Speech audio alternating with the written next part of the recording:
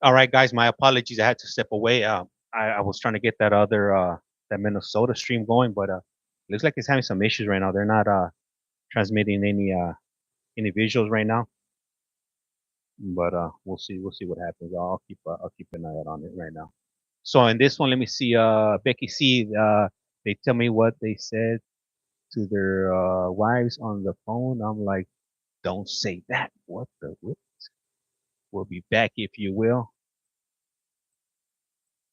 Let me see. Hey, thank you, Katie. Highly appreciate that. So right now with this, like I mentioned earlier on, I'm not sure what time this the next hearing is gonna start. And I know like a lot of you guys don't have any patience if you guys are like my wife, but it'll the show will begin when it begins. I got no control over this, so I'm just at their mercy, just like them. Let me see. We are all having a full conversation. That's right. That's what it's all about. Building a community here.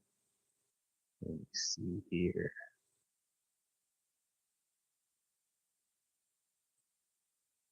I guess while it starts back up, I'm gonna check if this Minnesota thing starts up because it's no bueno. So,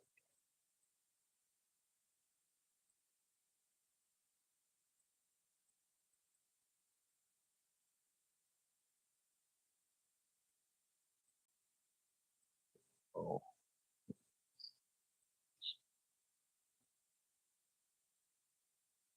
James, are you okay? I think I am. I hope I am. I don't know. Let me see. Is there another hearing? Yep, there is. No problem. Oh, yeah. Shut this. Shut this chat down. Vertical. Put this up here.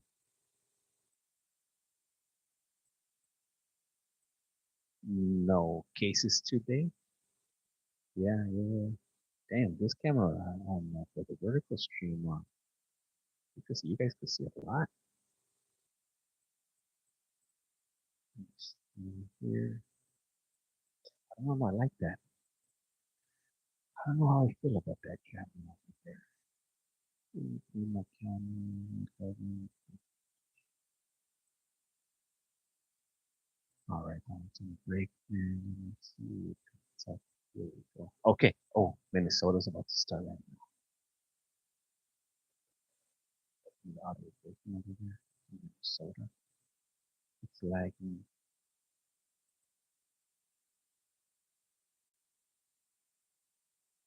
Let me see here. Amanda, is it still it's still lagging?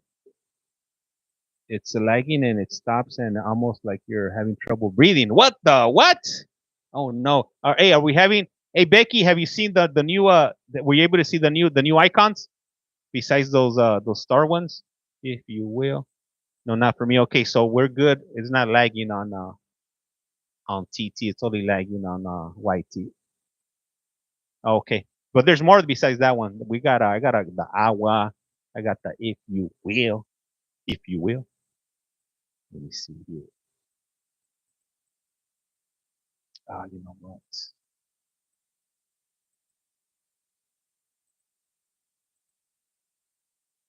Okay, we got that. That on Wi-Fi. It's doing that for anyone else. Nah, you know what? It's only doing that for it got out and come back. Hey, try going out and coming back.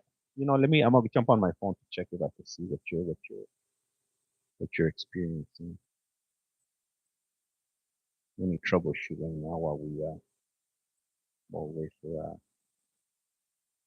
the code to start.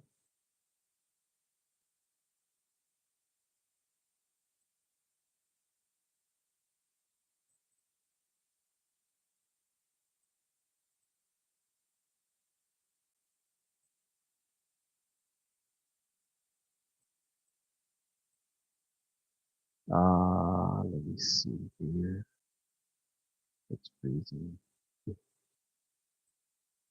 That one shouldn't be freezing because that one I got a SIM card on that phone. There it is.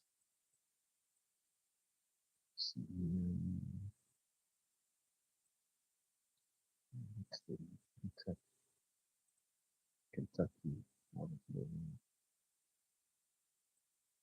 Oh.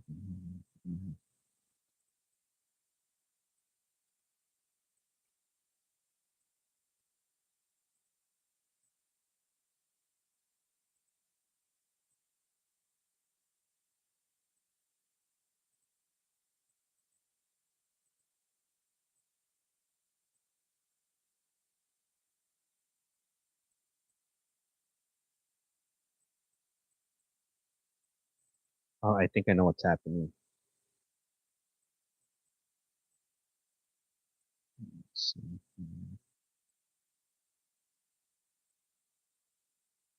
There it is. Exactly. That's the only problem when I'm running multiple screens. That okay, that one is dead.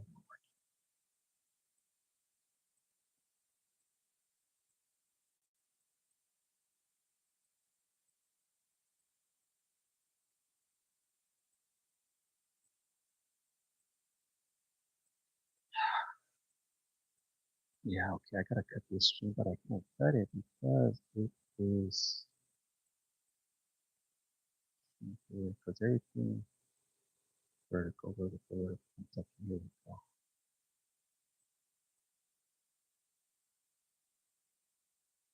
Here this to that. This to that.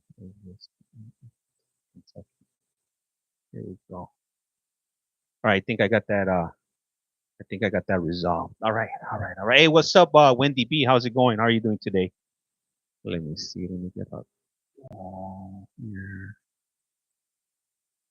Okay. And vertical. I'm gonna take a look and hide it. Okay.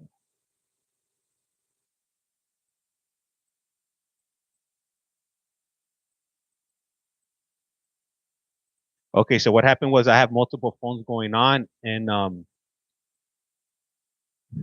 my phone I didn't realize it wasn't charging, so it stopped in the middle of a stream, so it's stuck in a loop.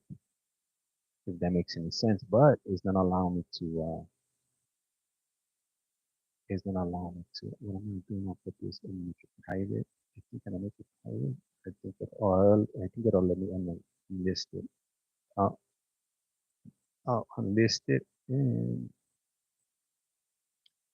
release it. Unlist it. Public. Unlist it. Go. All right. That should solve that. And I'll go on to the next problem. Hey, what's up? Evening, Laura 19 coming in from the UK. So right now, I'm assuming you're just stepping in right now. We're waiting for the next border pro hearing to start up, and once it does start, then we'll go ahead and continue. I was having some technical difficulties over here,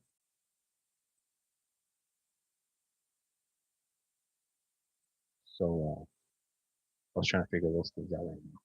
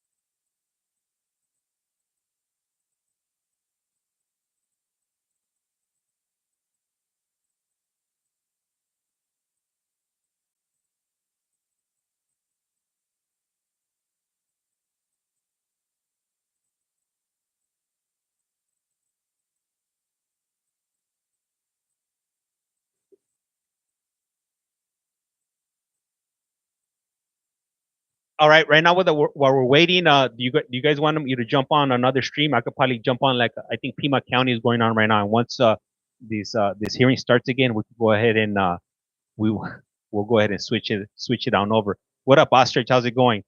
I feel like yeah, I'm ready for fall again. Let me see right here. Okay, I'm gonna switch over to Pima County right now while we wait, and then once this starts, then we'll go ahead and swap it back.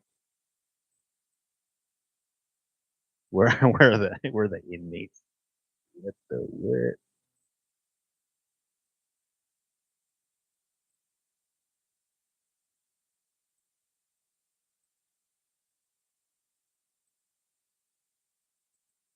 All right, let's switch on this one here. Details. This here.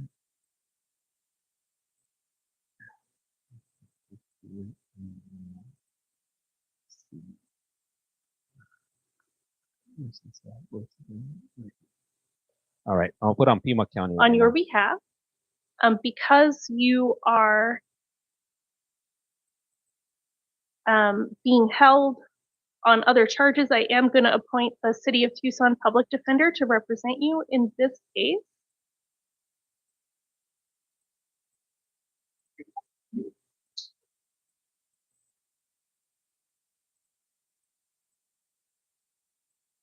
And then we're going to talk about your conditions of release in this case. So,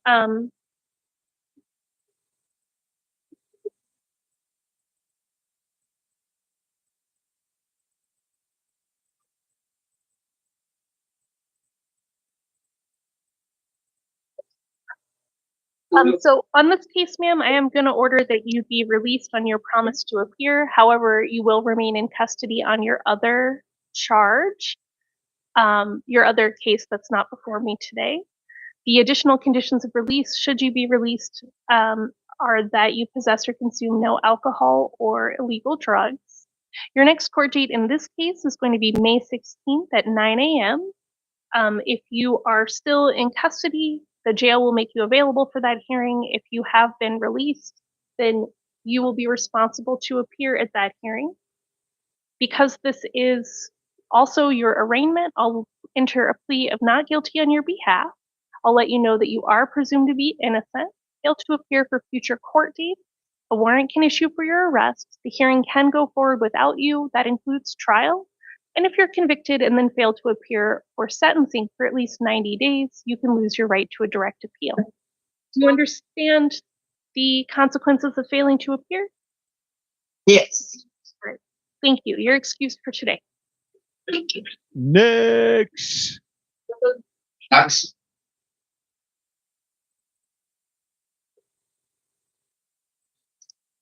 Good morning. Please state your name. Joseph Anthony Linares. Mr. Linares, you're here on charges of disorderly conduct. Those are domestic violence charges. This is your initial appearance. You have the right to remain silent. Anything you say can and will be used against you. You have the right to hire an attorney of your choice, and in certain circumstances, an attorney may be appointed on your behalf. Okay. We're going to talk about your conditions of release. If I were to order that you were released on your promise to appear for your next court date, and that you could have no contact with Mercedes Siddons, would you abide by that release condition and appear for your next court date? Yes, I would. Yes, I would. I'm planning on putting an order of protection on her and myself. You know, still see the baby and everything's fine, but just the evidence that I was able to show the police and stuff, they said that it would probably be in my best interest to just put that order of protection on her and anybody else that I think could get me in trouble or that I could have altercations with. I'm not upset at her, but I just don't feel like we're compatible. So anytime that we're with each other, it kind of gets tense because she's living another life now, and I'm just kind of a part of it. So other people are watching my daughter in place of me, and now it's like I have to kind of be okay with that because and it's just it's a lot. So I would be more happy if me and her didn't have to have contact and Josephine can just get transferred back and forth, Right, maybe Emily? to my mom or something. She's already agreed to do it. But yeah, I would abide by that, and I would show up to the hearings and bring any evidence that I have and keep a calm and cool, collected composure. And she has nothing to worry about. I love her. I love the baby. I know that when she doesn't get her way when it comes to the baby or who's watching the baby, she tells me to just get out right there and then. And never once doesn't keep in mind that we have a baby we're raising together. And these are conversations we have to have. But just shuts it down a lot. And for me, I just try and remove myself from the situation. If I can't cope with it, I just try and escape as fast as I can. And so that's what I did in that moment was I just escaped out of the car after she said she was going to drop me off and was getting heated at me. I was just like, okay.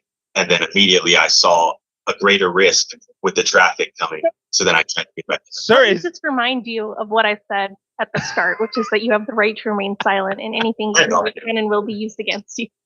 That's okay. Right. So I am going to order that you're released on your promise to appear at your next court date.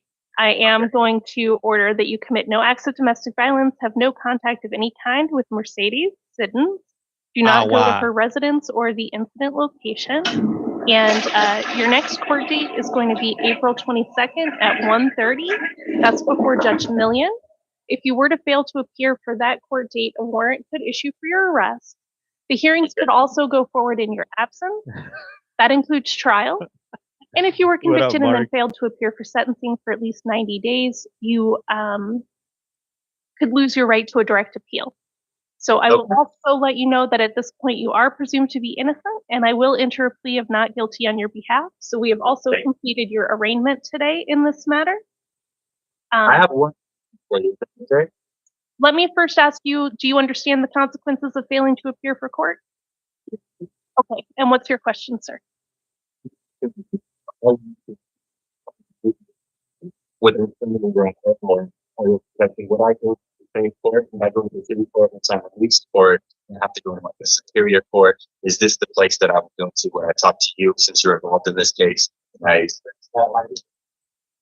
believe all of the courthouses are equipped to handle orders of protection, and there are judges assigned to do that by the day. You're welcome. Take care. Wow. Domestic violence.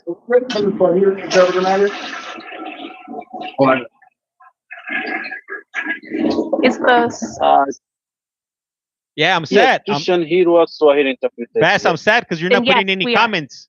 Give me 1 second. I've been waiting for you to put comments, but you're not putting nothing, man. I'm devastated over here. That's why I'm over here all droopy looking and whatnot. Then, you know, listening to that other young lady that had an addiction. I mean, all bad. Hey, what's up, Treetop? How's it going? And welcome everybody to You Have a Collect Call From. Hey, right now, we're waiting for Kentucky to start. As soon as Kentucky starts, I'm gonna go ahead and shut this off, and we're gonna go ahead and continue with the Kentucky. Hopefully, they didn't forget about me. They be doing that sometimes, or sometimes I kind of feel like they don't want me to hear what they're gonna be talking about, so they don't bring me into the meetings, if you will. Also, if you haven't done so, please do so. Good morning, sir. Please state your name. Asubuhi, unaweza ukatuambia majina yako? Majina yangu ni Auguston Sabimana. Mr. Sabimana, this is the time for your initial appearance on charges that are domestic violence charges. Bwana Sabimana, haya ni muda wa kusomewa mashtaka. Mashtaka unayoshtakiwa ni mashtaka yanayohusu vurugo la nyumbani. You have the right to remain silent. Anything you say can and will be used against you. Right. Uko na haki ya kukaa kimya kwa sababu kila kitu utakachosema hapa kinaweza kikatumika kwa ajili ya kukushtaki.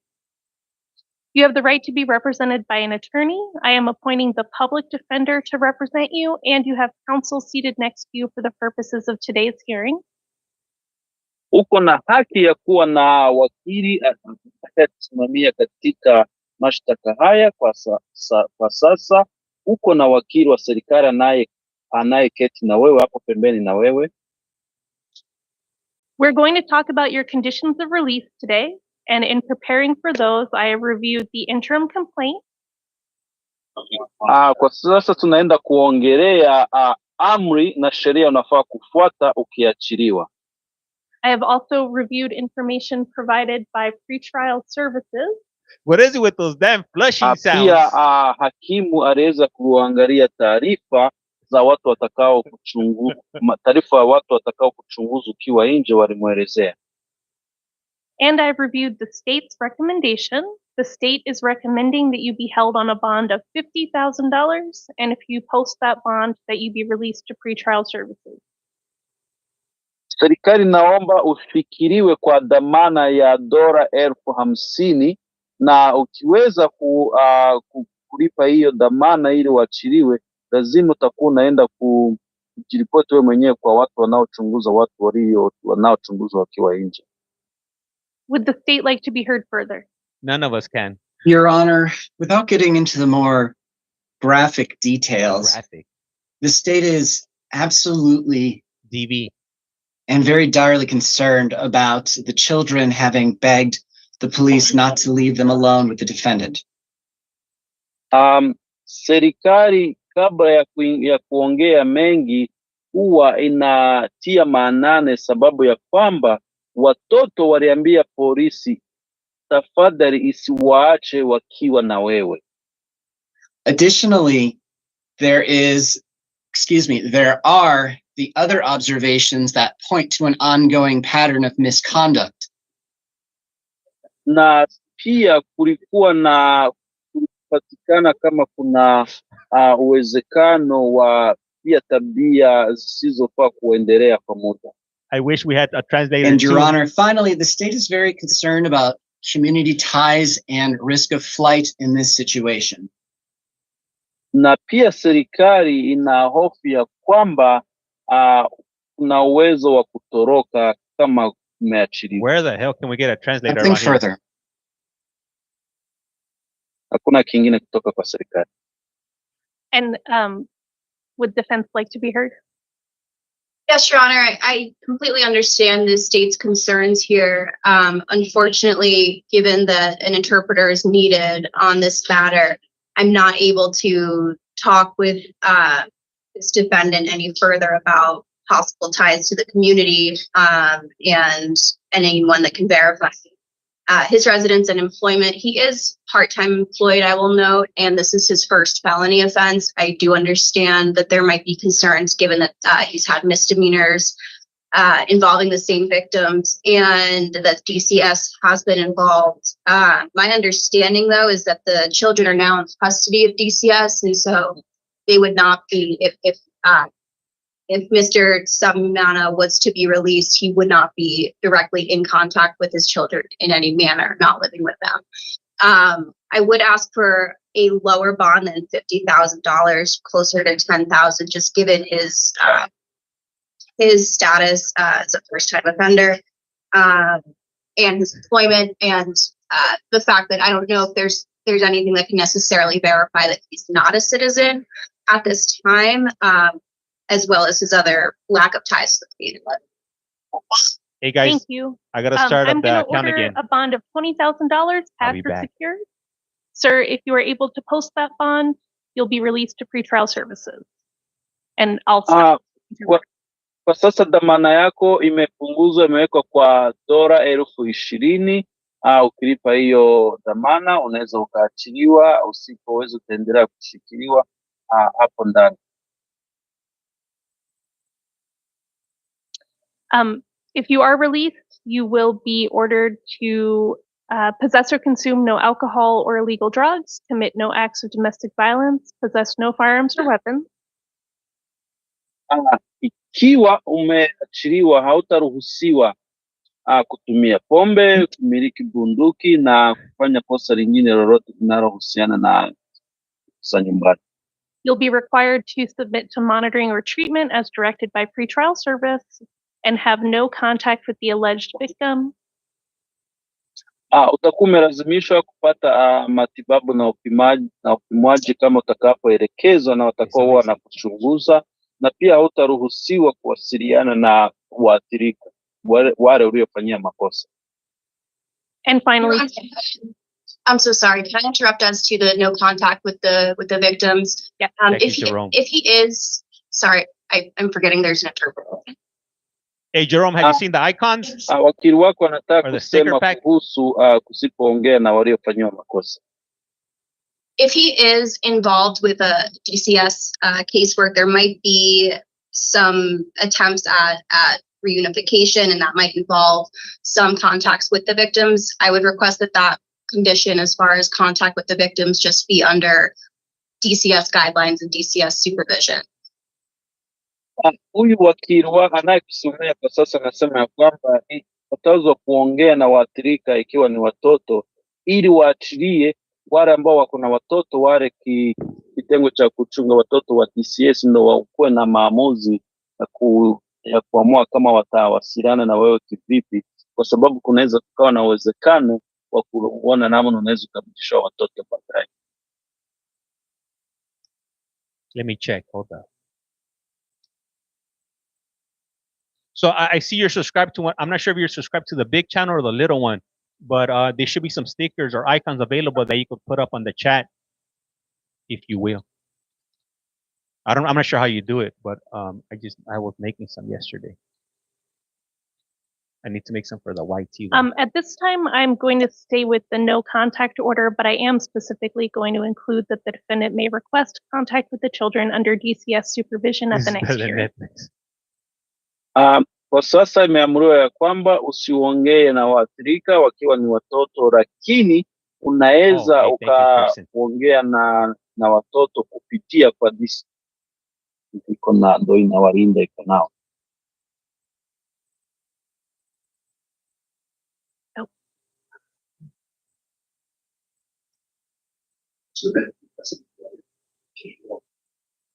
Sir, your next court date will be April 4th at 1:30. That's for a preliminary hearing.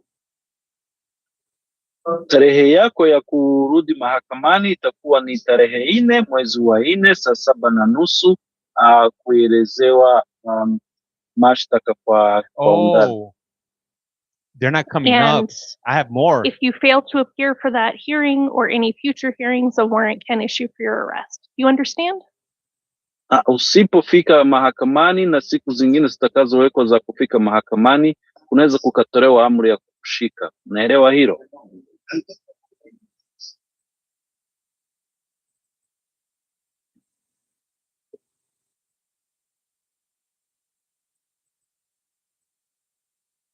Yeah. Thank you. Yes. Thank you. Your excuse for kwa sasa umemaliza.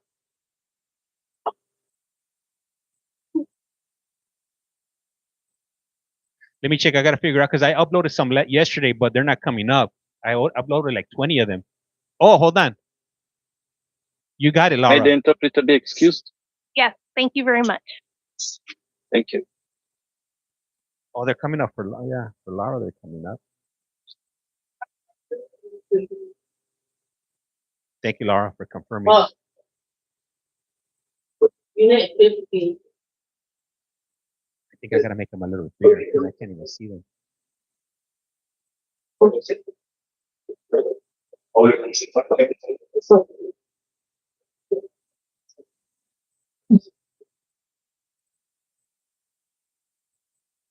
Obliged. That's blowing up.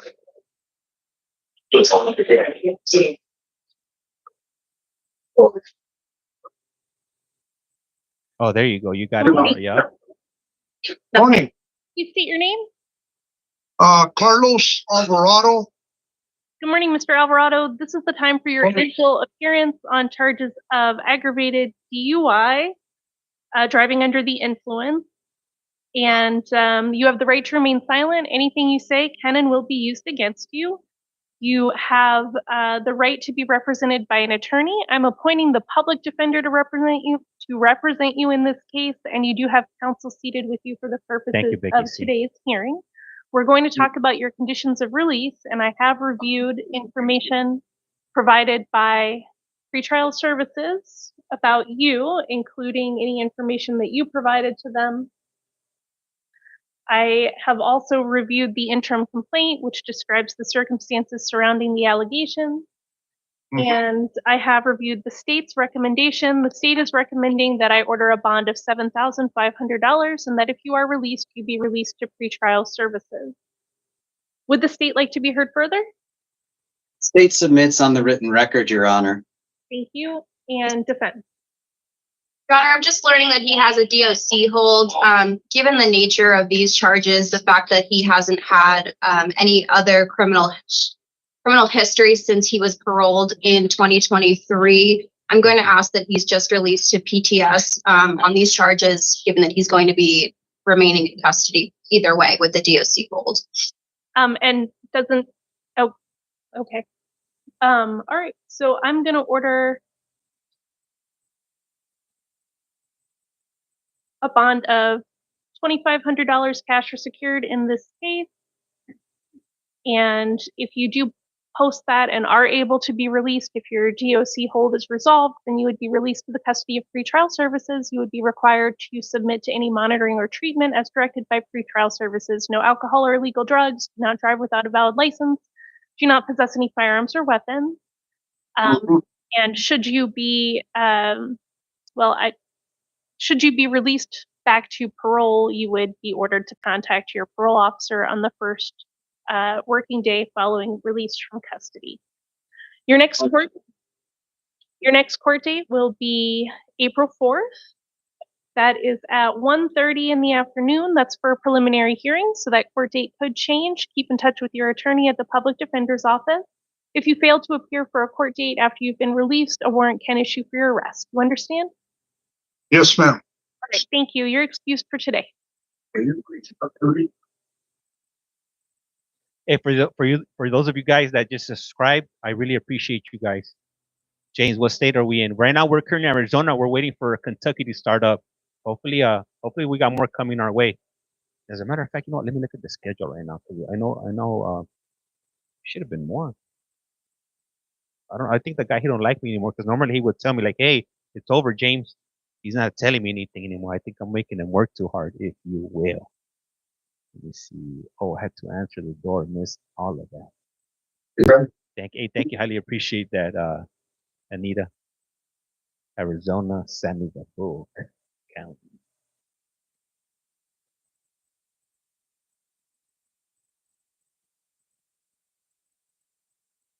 I was gonna go and do something with that. Totally slipped my mind. Hey, thank you for that, Jerome. Gracias. Highly appreciate it. Oh yeah, I was gonna check the schedule for Kentucky.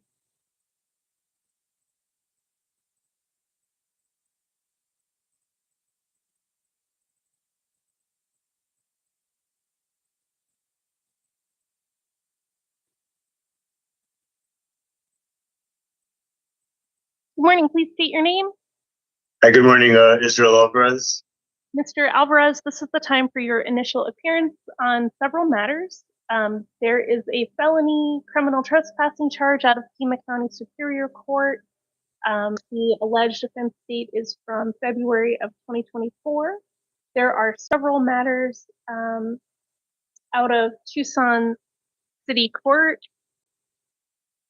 including DUI charges and possession of drug paraphernalia. And there's a Pima County Justice Court case that appears to be disorderly conduct from 2020. The Tucson City Court charges range from 2019 to 2023. Let me You check. have the right to remain silent on all of these charges, and as I say, can and will be used against you. You have the right to be represented by an attorney on the felony matters, and in some circumstances on the misdemeanor matters. Today, I am going to appoint the City of Tucson Public Defender to represent you in the Tucson City Court cases. The Pima County Public Defender will be appointed to represent you in the Superior Court matter, and you do have counsel seated next to you for the purposes of today's hearing. We're going to talk about your conditions of release, and I have reviewed some information provided by pretrial services. I have also reviewed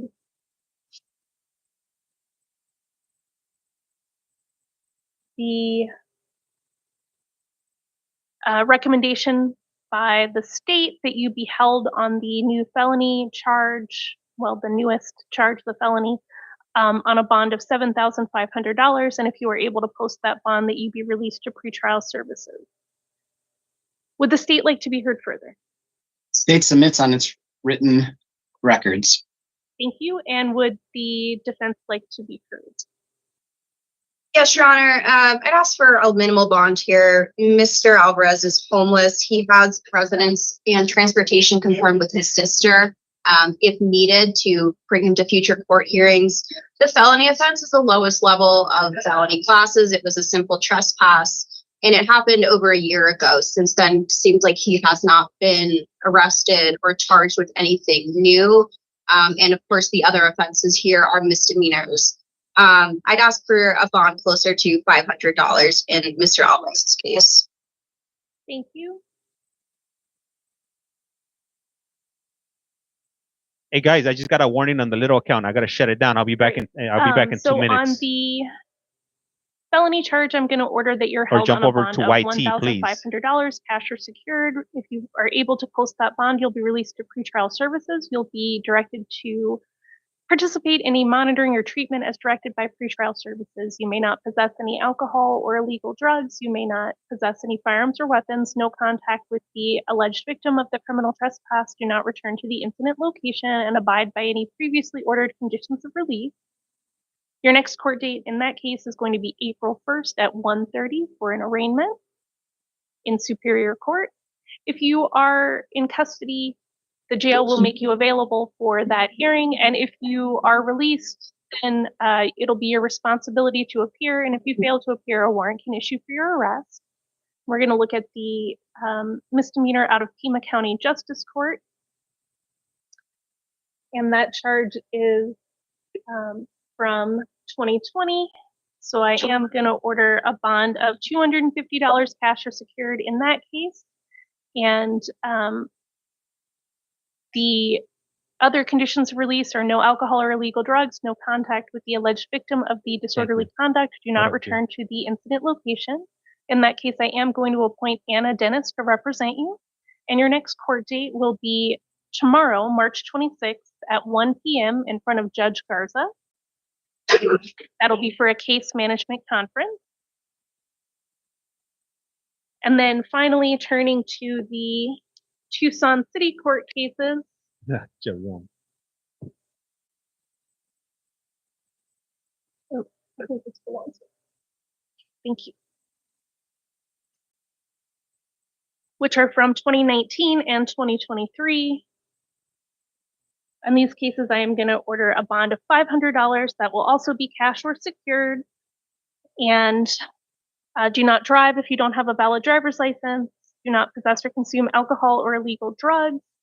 And as I mentioned before, the City of Tucson Public Defender is appointed to represent you. If you remain in custody, your next court date in this case or these cases is going to be April 4th at 1:45 in the afternoon. And if you are able to be released, your next court date in the Tucson City Court cases will be April 29th at 9 a.m. And if you fail to appear, a warrant can issue for your arrest. Do you understand the conditions of release and the consequences of failing to appear, Mr. Alvarez? I do. Thank you. You're excused for today. Thank you. This way, sir. All right.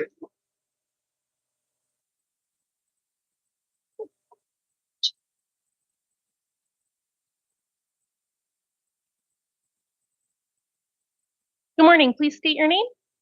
Michael Lynn Burdick. Mr. Burdick, this is the time for your initial appearance. You are here on charges of possession of a stolen firearm. That's a felony. You have the right to remain silent. Anything you say can and will be used against you. You have the right to be represented by an attorney, and I am appointing the Public Defender's Office to represent you in this case. We're going to talk about your conditions of release, and in preparing for that, I have reviewed information provided by pretrial services. I have also reviewed the interim complaint containing some information about the charges.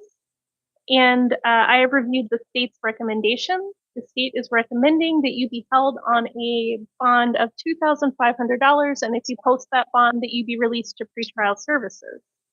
Would the state like to be heard further? And further, Judge. Thank you. And defense. Yes, Your Honor. I just want to highlight for the court that this defendant's 49 years old. His last felony was over 27 years ago. He has been in Tucson for a few months and is employed full time. He's able to go back and reside with his fiance, and she can provide transportation to any future court hearings. I asked for a lower bond than $2,500, perhaps $1,000 in this case. Where did Mr. Burdick move to Tucson from, if he's willing to answer? Enid, Oklahoma. They pay the bond if they want to get out while they're waiting for their trial. They still have to go. And sir, one of the biggest concerns here would be that you would not remain in Arizona to resolve these charges, but that you would leave in order to avoid them. Oh, no. If you're willing to answer, would you remain in Arizona and appear for all of your court dates if you were released? Absolutely. That's why I moved here, is to stay here. And Bread, eggs, Yeah, hard-boiled egg, just pass it quick. cheese. And Your Honor, and peanut. his fiance inherited a home from her father, so that's where they're living now. But because of having that residence here, that establishes a more stable tie. They have that home in their property. And is there other family of your fiance here in Arizona or in Tucson specifically? No. No, ma'am.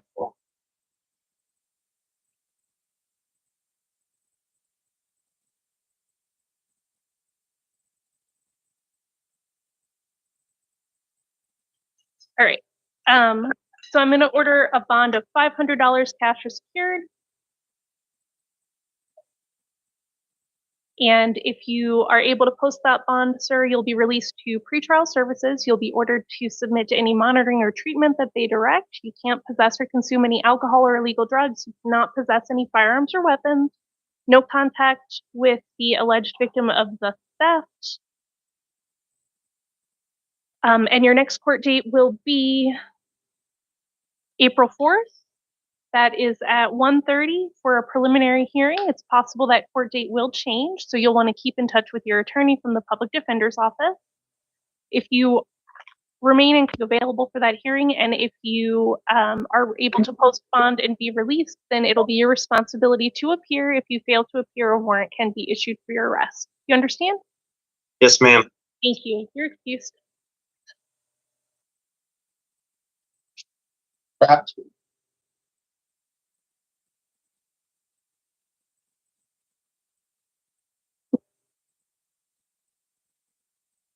Good morning. Please state your name. Good morning, Bodie Kraft. Mr. Kraft, this is the time for your initial appearance on charges of use of a dangerous drug or possession of a dangerous drug. You have the right to remain silent. Anything you say can and will be used against you. You have the right to be represented by an attorney, and I am appointing the public defender's office to represent you in this case. You have counsel seated next to you for the purposes of today's hearing. And it looks like you are eligible for or you may be eligible for a pre-indictment diversion program. That program involves, it's called the STEPS program. It involves receiving treatment. And if you were to be enrolled in and then successfully complete that program, it is possible that the state would not go forward with the felony charge. Are you interested in that program? Yes. Okay. So I'm going to set your case for a hearing to determine your eligibility for that program on April 1st at 9 a.m. At that hearing, you'll have a chance to speak further with an attorney about the program, meet with service providers and pretrial services. Wow, Coco. And I am going to turn now to your conditions of release. And the state is recommending that you be released to pretrial services. I am inclined to release you to pretrial services. Does anyone need to be heard further? No, Judge. No, Your Honor. Thank you. So you will be released to pretrial services. That means you'll be required to submit to any monitoring or treatment that they direct. So checking in with them at certain intervals or whatever they ask for you to do. That could be completing drug tests and things like that. You cannot possess or consume any alcohol or illegal drugs. You cannot possess any firearms. And then your next hearing after the steps hearing would be what's called a preliminary hearing. Usually the state is required to determine if they are going to do an indictment within 20 days, and we would set your preliminary hearing within 20 days. However, in order to give time for you to be assessed and potentially join the STEPS program, I'm asking if you would like to waive your preliminary hearing to May 9th, which is 45 days instead of 20.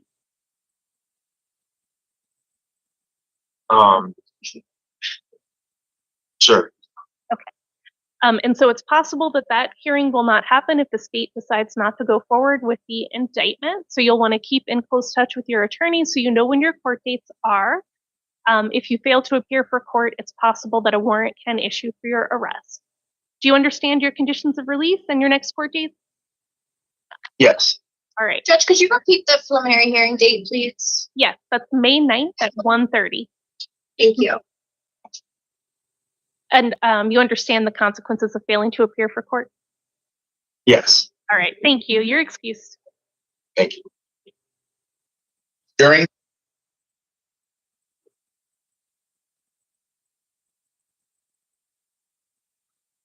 Next. I wonder what's the percentage of people that don't show up for the next. I think it's a lot. It has to be high. I know I didn't used to show up to my court dates. I didn't care. Catch me if you can, and I'll just pay for it. I'll just pay in full whenever you catch me. I mean, I wouldn't do that anymore. What up, Chacha? How's it going? And welcome to your CollectCallFrom. I feel like it's high too. Good morning. Please state your name. Gabrielle Louise During. Ms. During, this is the time for your initial appearance on a couple of different matters. So it looks like we have a warrant out of Maricopa County for possession of dangerous drugs and narcotic drugs and drug paraphernalia. And then we also have some local charges from Tucson City Court. Hey, thank you, Lucy. I appreciate that. You have the right to remain silent. Anything you say can and will be used against you. You have the right to hire the attorney of your choice, and in certain circumstances, an attorney may be appointed on your behalf. It looks like these, so on the Maricopa County warrant, what I'm going to do is I am going to set a review hearing in 30 days to see if you have been released to Maricopa County or if you remain here in Pima County. So I would remain, won't I be able to stay home here in Tucson? Well, I'll explain that in a second. I'm just looking to see if there was a bond amount here on the warrant.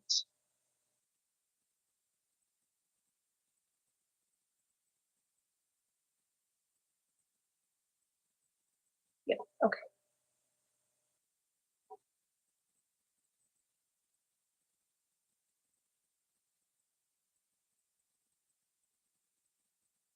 How is everybody doing today?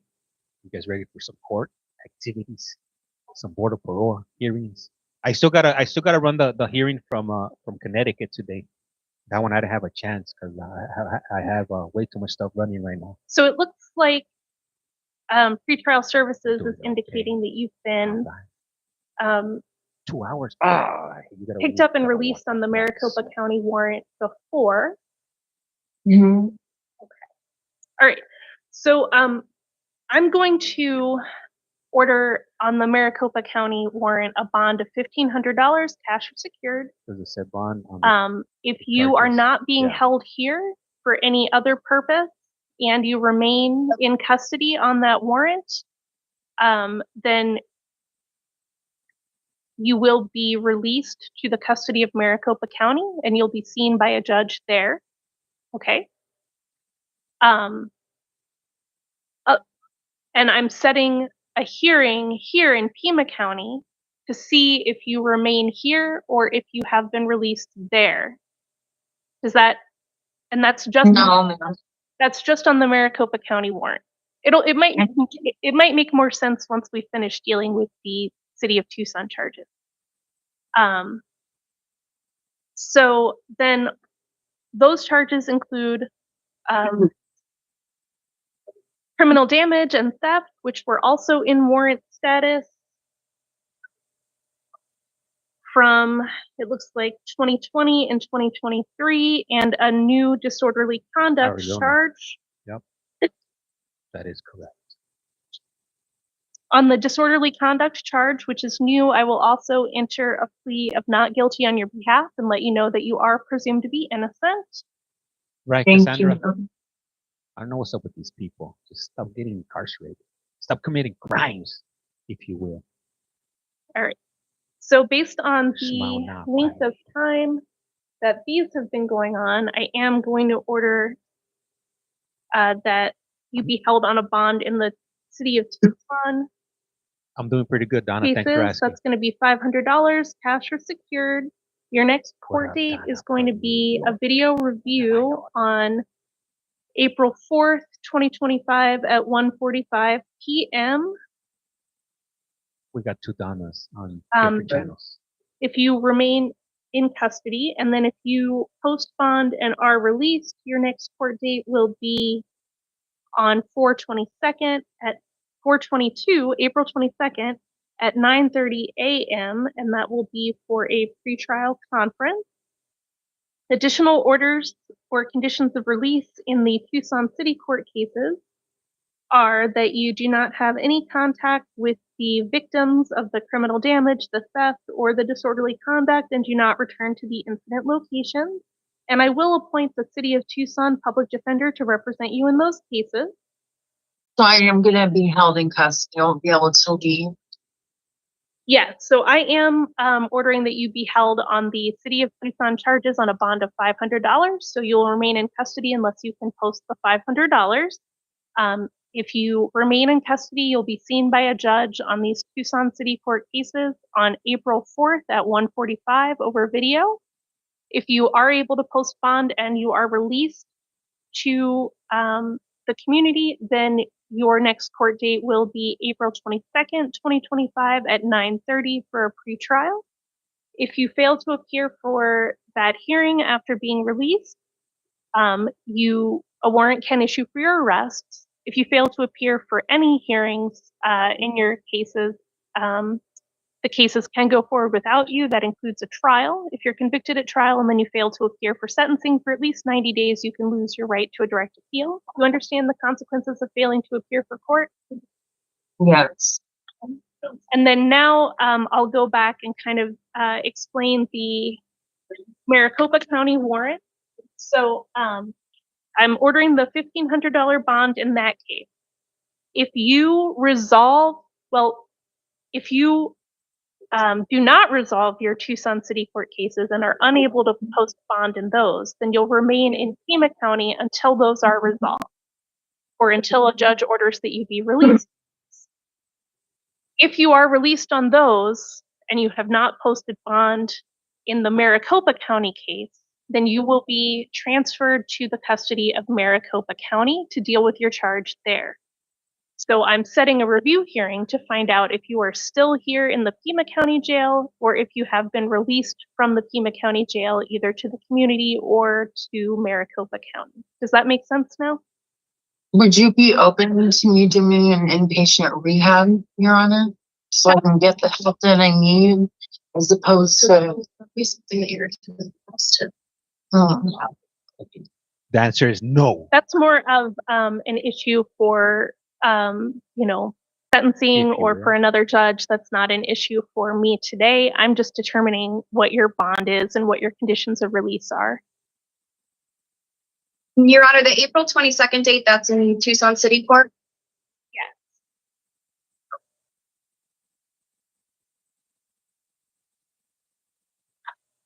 You're excused for today, ma'am. Good try though. I don't think, to be personally honest with you guys, I don't think she looks like she's ready for that change. But that's just me. I'm not sure what do you guys, what's your opinion on this right here? Do you guys think she's ready? Like, I don't feel like when you get incarcerated and you say things like that you're gonna change. You really normally don't mean it. You know, I ran into countless people. You know, that as soon as they get arrested, they say they're gonna change, and as soon as they hit the streets, it's back to it's back to the regular, the regular activities. For me, and I'll speak from personal experience. Whenever I was going through things like that, going in and out of the system, I wouldn't say like I'm a change. I finally one time when I came home, I was like, man, this is it. It's over. Good morning, Cassandra Ingle. Ms. Ingle, this is the time for your initial appearance on charges of possession of narcotics and possession of drug paraphernalia. You have the right to remain silent. Anything you say can and will be used against you.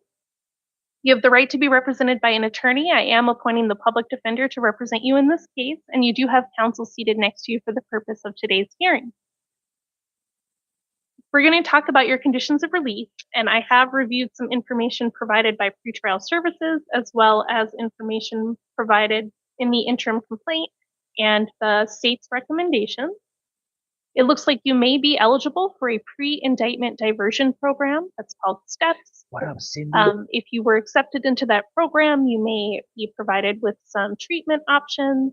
And if you successfully complete that program, it is possible that the state would not go forward with these felony charges. Are you interested in that program? Okay, thank you. Yes, please. That.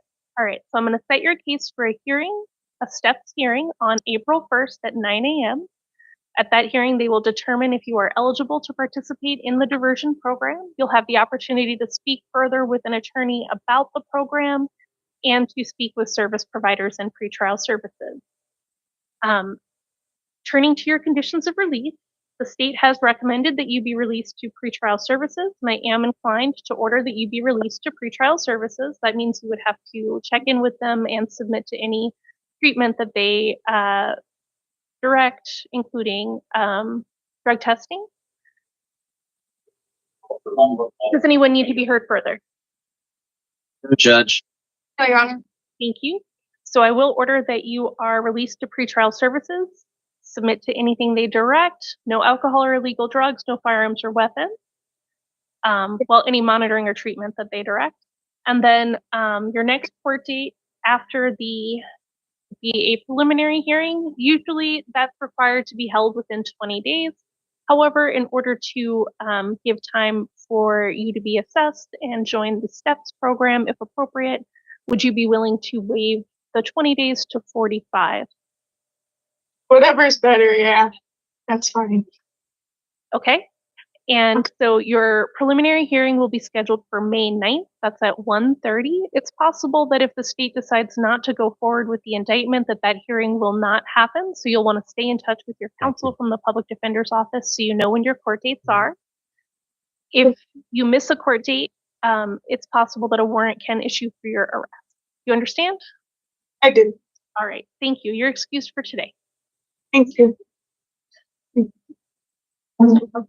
Thank you, Your Honor. Next, let's see what's up next on the Price is Wrong. These people ones tend to be a little bit longer than. Hello. Morning, Judge. Good morning. Please state your name. My name is Patrick Joseph Espinosa.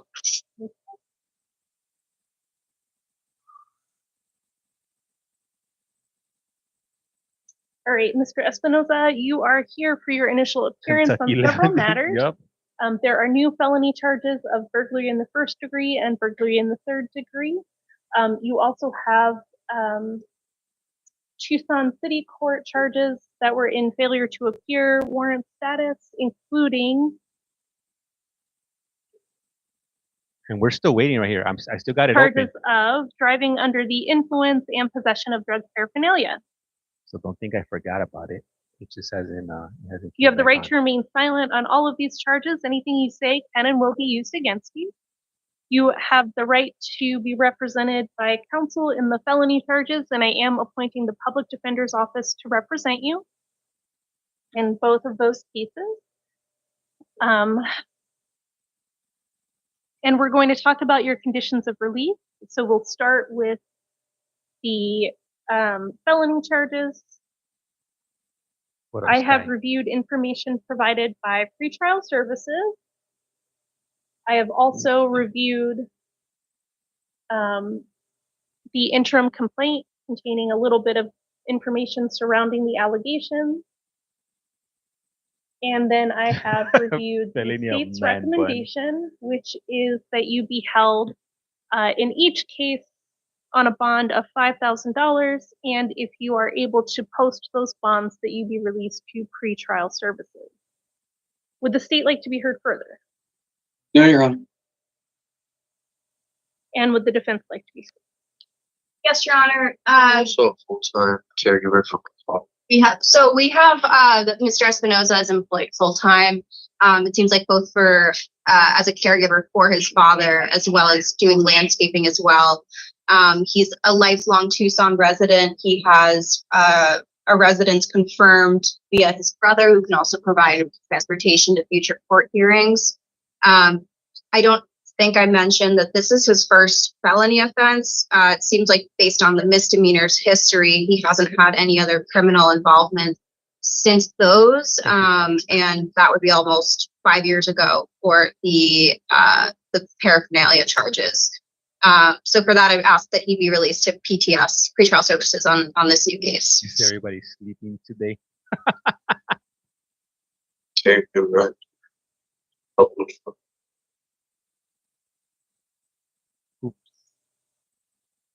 I'm a single person. I'm a full-time caregiver. He can't get up out of bed, go to the bathroom, or feed himself. For as to his caregiving role for his father, he's the only one that's able to provide this support for him. It's like, how's he finding time for burglaries then? If he's providing all that service for his dad, kind of makes you wonder, right? Your Honor, the state would retort with the fact that we're looking at several vehicle burglaries, including the vehicle of a service member, it would appear, in very rapid succession. This isn't conducive to being a good member of the community, and therefore the state reiterates its recommendation for a bond. Stream what on YouTube? As far as it being his first felony, that means he's moved up from misdos to felonies.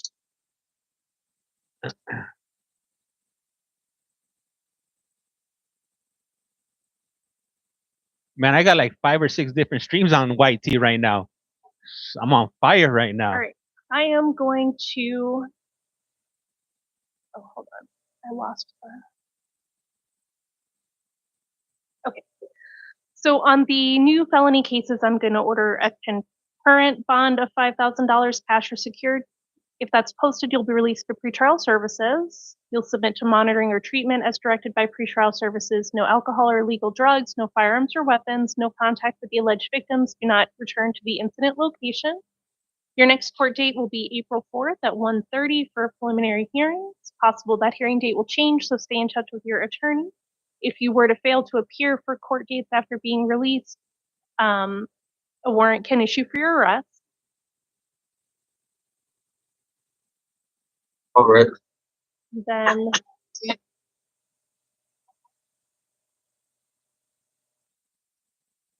And I think Kentucky really, either they forgot about us, not because the host will be admit you when they're ready. Is this guy?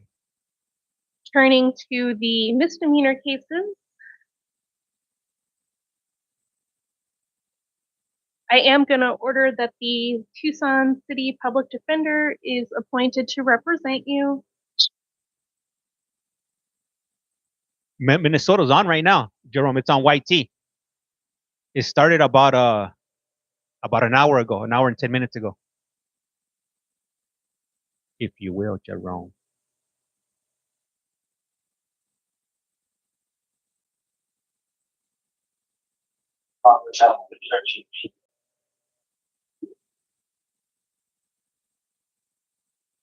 Minnesota's probably gonna be a long one too. It's probably gonna be like 5 or 6 hours more left on that one. So I'm going to order a bond of $500 on those cases that will also be cash or secured. That you do not drive if you don't have a valid driver's license, do not possess or consume alcohol or illegal drugs. And your next court date, if you remain in custody for that case, will be a video review hearing on April 4th at 1:45. And if you are released, it will be a pretrial conference on April 28th, 2025 at 9 a.m. If you fail to appear for that hearing after being released, a warrant can issue for your arrest. You understand? Yes, I do. Thank you. You're excused. Hey Becky, are they NDS or mainline GP, or is it a mixture on different yards that you work with, if you will? Yeah, hey, I wasn't buying that whole story. He was trying to sell, talking about he's a caregiver for dad, brushing his teeth, helping him use the restroom, bathing him. If that was the case, if it's that needed care like that, Keep us on our toes. he wouldn't have any time to go commit all these burglaries. Good morning. Please state your name. Gonzalez.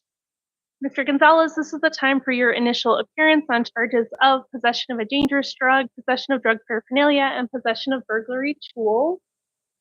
You have the right to remain silent. Anything you say can and will be used against you. You have the right to be represented by an attorney, and I am appointing the public defender to represent you in this case.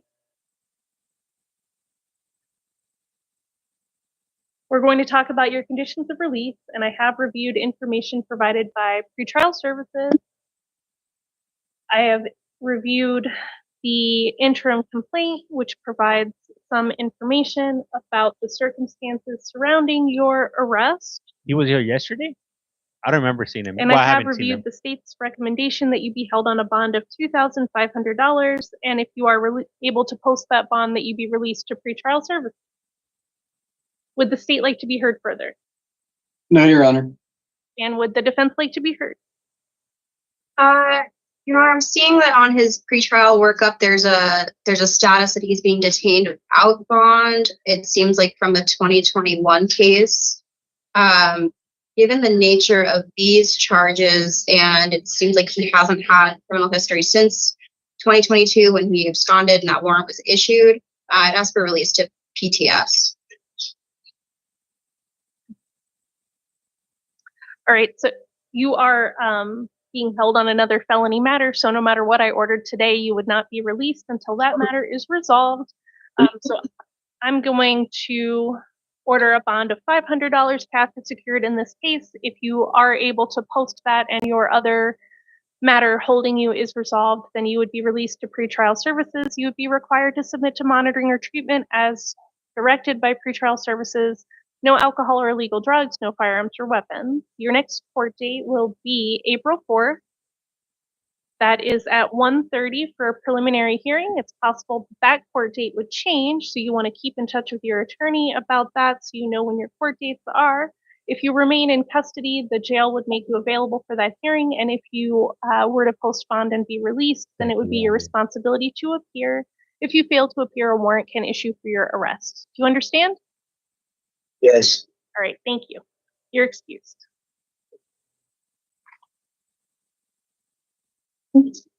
Damn, that was like a bag of bones. Next, let's see this young lady right here. She seems like she's in good spirits. Good morning. Please state your name. Good morning. Yes. Oh, what's your name? Cheyenne Gordon. Ms. Gordon, this is the time for your initial appearance on charges of burglary in the 3rd degree. Burglary? Oh, you have the right to remain silent. Anything you say can and will be used against you. You have the right to be represented by an attorney, and I am appointing the public defender's office to represent you in this case. We're going to talk about your conditions of release today, and I have reviewed the interim complaint describing the circumstances surrounding your arrest. I have reviewed information about you provided by pretrial services. Okay. And she doesn't look like the type that would do that. I have also reviewed the state's recommendation that you be held on a bond of $1,000 cash or secured, and that if you are able to post that bond, you be released to pretrial services. Would the state like to be heard further? No, Your Honor. Defense. Just one moment, Your Honor.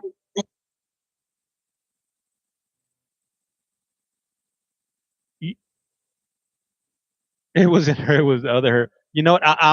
If I was a better, if I was a betting man, I would say that a guy definitely influenced her. To get her to do those things. Your Honor, I'd ask for release to pretrial services, just given the nature of this offense is not extremely severe. Of course, there is the issue with the alcohol, and she's not going to be able to be receiving any treatment or taking any classes towards rehabilitation if she is held in custody at this time. She has no other history other than being trespassed from this location.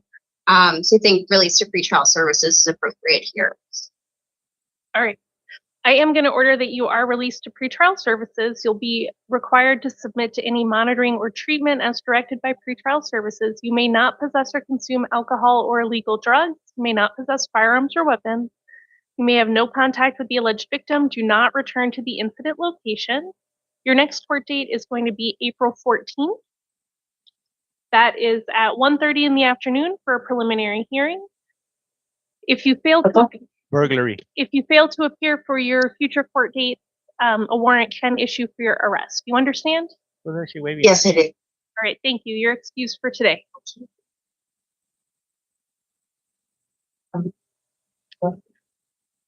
And it just goes to show, damn, is that Jesus back there? It just goes to show, you can't judge a book by its cover. You don't know what people are going through, what they're up to, and what they're gonna commit. People come in. Hey, what's up, Luis? What's up? Good morning. Kelly Please and state your Peachy? name. Daniel Enrique Grijalva. Mr. Grijalva, this is the time for your initial appearance on charges of aggravated assault with a deadly weapon. You have the right to remain silent. Anything you say can and will be used against you. You have the right to be represented by an attorney, and I am appointing the public defender to represent you. Thank you. We're going to talk about your conditions of release. I have reviewed information provided by pretrial services about you, sir. I have reviewed the interim complaint, which provides some information about the circumstances of your arrest. And I have also reviewed the state's recommendation, which is that you be held on a bond of $10,000. And if you're able to post that bond, that you be released to pretrial services. Would the state like to be heard further?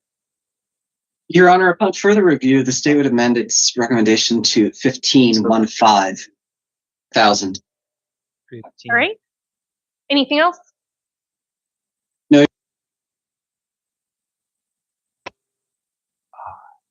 Cut the audio. 15. If they cut the audio, we can't hear what they're saying. Or at least that the DA cut his audio. Follow up for those. And Sorry. I was just going to ask if you wanted to be heard. I'd ask for a more minimal bond in this case. It does seem like, based on the interim complaint, that both parties were at least somewhat at fault for the altercation. Regarding the gunshot itself that Mr. Grijalva had allegedly fired was that at the time that he fired this, the victim in this case had been approaching him with a knife, with a pipe in his hand. So he was reacting to that, and there might be some defenses available to him if he's charged. He was already kicked in the groin by the victim when this happened. And I do want to note for the court as well, he has some medical conditions with follow-up appointments in the near future. He has an aneurysm that's being addressed, as well as an angioceal. An angioceal that was just put in. Right here. That's where. Okay. And that's an exact region that he's needing to have these addressed. He is a lifelong resident of Arizona, has been in Tucson for 16 years. He's not a flight risk in this case. And his criminal history, it seems like the last criminal offense he's had was over a decade ago. I'll be the judge of that. All right, Cindy, we'll be here waiting. All right, I am going to order a bond of $10,000 cash or secured. If you are able to post that bond, sir, you'll be released to pretrial services. You'll be ordered to submit to monitoring or treatment as directed by pretrial services. No alcohol or illegal drugs, no firearms or weapons. If there are any firearms in your possession, sir, you must surrender them to local law enforcement. No contact with the alleged victim. Do not return to the incident location. And also no contact with the alleged co-defendant, Mr. McCollum. Your next court date will be April 4th. That's at 1:30 in the afternoon for a preliminary hearing. If you remain in custody, the jail will make you available. If you are released, it'll be your responsibility to appear. And if you fail to appear, a warrant can issue for your arrest.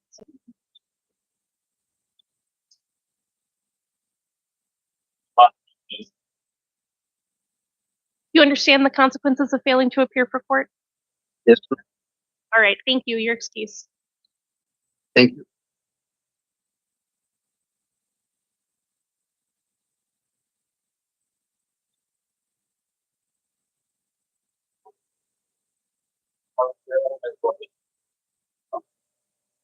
Good morning. Please state your name.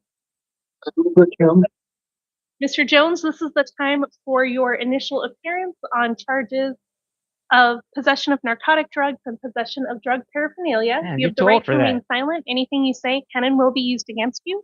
Yes, You ma'am. have the right to be represented by an attorney. And I don't know if I removed it, but should Jones, which attorney should Jones have?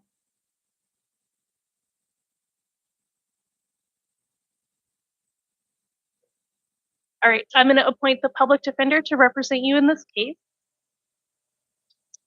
You do have counsel seated next to you for the purposes of today's hearing, and we're going to talk about your conditions of release. And I've reviewed the interim complaint. I have reviewed information provided by pretrial services, and I have reviewed the state's recommendation that you be released to pretrial services. It looks like you are eligible for the steps or you may be eligible for the steps pre-indictment diversion program. If you were to be accepted into that program and successfully completed, it's possible that the state would not go forward with these felony charges. Are you interested in that program? Very much. So I am going to order that you are released to pretrial services. You will be required to submit to monitoring or treatment as directed by pretrial services. No alcohol or illegal drugs, no firearms or weapons. And then we'll set your preliminary hearing.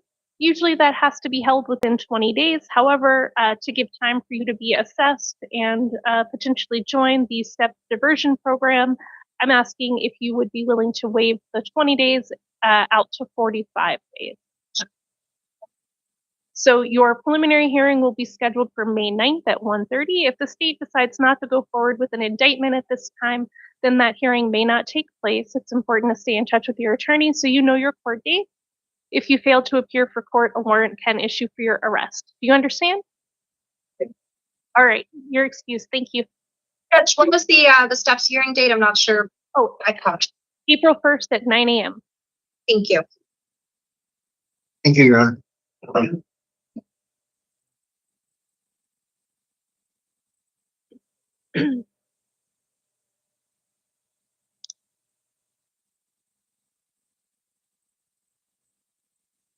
Damn, she looks young too.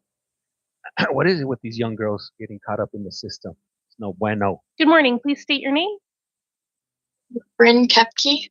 Ms. Kepke, this is the time for your initial appearance on charges of use of a dangerous drug and possession of a dangerous drug for sale. You have the right to remain silent. Anything you say can and will be used against you. You have the right to be represented by an attorney, and I am appointing the public defender to represent you in this case, and we have counsel seated next to you for the purposes of today's hearing. I have reviewed information provided by pretrial services about you, and I have also reviewed the interim complaint describing the circumstances leading to your arrest. And I have also reviewed the state's recommendation that you be held on a bond of $5,000 and if released to pretrial services. Would the state like to be heard further? Nothing further, Your Honor. And the defense. Judge, I asked for release to pretrial services for Ms. Kepke's case. This is her first felony offense. Do you see that she's a lifelong Tucson resident? She has no criminal history whatsoever, obviously no felony history, and she is employed part-time And so for those reasons, she's not a flight risk.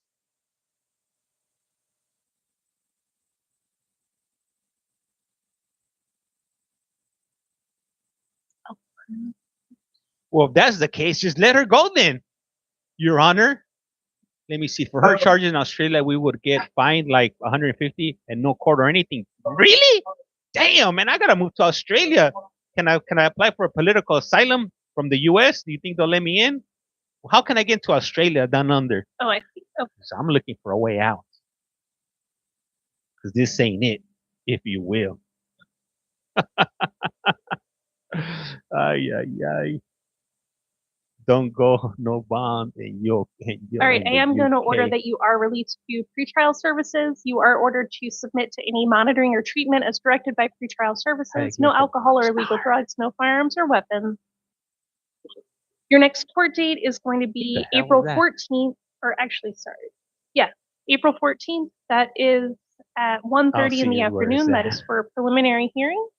If you were to fail to appear for any of your future court dates, a warrant could issue for your arrest. It's possible that that court date will change, so you want to keep in touch with your attorney as you are responsible to know your court dates and appear for them. And I believe I said the public defender was being appointed for you, but it's actually the legal defender. How can I get to the UK? Can somebody Do you put me understand up the on game? consequences of failing to appear for court? Yes. Thank you. Your excuse. How can I get into the Thank you. UK with a visa and a job? Let me know in the comments. Australia, New Zealand, Europe, somewhere. As long as there's the new world.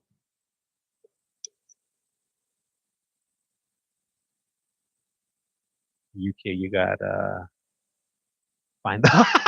I don't think my wife will like that one. Good morning. Please state your name. UK, go to Justin Merrick. Mr. Merrick, this is the time for your initial appearance on charges of possession of a narcotic drug for sale and possession of drug paraphernalia. You have the right to remain silent. Anything you say can and will be used against you. You have the right to be represented by an attorney, and I am appointing the public defender's office to represent you. You also have counsel seated next to you for the purposes of today's hearing. Oh, it's starting. I think it's starting. Or did they kick us out? I think it might have started. I think we're back in, guys. Please, please, please, please. Hopefully they didn't cut it. You see, it's turning. The little wheels is turning right now.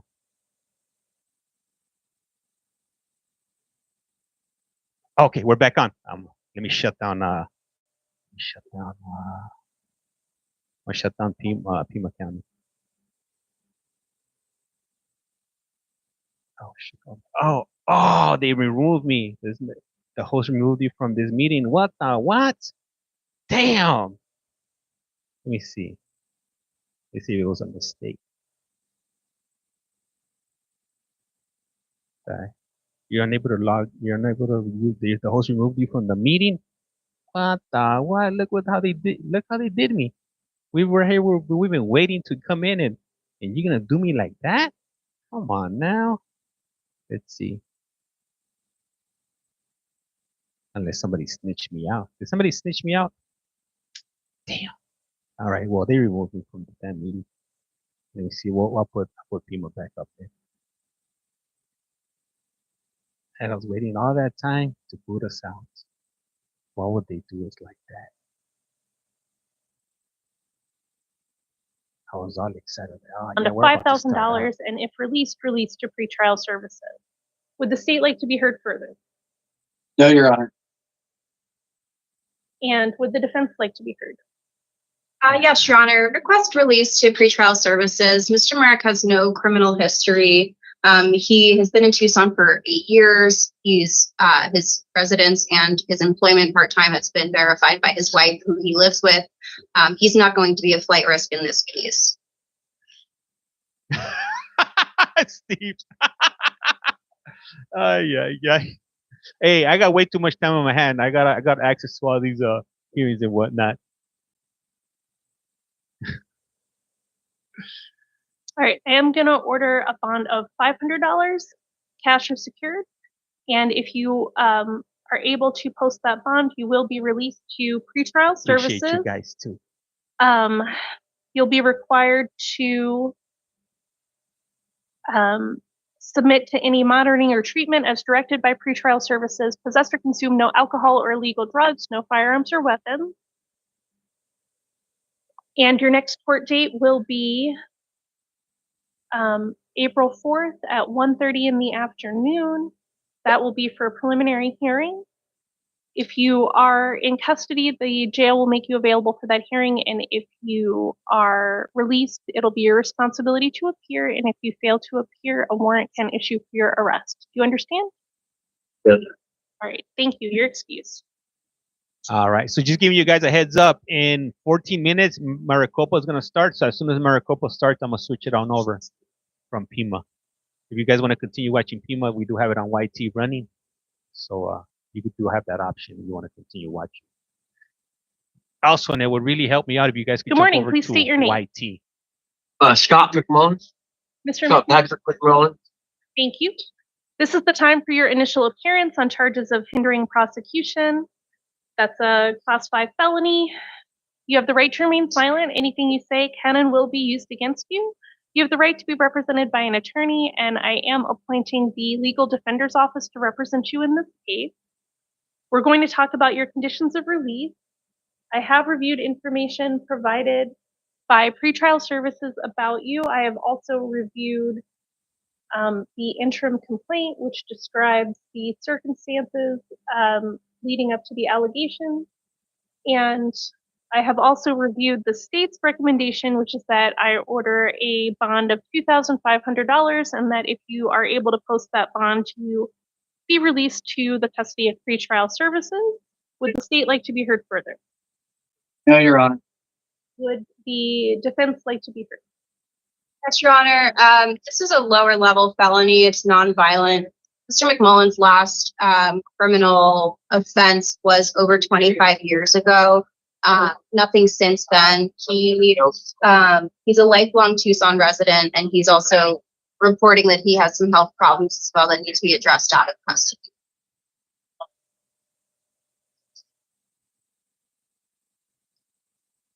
All right, sir, I'm going to order a bond of $500 cash or secured.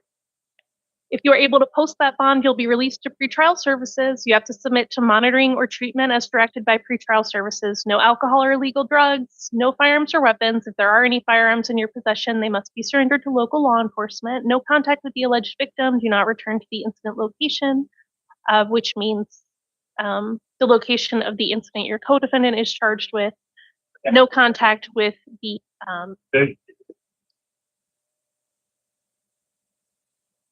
Did you appoint the legal defender? I think I missed that. Yes, legal defender's office. Thank you. And then your next court date is going to be April 4th at 1:30. That's for a preliminary hearing. It's possible that court date will change. It's important to stay in touch with your attorney so you know when your court dates are. If you fail to appear for court, a warrant can issue for your arrest. You understand? Yes, ma'am. All right, thank you. You're excused. Next, and just to give you guys a heads up, we still haven't done Connecticut today, so we still got Okay. Connecticut running this way. Obviously, it's not going to be live because that started a few hours ago, but I'm gonna go ahead and run it anyways. Give Please the other state your guy name. 10K, same charge. Travis Allen Partridge. Mr. Partridge, this is the time for your initial appearance. You're here on Detroit. charges of possession of a dangerous drug and possession of drug paraphernalia. You have the right to remain silent. Anything you say can and will be used against you. You have the right to be represented by an attorney, and I am appointing the Legal Defender's Office to represent you. You also have counsel seated with you for the purposes of today's hearing. We're going to talk about your conditions of release, and I have reviewed information in the interim complaint, information provided by pretrial services, and the state's recommendation that you be released in pretrial services. I am inclined to release you to pretrial services. Does anyone need to be heard further on that? No, Your Honor. Your Honor. Thank you. It looks like you are also possibly eligible for a pre-indictment diversion program, sir. That is a program that involves substance abuse treatment If you are accepted and then successfully complete that program, it's possible that the state would not go forward with these felony charges. Are you interested in that program? Yeah, I guess. I don't know what felony charges you're talking about. I have not been informed of anything. All right, let me say it again. You're here this morning on an initial appearance for charges that are felony charges of possession of a dangerous drug and possession of drug paraphernalia. So those are the charges.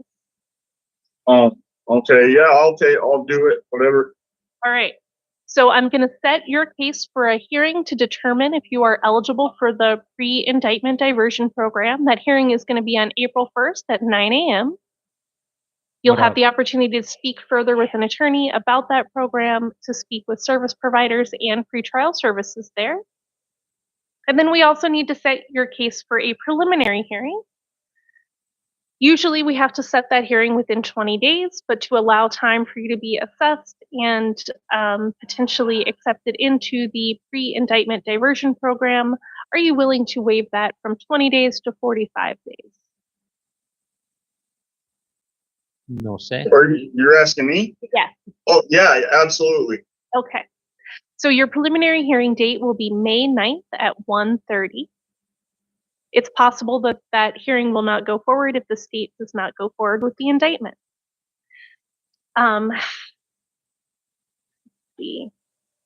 you understand your conditions of release? And, well, I don't know if I read them out actually. So you're being released to pretrial services. That means you have to submit to monitoring or treatment as directed by pretrial services. You may not possess or consume alcohol or illegal drugs. You may not possess firearms or weapons. Do you understand those conditions of release?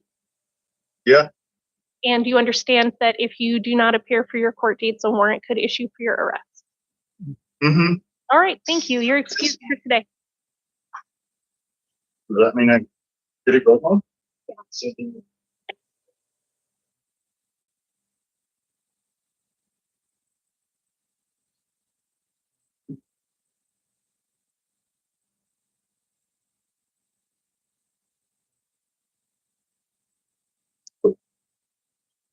Good morning. Please state your name. What price?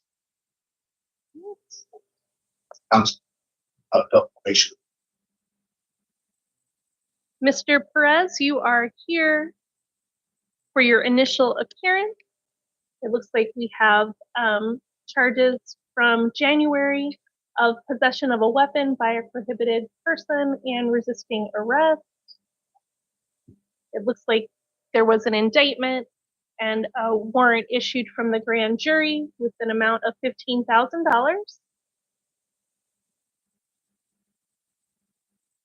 You have the right to remain silent. Anything you say can and will be used against you.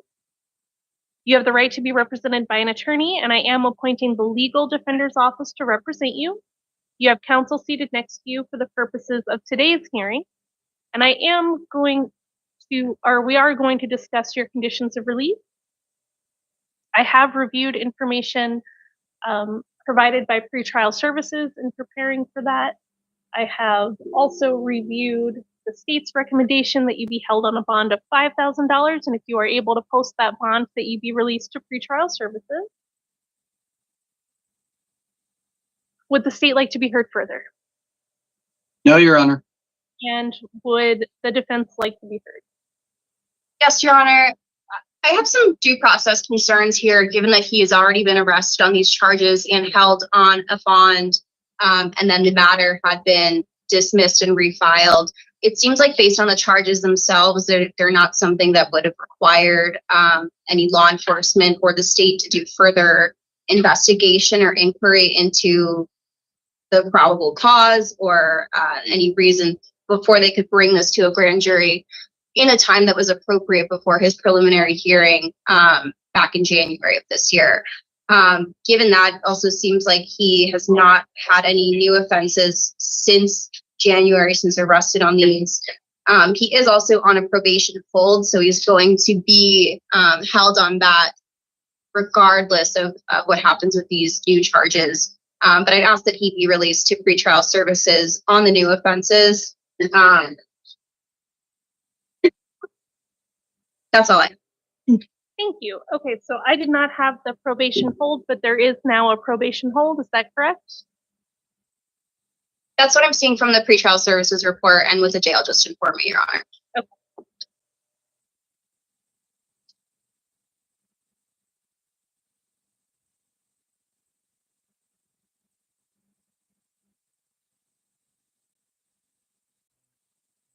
The probation case is from 2023, and I can give you that CR. Oh, I think I have it here. I knew he was on probation, but I did not know that a hold had been put in place yet. So that's what I was checking.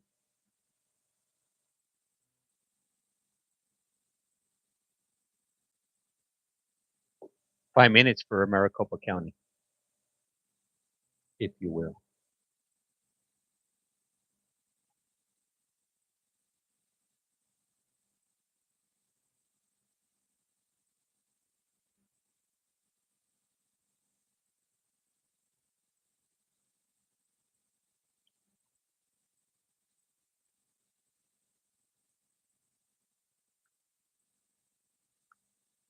Okay. So given the probation hold, I'll order a bond of $5,000 cash or secured in this matter. And if you are able to post that bond after your probation hold is resolved, then you would be released to the custody of pretrial services. You would be required to submit to any monitoring or treatment as directed by pretrial services. No alcohol or illegal drugs, no firearms or weapons. Surrender any firearms that are in your possession. Your next court date in this matter will be April 1st for an arraignment at 1:30. If you remain in custody, the jail will make you available for that hearing, and if you are released, it'll be your responsibility to appear. If you fail to appear, a warrant can issue for your arrest. You understand? Yeah. Thank you. Your excuse. Next. Oh. Damn. Pima County is going on to the second hour.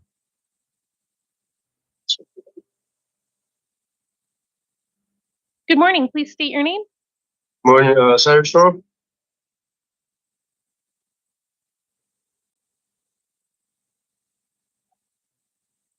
Hey, thank you for that, Becca. I highly appreciate it. I don't know if I want to go to trial. Is that Cyrus Amal Toro?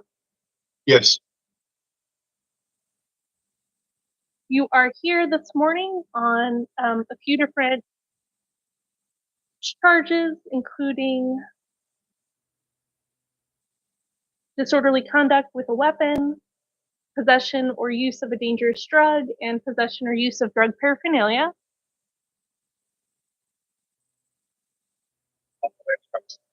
You have the right to remain silent. Anything you say can and will be used against you.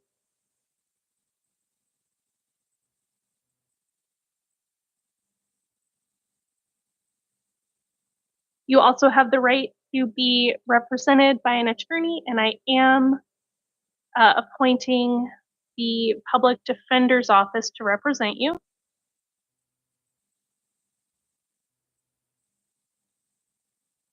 We're going to talk about your conditions of release, and I have reviewed information provided by pretrial services. I have reviewed the interim complaint describing the circumstances surrounding the allegations. And I have reviewed the state's recommendation, which is that you be held on a bond of $7,500 and released to pretrial services if you are able to post that bond.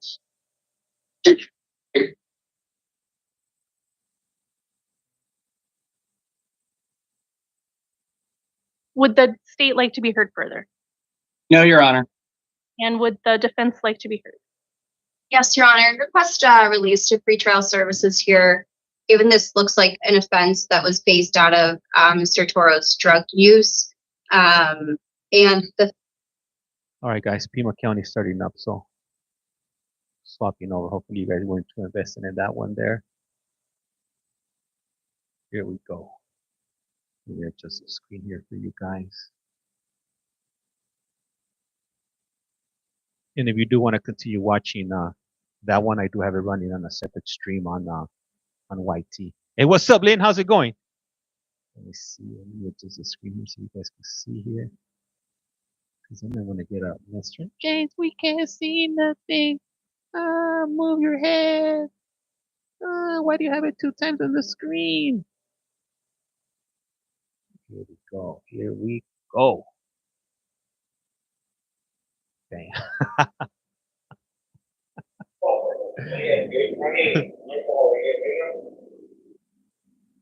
It depends on the. It depends. Some people, some charges you have to do. You have to do a secure bond, which means that you have to put. You gotta. No, hold on. A cash bond. Cash only bond means that you have to pay everything up in cash. James, move the banner. I can't see nothing. Oh, okay, thank you. And if you want to watch on YT, if you want to see it a lot clearer in full 1080p, it's at CollectCallFrom. If you see that banner right there, that's what it is. At CollectCallFrom. I'm just being shortly. When she enters the courtroom, I'll tell you all rise and stand up. That's exactly like my voice. Stand up in between the parts of the church. That's like we should.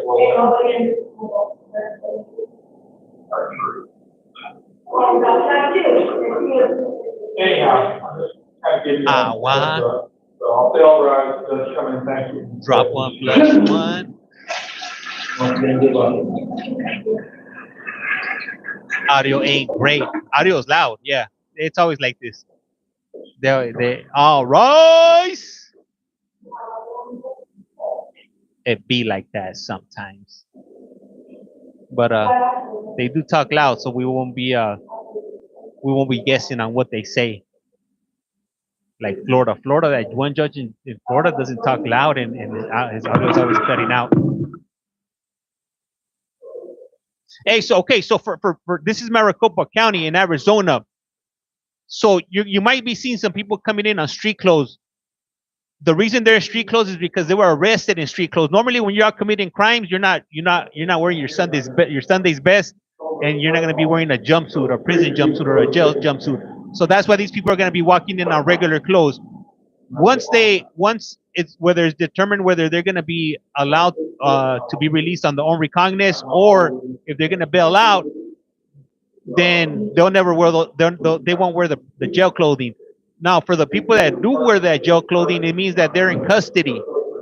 So hopefully that makes sense for you guys. Because I know people come in and like, why does he have street clothes? What do you mean why? Because he just got arrested. He wasn't wearing the Sunday's best when he was piling around and breaking into people's houses in the middle of the night. Or when he was hitting that pipa, when he was hitting that Krizak pipe, he wasn't wearing the Sunday's best. So hopefully all of this is making sense for you guys. Thank you for explaining it.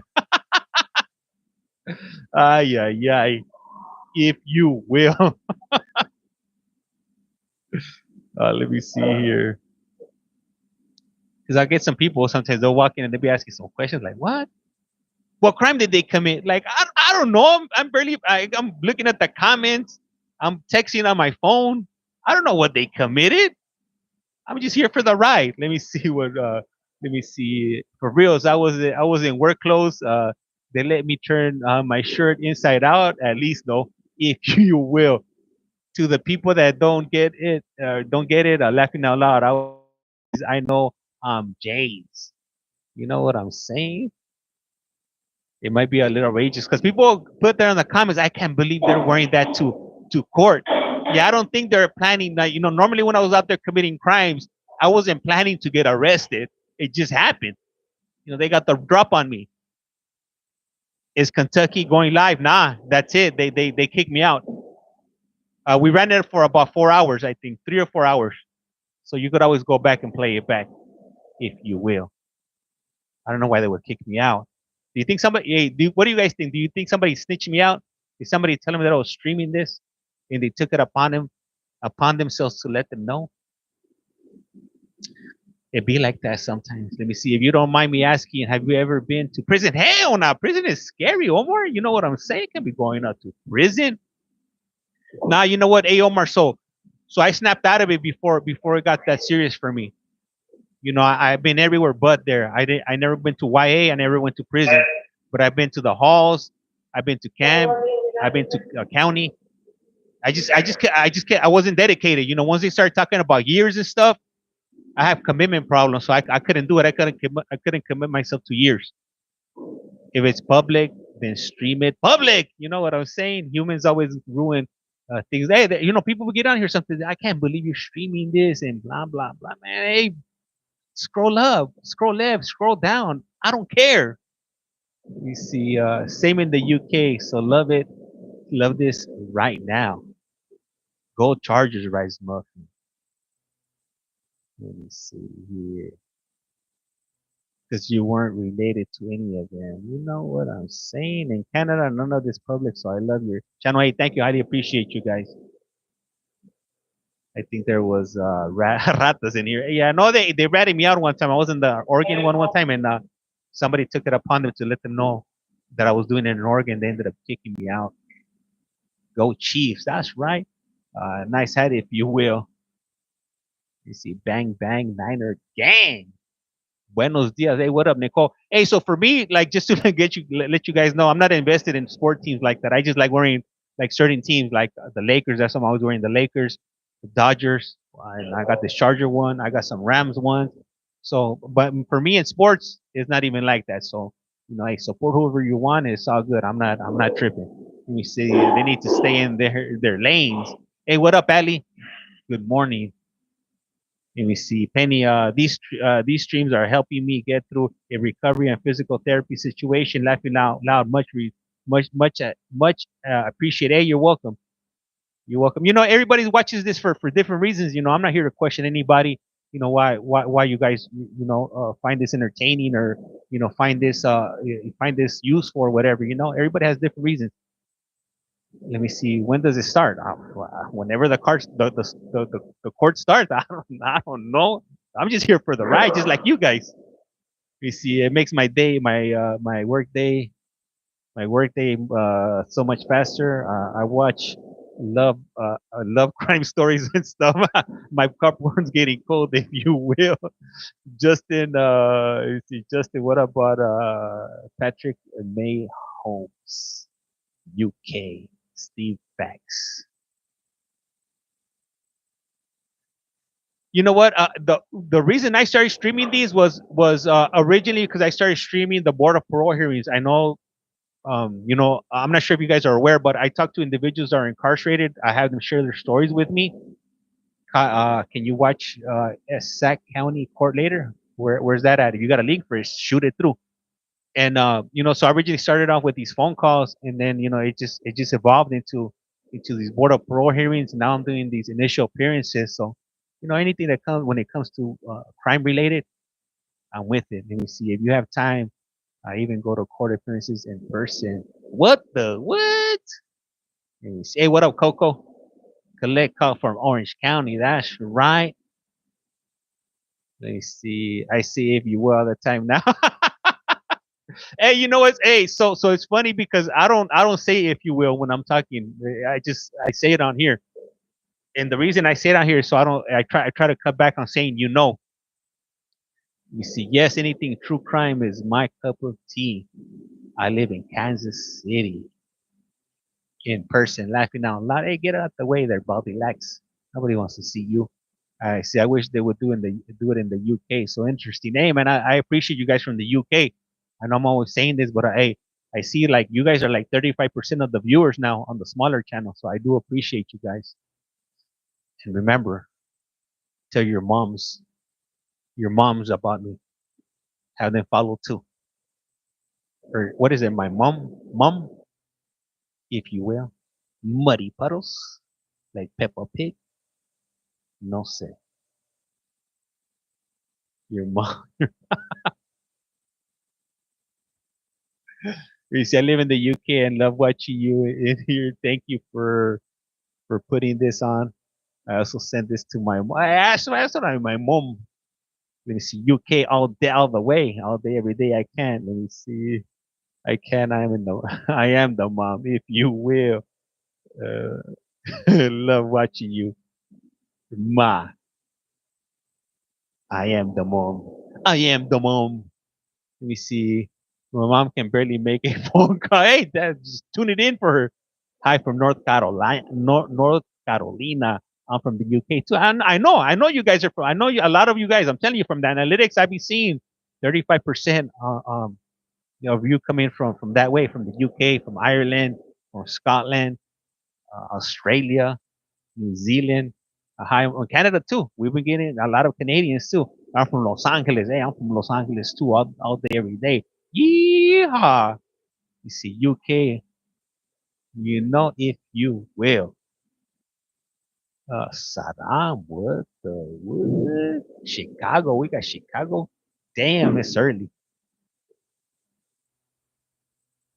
You gotta watch the Rome. What's the Rome? What's that? What that be? LA, if you will. That's right. I'm from the west side. I grew up. I grew up off of Crenshaw and Pico, if you will. Northern Ireland. That's right. Chicago here too, if you will.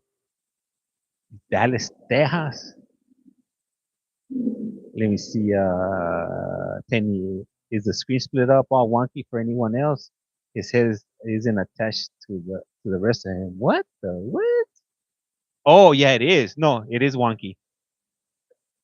Let me see if I can fix it. What the hell? Oh snap! Oh yeah, I got two screens.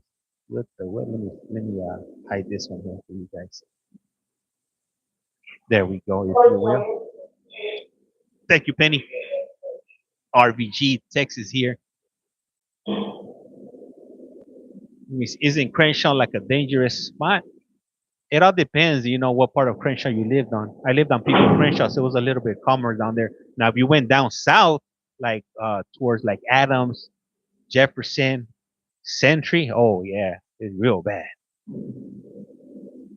AZ, if you will. Crenshaw and Rosecrans here, if you will. There it is, you know, represent your city. New Jersey, if you will. Hey, New Jersey, what's up with you New Jersey drivers out there, man? It's crazy. It's hectic out there. I was fearing for my life out there. Man, I feel like if I didn't make that right turn or the left turn quick enough, it was going to be all bad. What are we watching? We're watching Maricopa. We're waiting for it to start up. I'm eating tamales, if you will. Laughing out. New Jersey strong. Laughing. Facts. Hey friend, how are you doing? Hey, I'm doing pretty good. I can't complain. Okay, I'm in Sacramento, but hear stories of certain town. Hey, I hear Sacramento's pretty bad too. Shh, I've been up there in Sacramento, Oakland. Hey, Oakland's man. Woo. Well, one time we were out there in Berkeley. We were in Berkeley because my niece was going to school, so we would go out there on the weekends sometimes to go hang out. Man, it's straight smokers. I had at that time my daughter's smoker was just looking at her like he wanted to snatch the phone out of her hand, and I was like, man, I guess it's wild out there, especially on the BART. Shh, proceed with caution. Hey, if you're from out of town, I wouldn't recommend the BART for you guys. Merced, California, laughing out loud. East Los Angeles, if you will. Ay, ay, ay. Hey, Ellen is also from New Jersey. I'm from New Jersey. Let me see. Oh, we got homeless bad here. There are gangs up. Yeah, no, yeah, it's bad. Yeah, if you're from like Berkeley and where do we would fly into what was it? Is it Oakland? We would fly into Oakland, and then we would jump on the shuttle, and then we would get on the first stop, and then jump on the BART right there. But man, it was bananas out there. I was scared for my life. Let me see, Big Idaho. Where you from? I'm from Los Angeles. Let me see, love hearing the stories from across the pond. You see the BART. Hey, the BART is rough. It's rough. You S1988. You know what it is.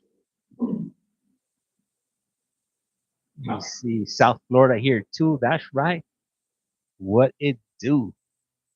Florida, a hi from Florida, if you will. I was watching the other. Still can't believe a PDF got paroled.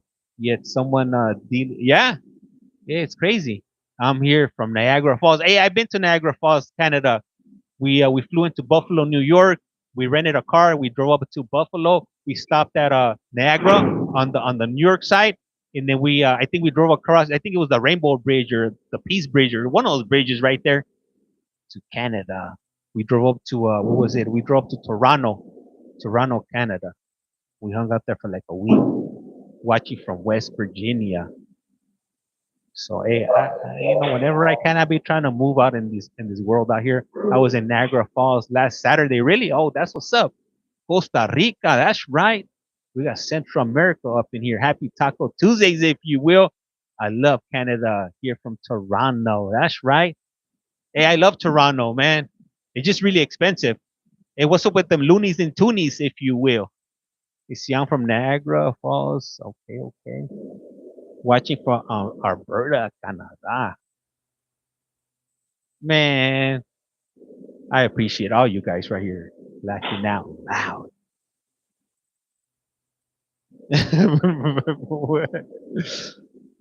Did you put Niagara Falls, if you will? Scottsdale, Arizona. That's right. You see, Looney and Toonies. Hey, for you Canadians, if you've never been to Canada, you don't know what a Looney and Toonie is. If you've been to Canada, you know what it is. You see, have you been to Ban? And I'm not sure what that is. BANF? Is that what it is? You can see Tucson, Arizona, if you will. Loonies and Toonies. I think that's what they call them, right? They call them Loonies and Toonies. Focus. Damn, it's early. We Sierra Vista in Arizona here, but work in Tucson. Tucson, Arizona. We got Holly coming in, or Hollywood coming in from British Columbia. Oh no, sorry. I've never been to British Columbia. Thank you for clarification on that, Carrie G __ OG Canadian flag. Pennsylvania. $1 and $2 coins. Yup, the loonies and toonies. Dutch. That's right. Kentucky. Let me see. OG CPT. Is that OG Compton or OG Captain, if you will? You see, love the Canadian ladies. Love the accent. Columbus, Ohio. I love when you read the whole username out, even the emojis. Yeah, you see, is that Casanova? AK, get money. What are we watching? We're watching Compton. That's right. You see, what case? So this is Maricopa County in Arizona. Becky C, American flag, and with that other flag I don't recognize, the Canadian flag.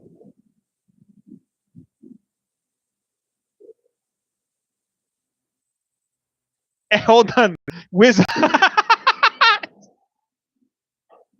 No, I forgot about that. What day was that? Man, I should have clipped that video, man. I definitely slipped on that one. From Charleston, South Carolina. I've been out to Charleston, South Carolina. Portuguese. Okay, thank you for that, Becky C. You see, am I the only British one in here? Hell no, now we got a gang of British. British be deep up in here. Let me see. It was over the weekend. What? How? But no, hold on. It wasn't this weekend. It was like the weekend before, right? Man, I be forgetting, man. Like, damn, how can I forget about that one? That was a classic last week. Last week, homie. Was it Maricopa or Pima County? Man, I don't remember. You see, have you been to Arizona? Yeah, I've been to Arizona. I've been to Tucson. I've been to Phoenix, and I got a funny story from Arizona. So a few years ago, my wife's cousin, he had some warrants out in I think like somewhere in Arizona that starts with a Y, and so he's a truck driver, so he has some warrants. So he wanted to go turn himself in to clear up the warrants. So we told him we would drive that fool over there. And Chester, UK. I think it was Yuma. It might have been Yuma. So we told him we would take him over there, and it was like Halloween weekend. All right, and so we drove him out there. We dropped him. We went to the jail. We dropped him off at the local jail, and then we took off. We ended up getting a hotel in Phoenix. We stayed at like a Hilton, and it was near the airport. So me and my wife's intentions was we'll go drop this fool off in jail, and then we're gonna go party it up for for the Halloween weekend. At that time, I used to have this banana suit. It looked like it was like the flashing banana suit. I don't know if you guys ever seen that one. My wife, I had the flashing banana suit.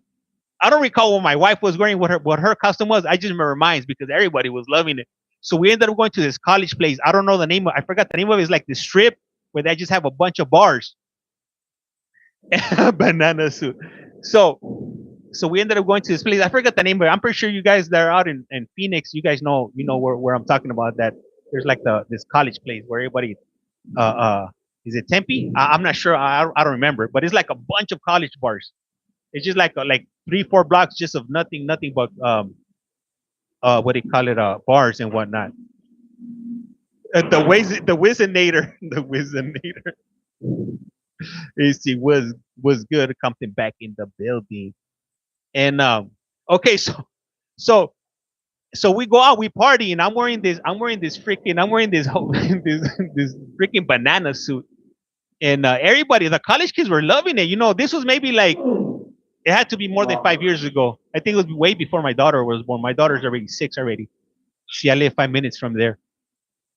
And man, we went and we had a good time. We partied it up. We were drinking, and then I told my wife, I was like, man, your cousin, man, that fool just went to turn himself in to some jail in the middle of nowhere. Like, who knows? I don't even know if there's Hispanics there, and I don't even know how the program runs in jail in Yuma. I was like, but man, hopefully he's not getting raped, because that'll be all bad. We laughed it off, went back to our hotel room, and knocked out. But man, it was definitely a good experience, if you will. Damn, we're already 20 minutes in already. They haven't even started court, man. What's up with Maricopa County, if you will? The Wizinator. Hey, if you guys could give me a date for when that happens, so I could go back and clip it. Hey, what's up, Sarah? How's it going? All right. All right. I think we'll be getting some action soon. You're all right now. All right. All rise. Honorable Judge Elizabeth Campbell now presiding. Judge McLaughlin is also with her. I've never been to Idaho. That's a little bit too far out for me. You see, Frila Familia behind the walls. That's right. You may be seated. Hey, what's up, Abby? If you guys could figure out what day it was, let me know. Let me know, and I'll clip it, because I gotta clip that one, man. I totally forgot about that one. Thanks for reminding me. Drop me a message if you remember what day it was and what time. I'm gonna check my phone to check if I took any pictures. New York does not stream it. Hey, this judge is typing like the way my wife types when she's all mad at work. When somebody at work is not listening, or they're giving her like some name excuse as far as why they didn't do something. It was Friday, the parole one. Oh, it was a parole one? Hey, thank you for that. What is it? Bernie. Hey, thank you, Bernie. Friday. Okay, thank you. The Wizinator. I'm about to name that one the Wizinator video. Do Utah? Hey, Utah. No, Utah. They cut off the audio. And Utah, they don't do, they're only doing audio now. They cut the visual off now in Utah. They put a notice saying that for security reasons, they're only gonna be doing audio now. What do you guys think about that? Texas does not. Thank you, Lynn. Thank you. Let me see. Yeah, it was the first time I found you laughing out loud. Dang it. Yeah, so they're only doing audio now. They're cutting the video. Do Cali? I wish they did Cali. They don't. Hey, what's up, Snow? Where you been? Man, I've been worried about you. The Wiz was Friday, I believe. Okay, the Wizinator was Friday. What up, Lily? How's it going? Do Cali ready? I wish I would. Let me see. Why? Do they know you stream? Hey, of course they gotta know. They gotta know that we be streaming. I know people be telling. Do you stream Florida once? Florida, I do Dade, Miami County, or Miami-Dade, if you will. Damn, Utah. You ain't cool with us no more. Well, who's ready? I don't know. That's $1 million question. What would they tell? You gotta remember, like, these videos, they get archived. I archived them on YT. See, I don't know what a Wizinator is, and I'm in the UK. Hey, I didn't know what a Wizinator was till everybody started telling me in the chat. Can we see the Officer, I'm chargers? not showing that there's any interpreter or people that have indicated they need an interpreter today. Can Lee you check County? and see if there's anybody that does? Okay, I'm gonna check Lee Okay. County. Hey, thank you for that, Lord. Okay, so. What other states do you stream? It was funny as I'm gonna pop over to YT. Be right back. Okay. Thank you, sir. All right, my name is Commissioner Elizabeth Campbell, and this is the 11 a.m. initial appearance calendar for March 25th, 2025. The court's orders for the taking of DNA and fingerprints that were given on the first calendar of this month shall apply to all matters on this calendar. You are reminded that you have the right to remain silent. Anything you say could be used against you.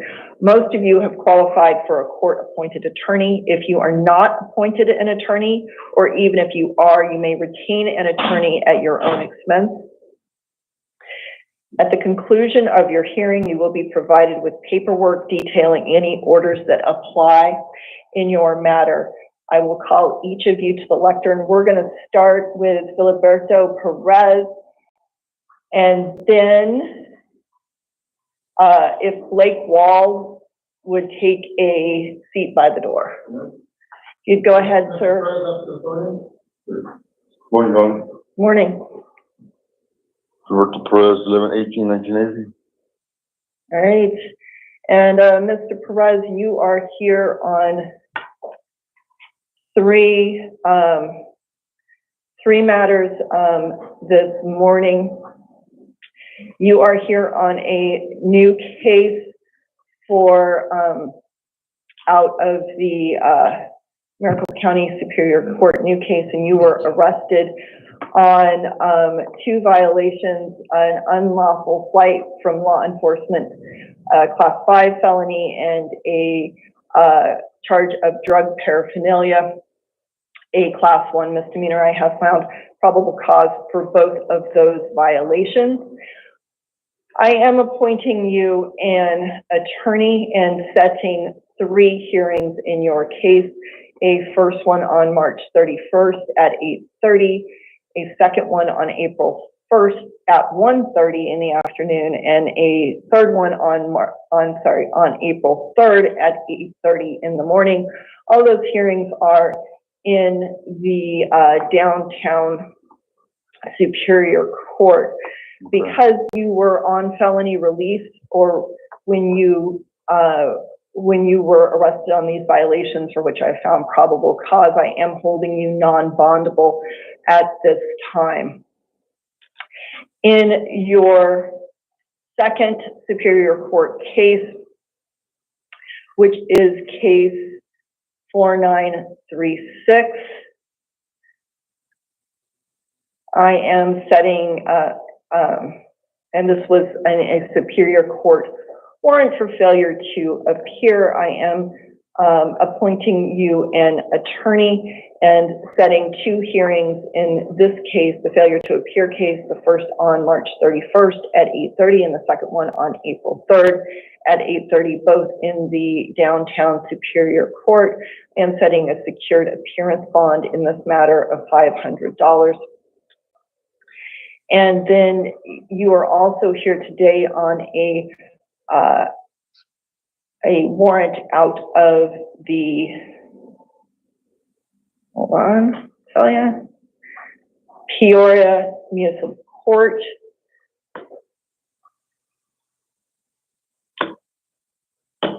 Did I miss anything? And that warrant is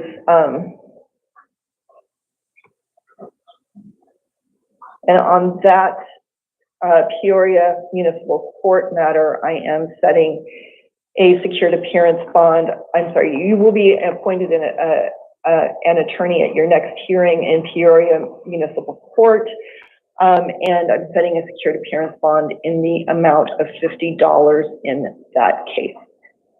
What does that mean? Well, since I'm holding you non-bondable in your new Superior Court matters, it just, that $50 bond will allow you to get credit for the time you are serving in custody. but you are non-bondable in your new felony, for your new felony violations. So, officer will have your paperwork if you want to step to the left. All right, Blake Wall, and then if Andrew Ortega could have a seat by the door, please. Let me fix up the screen right here for you guys. Give me a minuto All right right, Mr. Wall, could you please state your name for the record? Blake Wall. All right, and Mr. Wall, what's your date of birth? 04/28/2000. And you are here on a new superior court, or a case, new superior court case. You have been, you were arrested for one count of prescription or possession of prescription drugs without a oh wait, hold on, I'm sorry. As if, Judge, as if. I'm sorry. One count of taking contraband into a correctional facility, a class 5 felony, one count of possession of prescription drugs without a prescription for purposes of today's hearing. I am finding no probable cause for those two violations. I am finding probable cause on the following: unlawful imprisonment, a class 6 felony, misdemeanor, assault, a misdemeanor, theft, a misdemeanor, disorderly conduct, and 2 counts of disorderly conduct. I am finding probable cause on those matters. I am appointing you an attorney in this matter. I think she's high. And setting 2 hearings. The first on March 31st at 8:30, and the second one on April 3rd at 8:30, both in the downtown Phoenix court. I am setting a secured appearance bond in the amount of $10,000. In the event that you are able to post that bond and obtain release, I am assigning you to pretrial supervision to include drug and alcohol testing, as well as an electronic ankle monitor. You are not to return in the event that you are able to post bond and secure release. You are not to return to the scene of the alleged crime, initiate contact with any alleged victim, or have physical contact with any alleged victim, complainant, or witness. You are not to possess weapons, and you are not to possess drugs without a valid prescription or alcohol. I'll be the judge of that, Your Honor. And you must obey the terms of any order of protection that is issued or may be issued. You may not reside at the same location as the alleged victim. If you need to get your things, then you can arrange for a civil standby. And officer will have your paperwork if you want to step forward. I can see on the back wall with yourself as soon as I get it. All right, Andrew Ortega, and then if Donald Brunel could please have a seat by the door.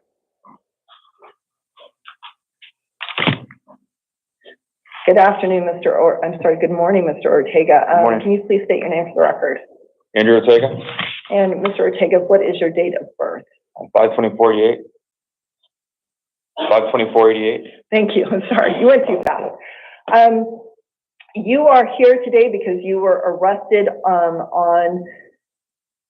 for 3 violations: aggravated assault, a class 3 felony,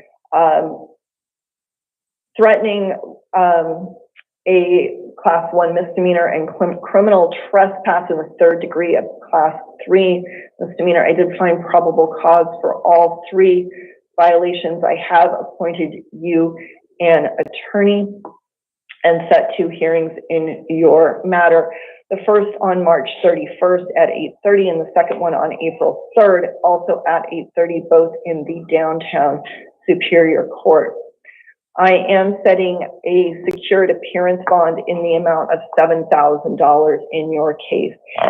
in the event that you're able to post that bond, you will be subject to pretrial supervision, including ankle monitoring. You, in the event that you are able to post bond and obtain release, you're not to return to the scene of the alleged crime, have contact with the alleged victim, or initiate contact with any alleged complainant or witness. No drugs. In the event you're able to secure release, no drugs, no weapons, no alcohol. And you must obey any order against harassment that is or may be issued in your case. Yeah. Okay? Yeah. All right, thank you very much. Officer will have your paperwork. You can step to the left. Donald Brunel, and then if Terrell Caskey could please have a seat by the door.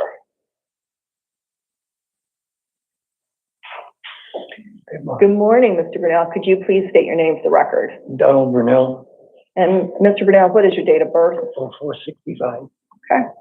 And you were arrested on March 24th for aggravated assault with a deadly weapon, a class 3 felony. I did find probable cause for that violation. I am appointing you an attorney and setting 2 hearings in your case. The first one on March 31st at 8:30 and the second one on April 3rd at 8:30, both in the Superior Court downtown. I am setting a secured appearance bond in your case of $25,000. In the event you are able to post that bond and obtain release, you're not to return to the scene of the alleged crime, initiate or have contact with the alleged victim, or initiate contact with the alleged complainant. You're not to possess any weapons, drugs, or alcohol. And yes, and continue to provide the court with proof of a local address. If you'd like to step to the left, Mr. Brunel, the officer will have your paperwork for you. I think he's lost. That would look like a lost puppy.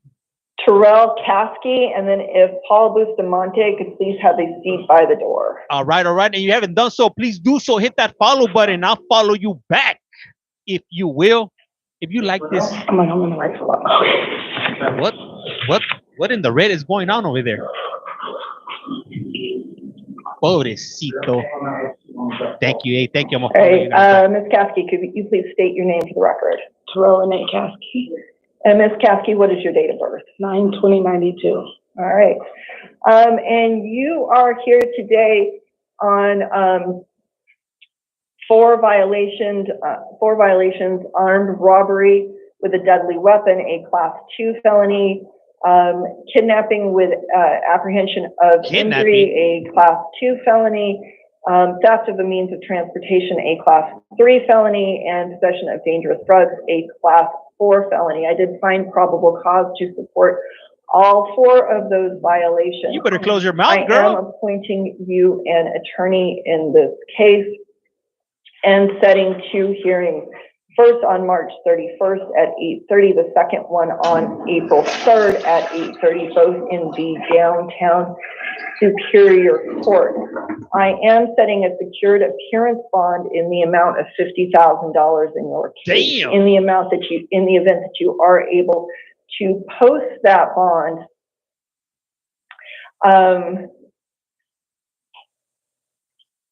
hold on. She ain't going anywhere. I'm going to set certain conditions on your release,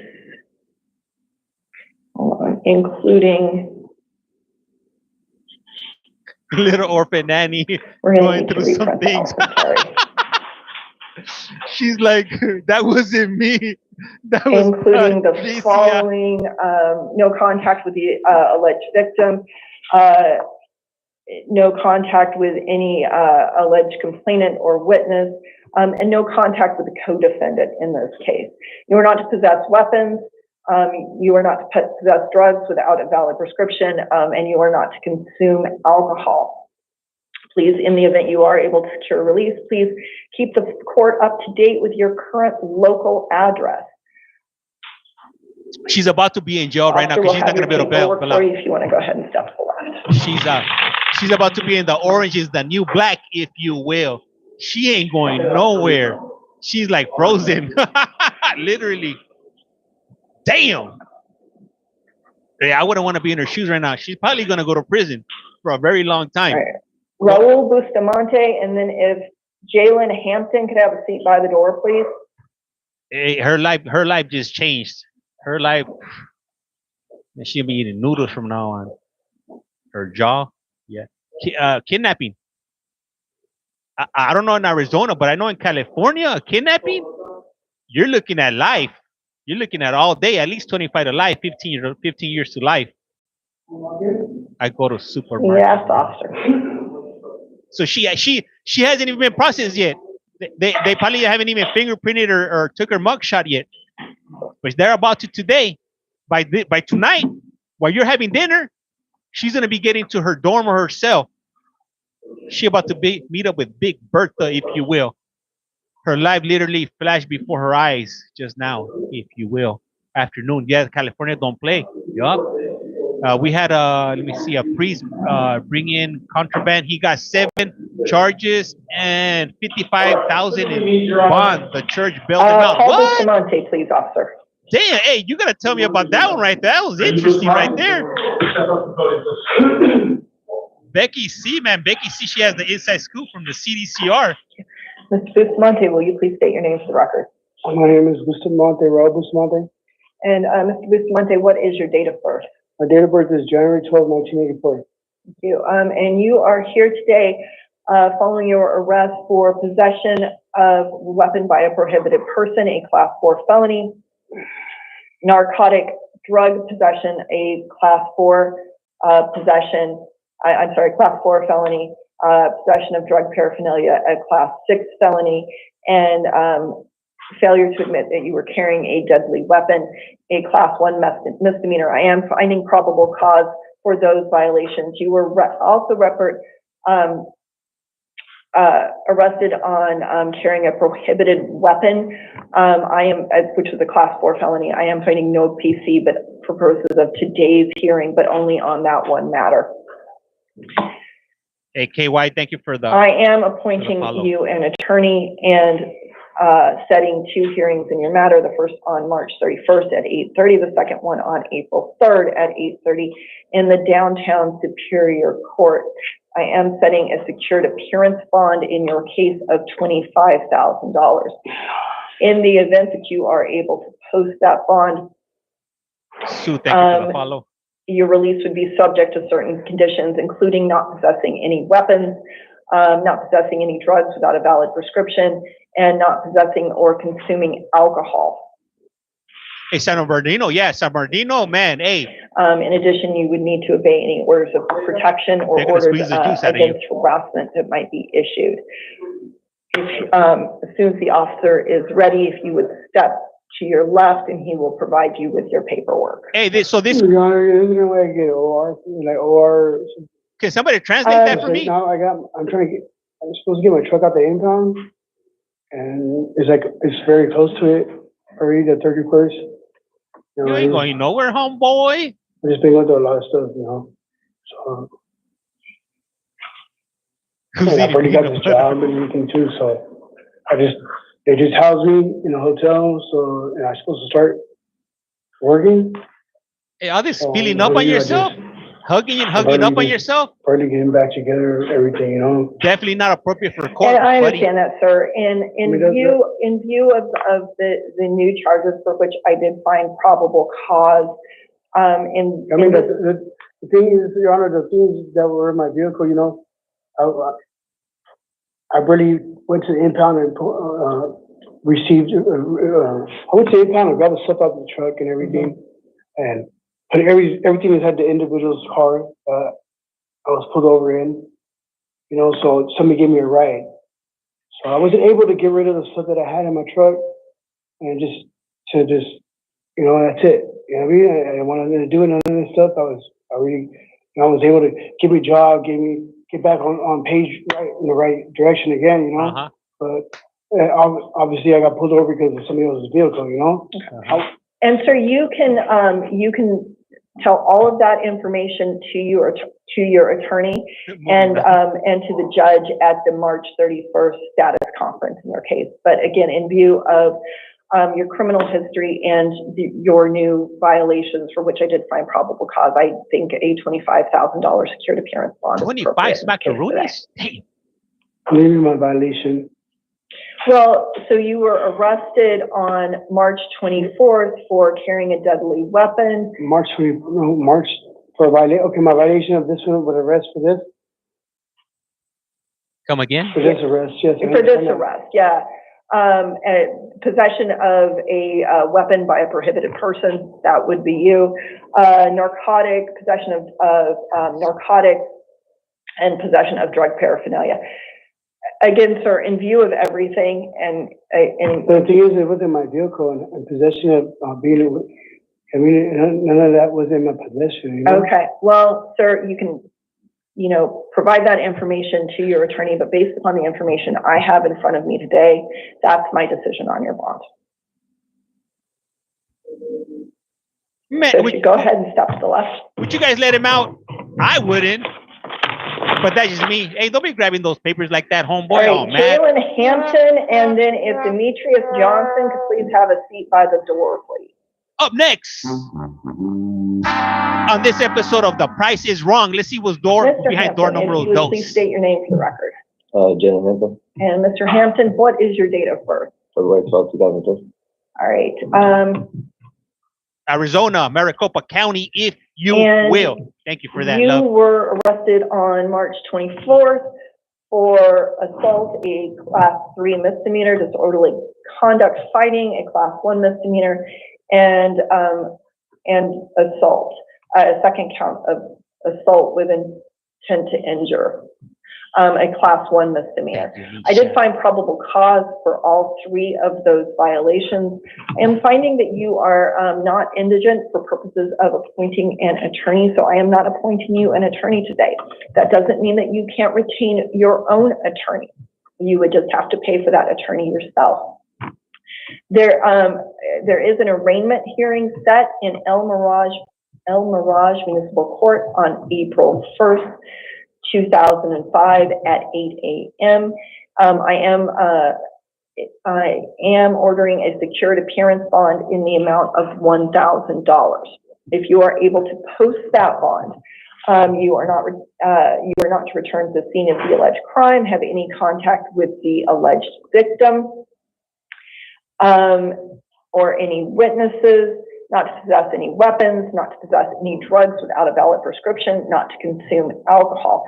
You are to obey any order of protections or injunctions against harassment that might be issued. I'm just kind of confused how I got assault and it was just supposed to be a domestic case. And I was the victim. You're the victim. So this is all information that in the event that you retain a lawyer, you can talk to the lawyer about, or you can present to the judge. Okay? Hey, so after this is done, I'm going to go ahead and... Demetrius Johnson, and then if... So after this, I'm going to go ahead and run... Melissa... I'm going to run, what is it, Connecticut parole board hearings please? Coming up after this. Mr. Johnson, could you please state your name for the record? Demetrius Johnson. And sir, what's your middle name? Michael. Michael, okay. And Mr. Johnson, what is your date of birth? 11/25/85. All right, and you are here today on 3 matters. Let's talk about your new case first. You were arrested on March 24th of this year for criminal trespass in the 3rd degree and aggravated assault on a first responder. I did find probable cause to support both of those.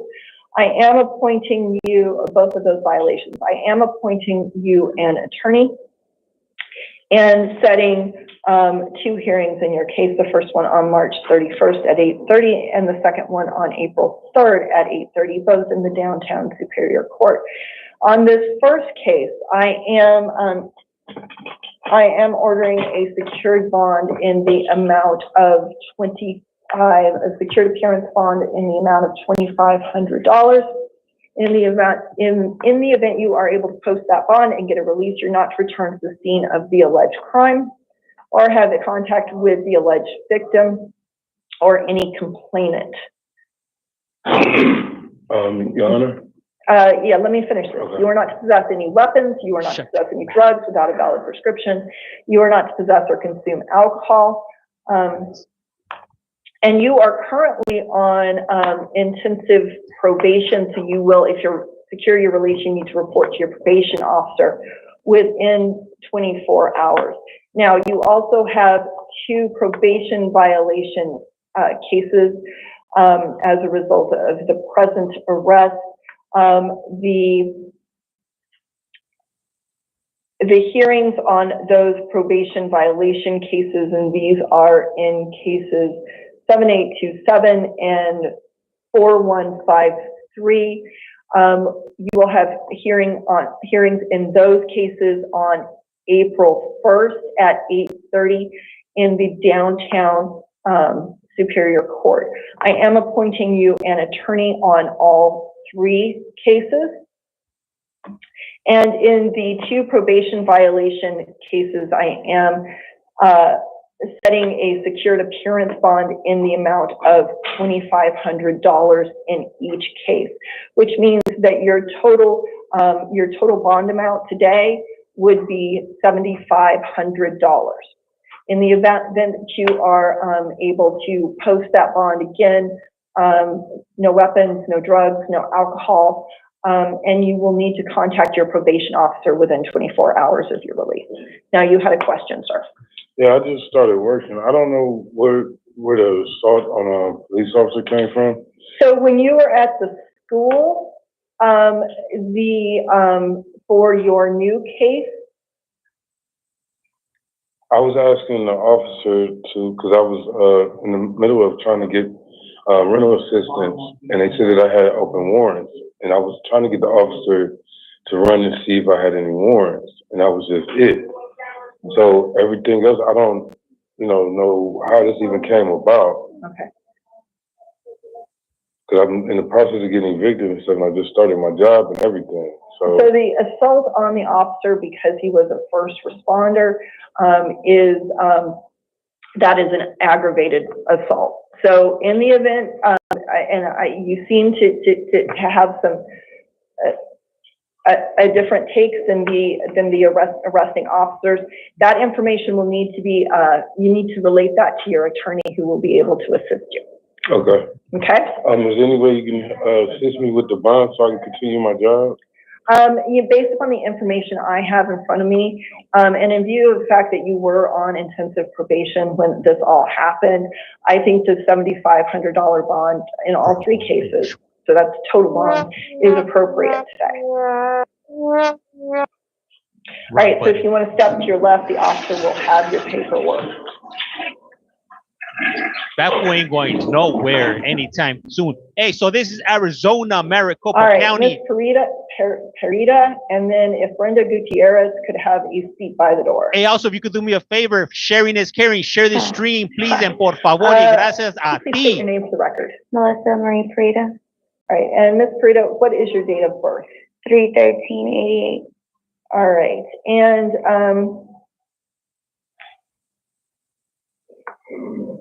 you are here today because you were arrested on for 2 violations.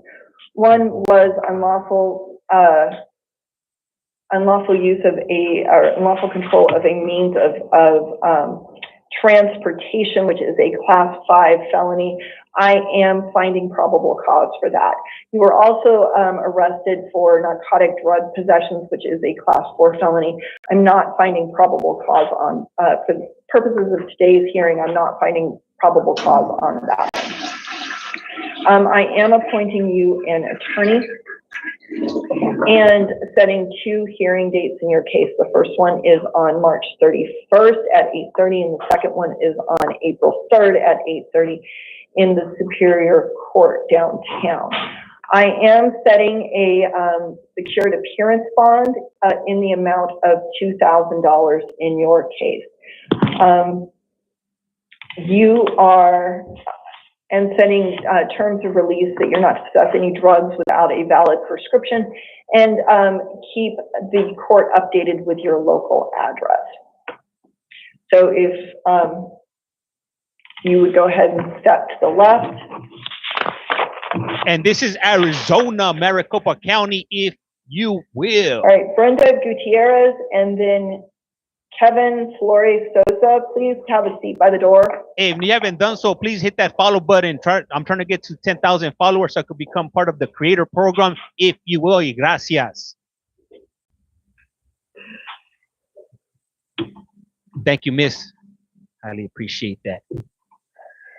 All right, Ms. Gutierrez, could you please state your name for the record? Brenda Gutierrez. Okay, and Ms. Gutierrez, what is your date of birth? 3/14/71. Okay, and Ms. Gutierrez, you're here today on 3 matters. You are here today on a warrant from the Pinal County Superior Court. In that matter, I am finding that for purposes of appointing an attorney, you are indigent, and that attorney should be appointed at your next hearing, which will be in the Pinal County Superior Court on March 28th at 8:30 a.m. Based upon the Pinal County's warrant, I am setting a secured appearance bond in the amount of I'm sorry, it is a cash-only appearance bond in the amount of $3,500. In the event that you are able to post that bond, you're not to possess any weapons, and you're not to possess any drugs or alcohol. In your second case, your new arrest in Maricopa, which was on March 24th for possession of dangerous drugs and a Class 4 felony, and possession of drug paraphernalia, a Class 6 felony. Based upon the limited information that I have today, I'm finding no probable cause for that or for those violations. It does not mean that that the case is dismissed, and you still have to attend your hearings in that matter. In that matter, in the Maricopa County matter, I am appointing you an attorney and setting 2 hearings. The first one on March 31st at the first one on April 9th at 8:30, and the second one on April 11th at 8:30. That's if you're out of custody. Because I'm finding no probable cause, I can't hold you in the Maricopa County matter, but you're still being held in the Pinal matter. And then you also have a municipal court warrant out of the Goodyear Municipal Court. In that Goodyear Municipal Court matter, I am setting a secured appearance bond in the amount of $50. So, I'm sorry, I am in the Goodyear matter, I am finding for purposes of appointing you an attorney that you are indigent, and an attorney should be appointed for you at your next hearing in that matter, which, as I mentioned, is in the Goodyear Municipal Court on April 2nd at 8:30. So if you will go ahead and step to the left, the officer should have your paperwork for you. Damn, she's gone. All right, Kevin Flores Souza, followed by Antonio Campagna. If Mr. Campagna could please have a seat by the door. What do you guys think this gentleman right here did? Please state your name for the record, sir. Kevin Flores Souza. Thank you. And Mr. Flores Souza, what is your date of birth? 7/15/98. All right. And Mr. Flores Souza, you are here on a new Justice Court case out of the El Centro Justice Court for your, based upon an arrest on March 24th for the charges of criminal trespass, 3rd degree, a class 3 misdemeanor, and disobeying, resisting an order of court. I think there was an order of protection or an injunction against I'd like harassment. to dispute that. And let me finish, and that's a class 1 misdemeanor. I am finding probable cause for both of those today. Ma'am, on that one, I've separated for that girl for 3 years. She just lives in the same area. Okay. I was actually working in the area, and I have nothing to do with her. I was not trying to go near her. And it's just in the same area because she goes to ASU, and I live in downtown Phoenix, and I was working. Okay. So I am for purposes of today's of your matter, I am appointing you an attorney and setting a secure and your arraignment hearing will be in the El Centro Justice Court on March 28th at 8:30 a.m. I am setting a secured appearance bond in your matter in the amount of $1,500. Okay, that means you can work with a bonding company to get that bond posted. In the event that you are able to post that bond, you are not returned to the scene of the alleged crime. You are not had any contact with the alleged victim, or any witness. You are not to possess weapons. You are not to possess drugs. And you are not to consume alcohol. You must obey any orders of protections that have been issued against you or any injunctions against harassment. And Mr. Flores Souza, you had a question. Yes. So they originally booked me because I had a warrant sent out for Gilbert. I went to that court twice, and then they said the second time that I just have to make a payment, and I don't have a third court. So I want to figure out what's going on with that, and I would ask for an order of release so I can go handle that. Okay. So for the purposes of today's hearing, you are here on the charges of disobeying the order of protection and the criminal trespass. That's all I have in front of me today. Based upon that information, I am finding probable cause and I am setting a bond on that matter. And you can post the bond and thereby secure release. But in view of the information I have, I am setting the bond at $1,500. Well, can I explain my day yesterday? Well, you can explain that to your I would rather attorney. say it now because You can explain it to your attorney, or you can explain it at the arraignment hearing. But I'm fine with saying it now and saying it there too, because the morning I went to the farm on South Mountain and I applied for the chilies. I was working in the farm. Then I went to Central and I applied for an automotive job. Then I went to downtown to San Carlos to apply for a front desk clerk. Then I was going to take the rail back to Mesa at my job over there at UKF Gym. I was not going near her. I have nothing to do with her. I'm not going near her work. I'm not going near her building. I'm not breaking the 50-yard. 50-yard. I'm not doing that. That's the information I have is that you were in fact in violation of that order. So again, that's based on the information I have at this time.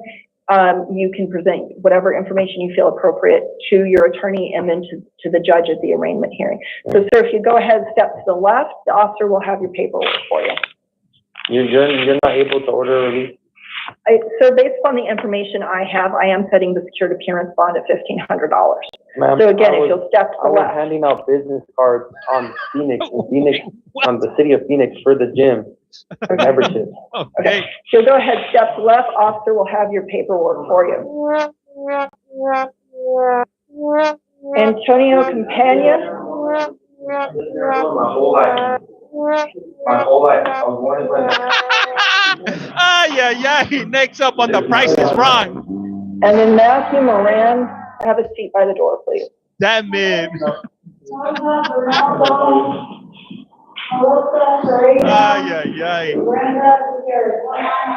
Mr. Companion, please state your name for the record. Antonio Campagna.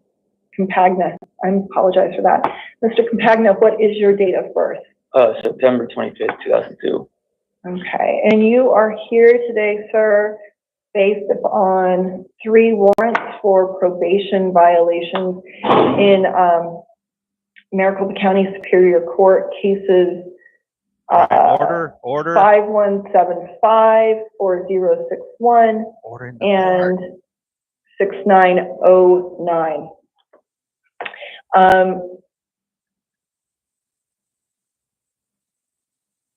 Man, that was a wild one right there. In each of these cases, I am appointing you an attorney, and you will have setting hearings on April 1st at 8:30 at the downtown Maricopa County Superior Court. I am setting in each of these in these cases, I am setting a secured appearance bond in the 5175 case in the amount of $500. In the 4061 case, I am setting a secured appearance bond again in the amount of $500, and in the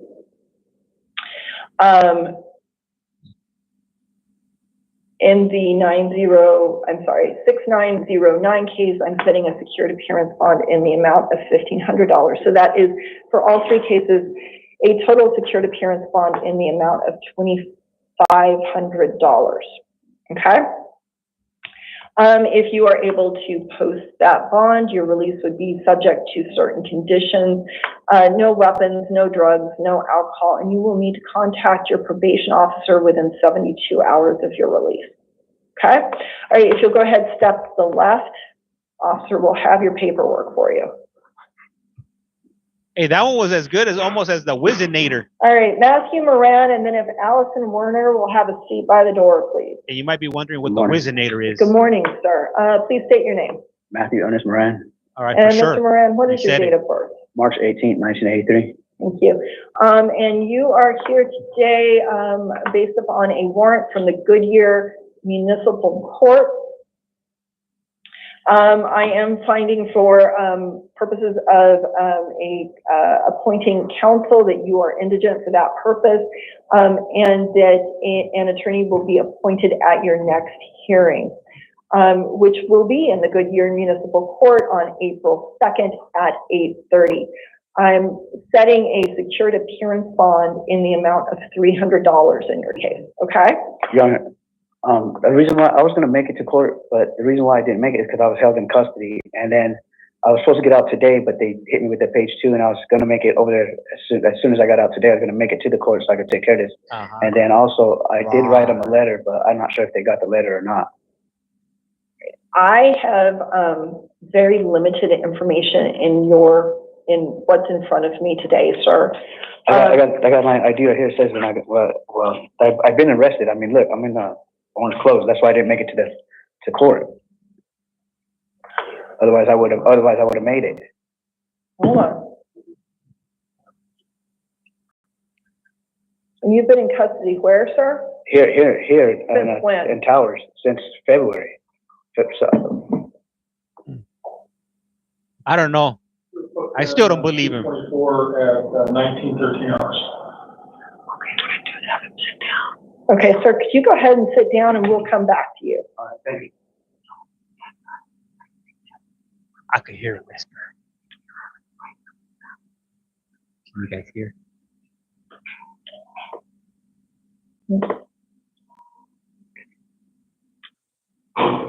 Hey, if you haven't done so, please do so. Hit that follow button. Also, sharing is caring. If you guys want to share it with the ones you love, with the ones you don't love, it don't matter. Just share it. And also remember, following is free 99. Don't be a Mr. Krabby Patty. Don't be that person. All right, Allison Warner, and then if Gene Thomas could have a seat by the door, please. Don't be an Uncle Scrooge, if you will. It's free. I'm giving this away for free 99. Are you out of your mind? All right, Ms. Warner, you are here on 2 warrants for probation violations out of the Superior Court. In the first one, the 7185, I am appointing you a public defender and setting 2 hearings. The first one, both of them are on April 1st at 8:30 in the downtown Superior Court, and setting a secured appearance bond in your matter in the amount of $150. In the event that you are able to post that bond and secure release, you will need to contact your probation officer within 72 hours. In the second case, which is the 1606 case, this is also a warrant for probation violation. And in this case, again, I am appointing you an attorney, same court dates, April 1st at 8:30 in the downtown Superior Court. Secured appearance bond, again, $150. So that is, for both cases, total secured appearance bond of $300. In the event that you post that bond, please remember to contact your probation officer within 72 hours. All right, if you want to step to the left, officer will have your paperwork for you. All right, Jean Thomas, please.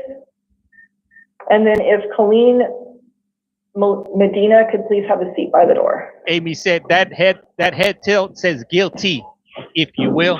Hey, thank you for that. Appreciate that, MS. All right, this is Ms. Thomas. You are here today on two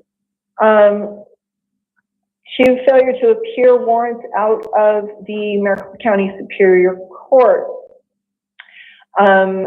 The first one is in case 1095. An attorney has already been appointed for you in this case, and I'm setting 2 hearings in your matter. The first for April 1st. I'm sorry. All the hearings are on April 1st at 8:30 in the downtown Superior Court. I'm setting a secured appearance bond in this first case in the amount of $50. If you are able to post that bond, you will need to contact your probation officer within 72 hours of release. In the second case, again, as a failure to appear, an attorney has already been appointed to you. I am setting a secured appearance bond in the amount of $500 in this case. And again, in the event that you are able to post the bond for both cases, $550, you will need to contact your probation officer within 72 hours of release. Okay? All right, go ahead, get your paperwork, step to the left. All right, Colleen Medina, and then Michael Butera. If Mr. Butera could please have a seat by the door. Hey, good morning, Faith. How's it going? Hey, thank you for sharing. Ms. Medina, if you could please state your name for the record. Colleen Medina. Okay, and what is your date of birth, Ms. Medina? 10/24/1994. I'm sorry, say it again. 10/24/1994. All right. And Ms. Medina, you are here on 3 matters.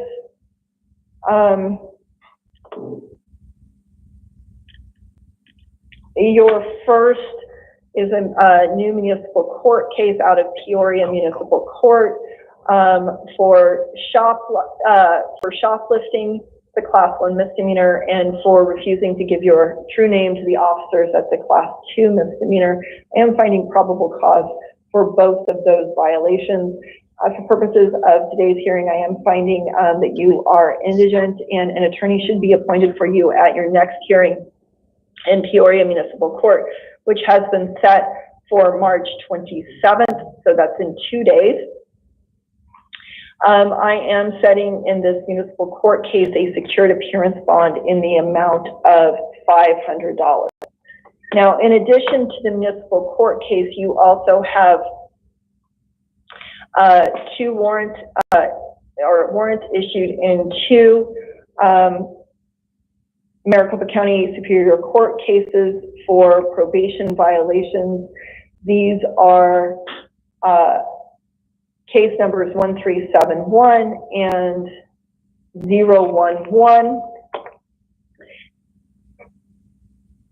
For purposes of those Superior Court warrants, I am appointing you an attorney. And hearings in both of those cases have been set for April 1st at 8:30 in the downtown Superior Court. I am ordering a secured appearance bond in both of those Maricopa County cases of $500. In the event that you are able to post those bonds and secure your release, please contact your probation officer. You need to contact your probation officer within 72 hours. So go ahead and step to the left. Officer will have your paperwork for you. The chat that you see in the background is the chat that you guys are having. Tara, to the podium, and then if Marisol Torres. It's from all the streams I got going right now. I got 3 streams. I got 2 TTs and 1 YT. Tara, could you please state your name for the record? Michael Jack Butera, Thank you. And Mr. Butera, what is your date of birth? March 3rd, 1962, Your Honor. Thank you. And you are here today on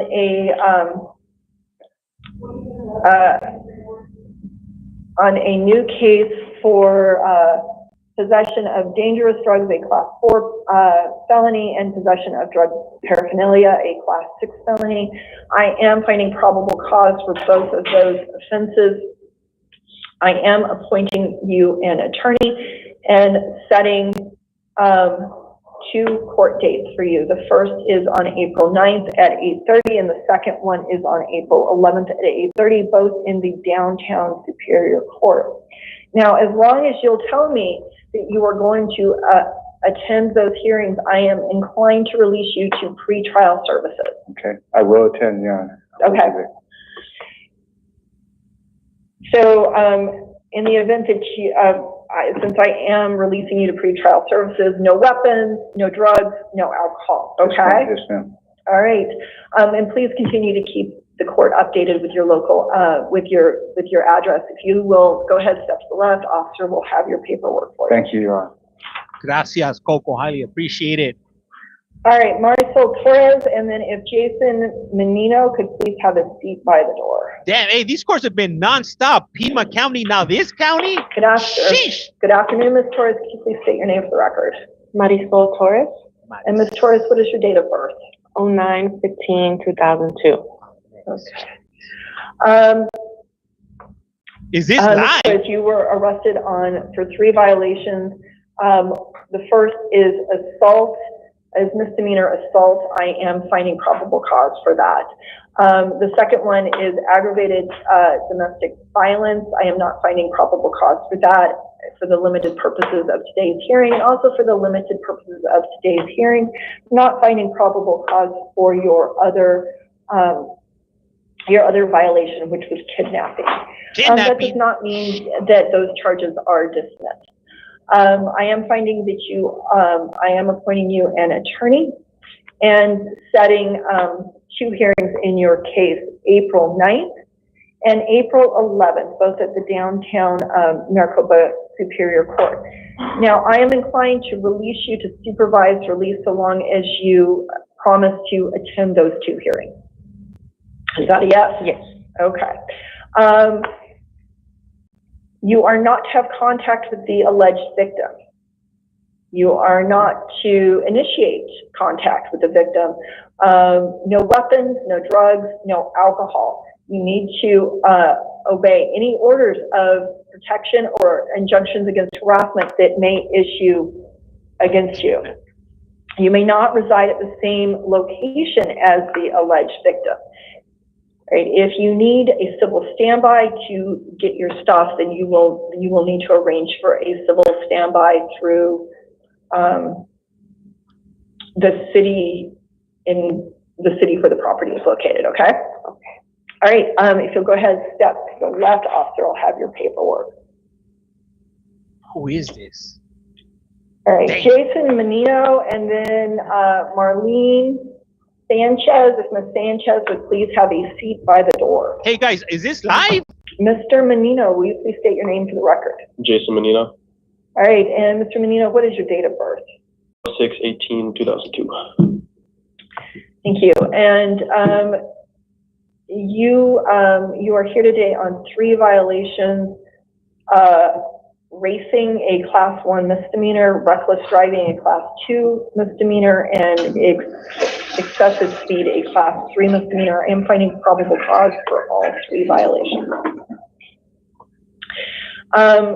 Because of the nature of the charges, you are not entitled to a court-appointed counsel. That doesn't mean that you can't retain your own attorney at your expense, or you can represent yourself in this matter. I am setting a hearing at the University Lakes Justice Court for for April 8th at 1:30 p.m. Now, as long as you will promise me that you will attend that hearing, I am inclined today to release you on your own recognizance. I promise. All right, and with that, officer will have your paperwork. Next. All right, Marlene, Sanchez, and then Michael Brown to the seat by the door, please. Ms. Sanchez, can you please state your name for the record? Marlene Elena Bandano Sanchez. And Ms. Sanchez, what is your date of birth? 03/30/1999. All right, and you are here today on a warrant out of the Country Meadows Justice Court. And because of the nature of the charges, you are not entitled to a court-appointed attorney today. But that does not mean you cannot retain your own attorney to represent you or represent yourself.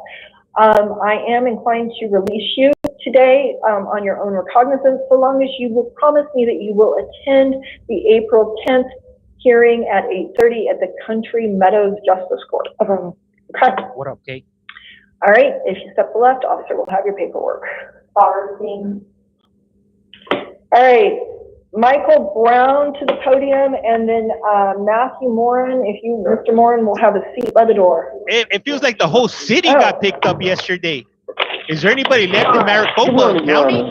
Can I address the court for about 30 seconds before this gets started, because there's some information I need you to have? Well, I'm kind of limited by what I can do, and let me go ahead and let's figure out who you are first. Are you Michael Brown? Michael Tyrone Brown, birth date 5/30/1973.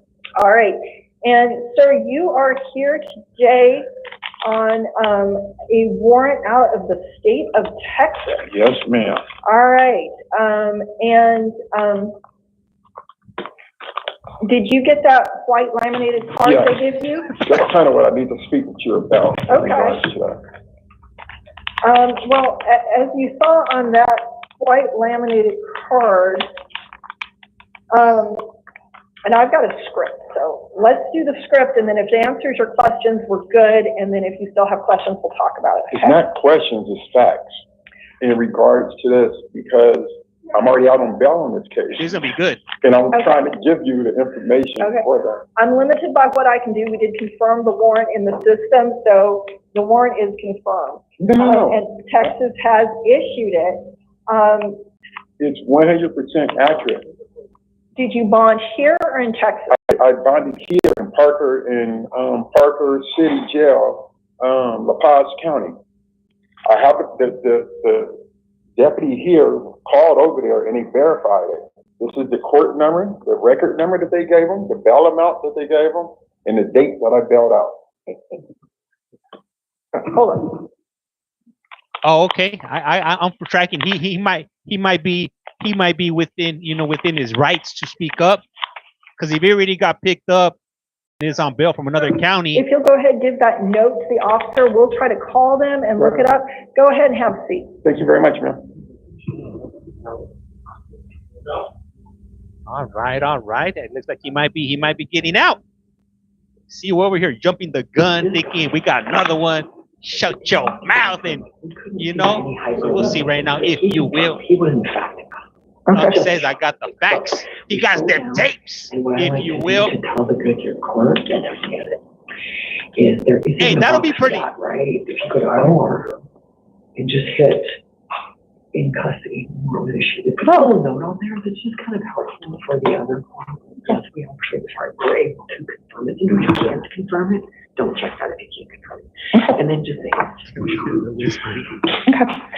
All right, Mr. Moran, are you still there? Hi.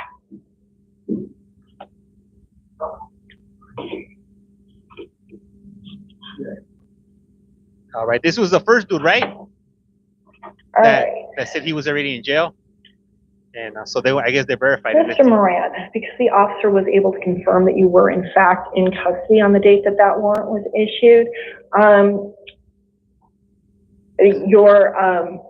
you still have a hearing on April 9th at 1 p.m. in the Goodyear Municipal Court. Yes, ma'am. Are you going to go to that hearing? Yes, ma'am. Okay. As a result, I'm going to release you today on your own recognizance.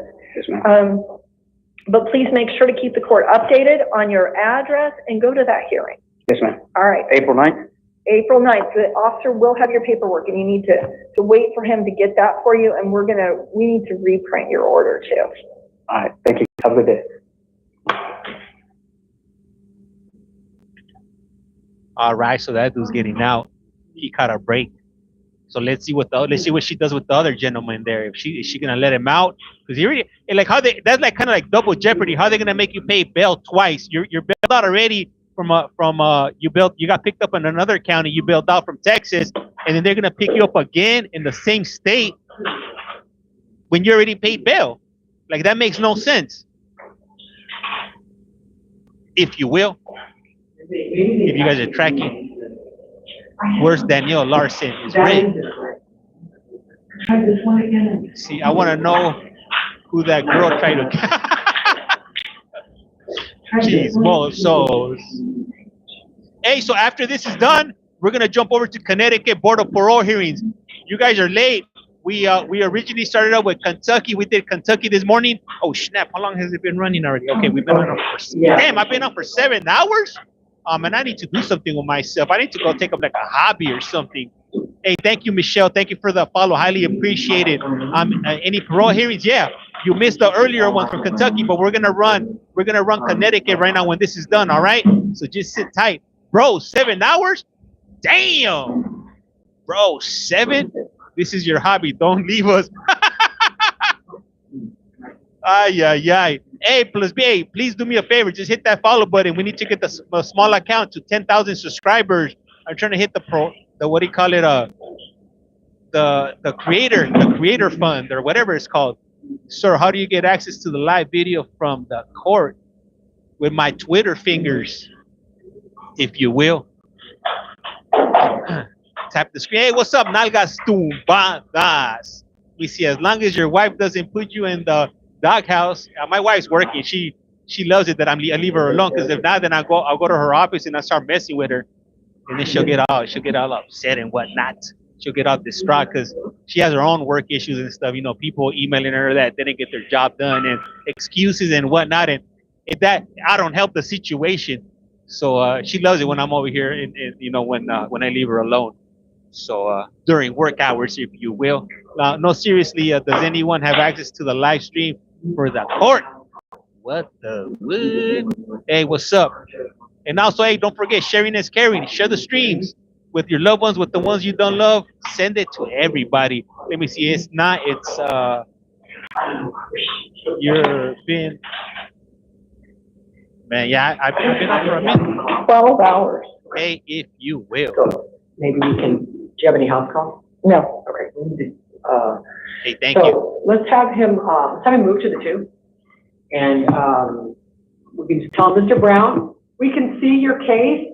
We can see your case in the POS system. We're calling them. We are calling them, and we're going to check with our extradition judge, because that does not mean an automatic get out of jail free. We're calling, and so we're going to move you to 2 p.m. because we are behind right now. Where you at? So you still got plenty of time on your arrest clock. We're moving you to 2 o'clock so that we can get it sorted out and figure out what we're doing with you. No guarantee on what we're doing, but we're going to figure it out.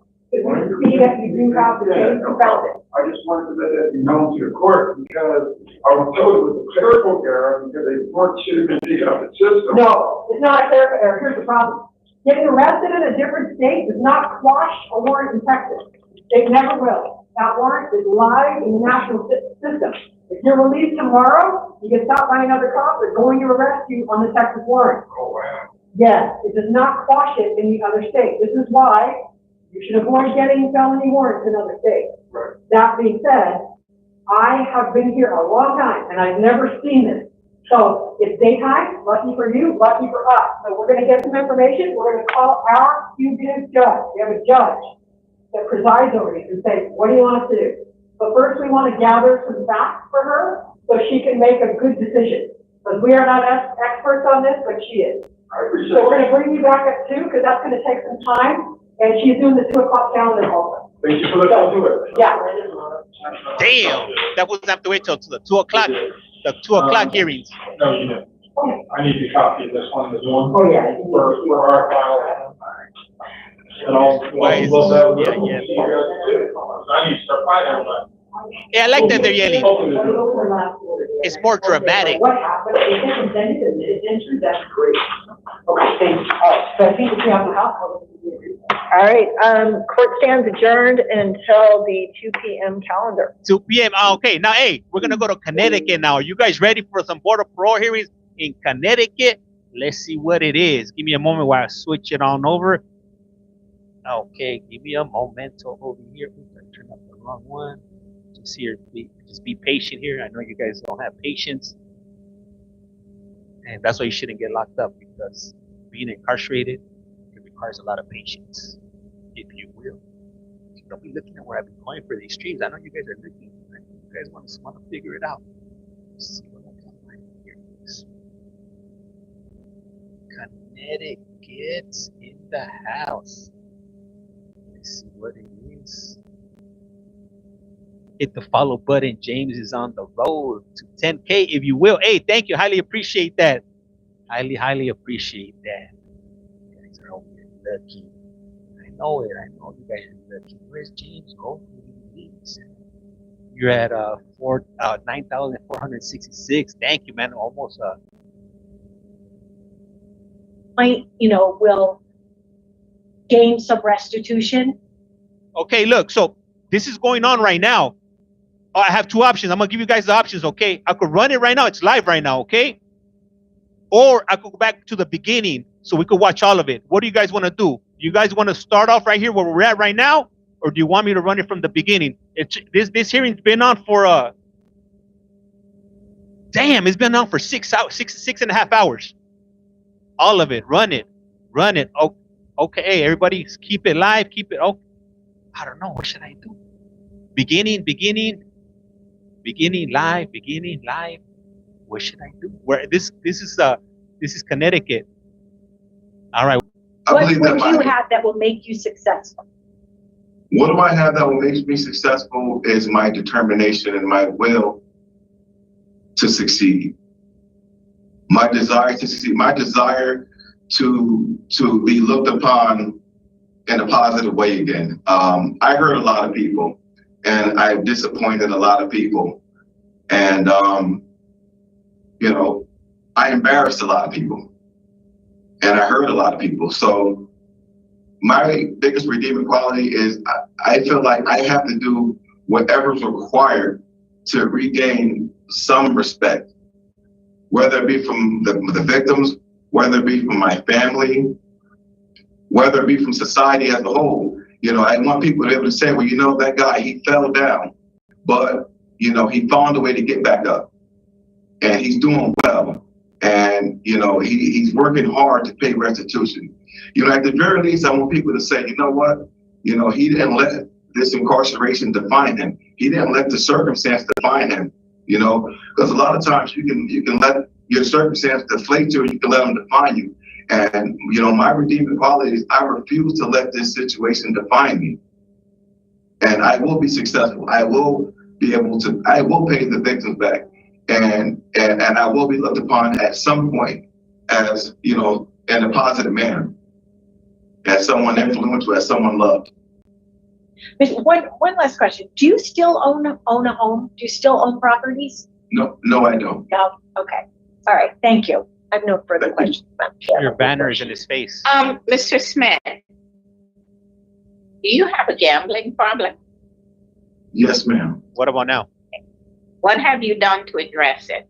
And I don't want to hear about Tier 2 because they have gambling anonymous programs. Before coming to jail, I didn't do much other than I went to GA a few times. Other than that, I didn't do much to address it.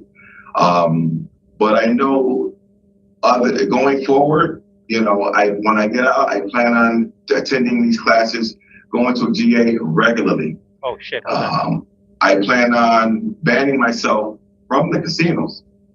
And I don't know if I can. You're going to do that? I'm going to do that immediately. As soon as I get out, how are you going to ban yourself?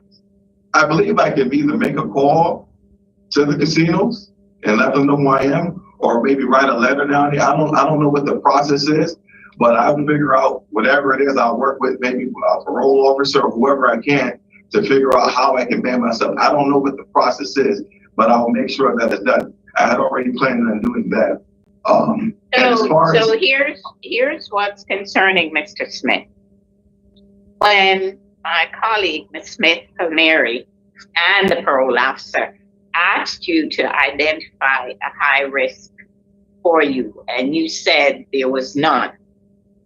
So to me, that means you are just sort of clueless about what risky situations are out there that you're going to go out and encounter almost every day.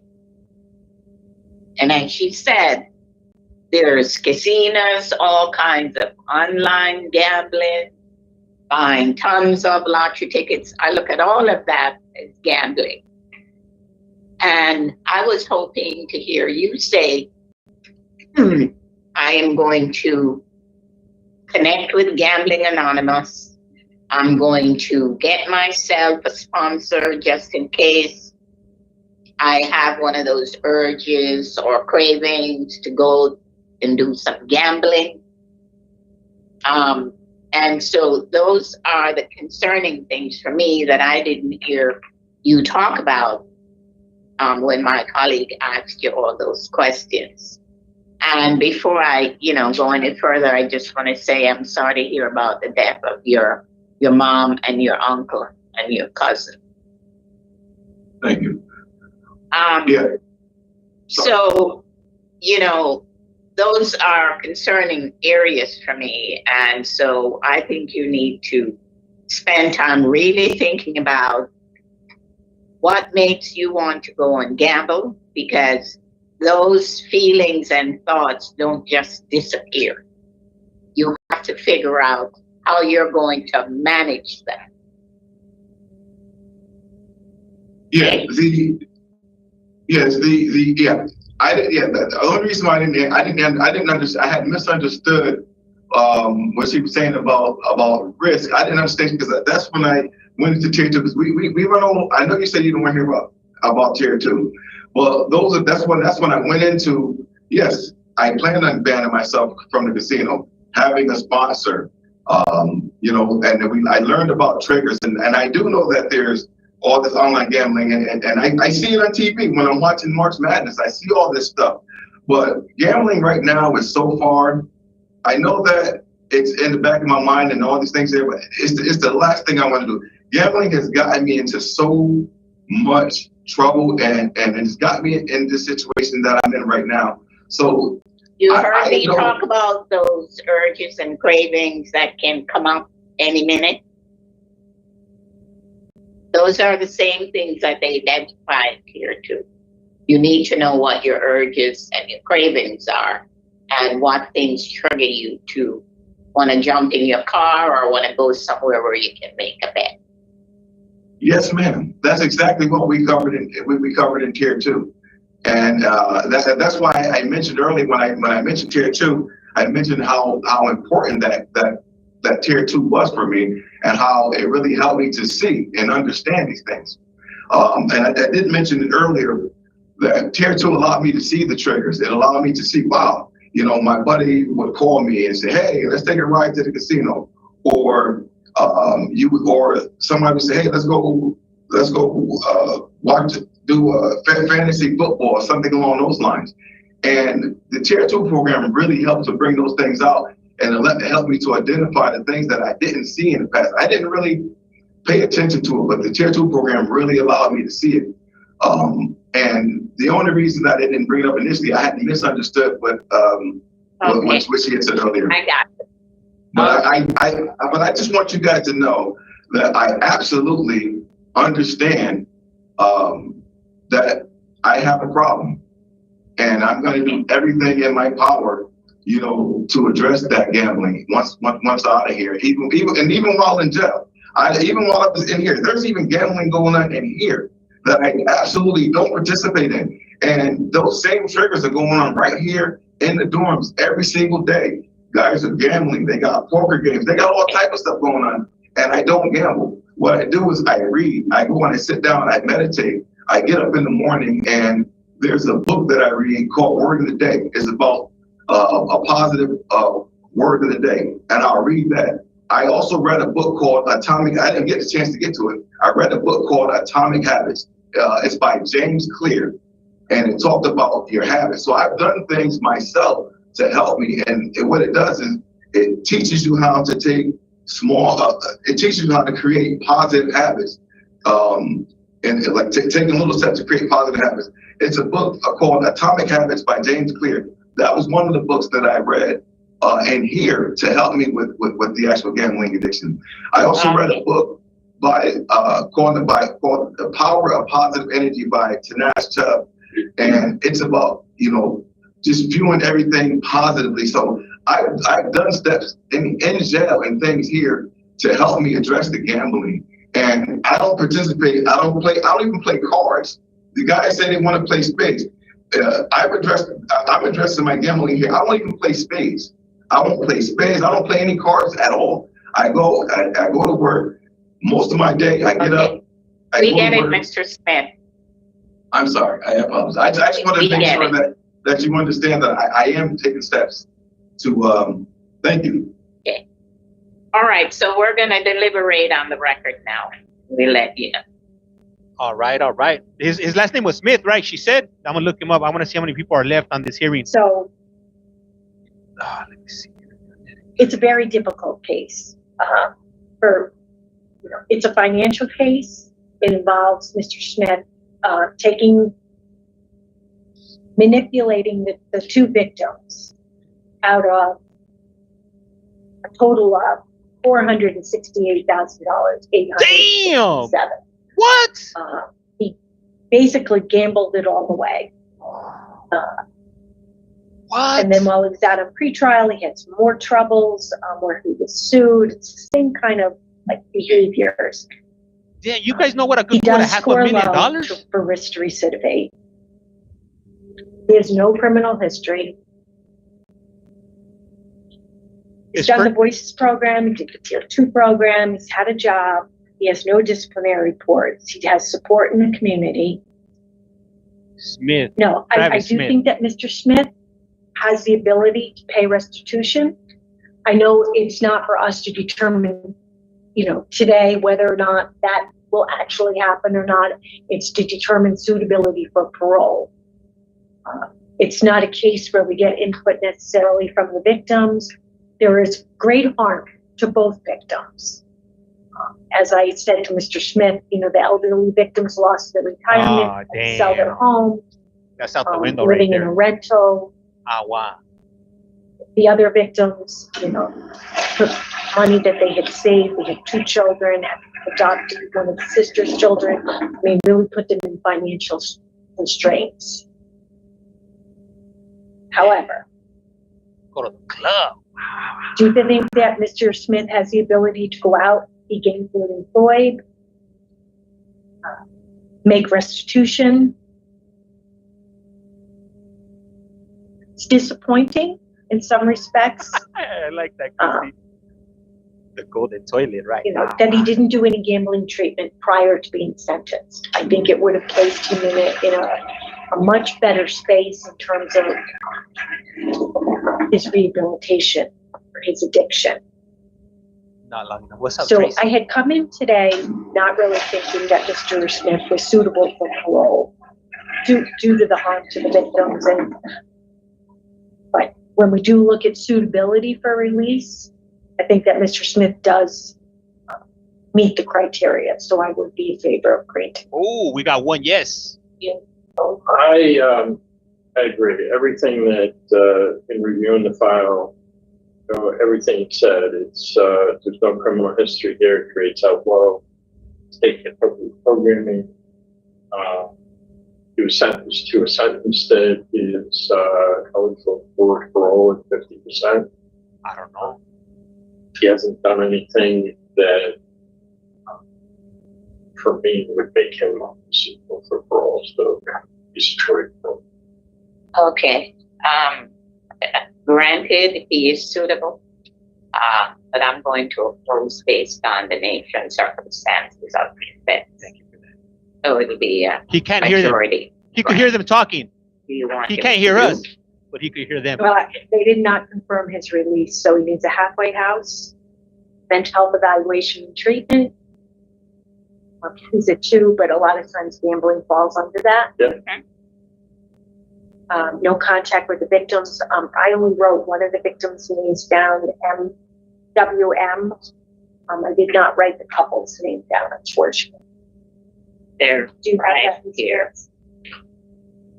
Halfway house is it's a reentry home. So when he gets out of prison, he has to go to this house where he has to live at for X amount of time, 6 months, a year, or whatever, and he has to follow the rules and whatever guidelines they got. And then once you said mental health treatment, no contact with.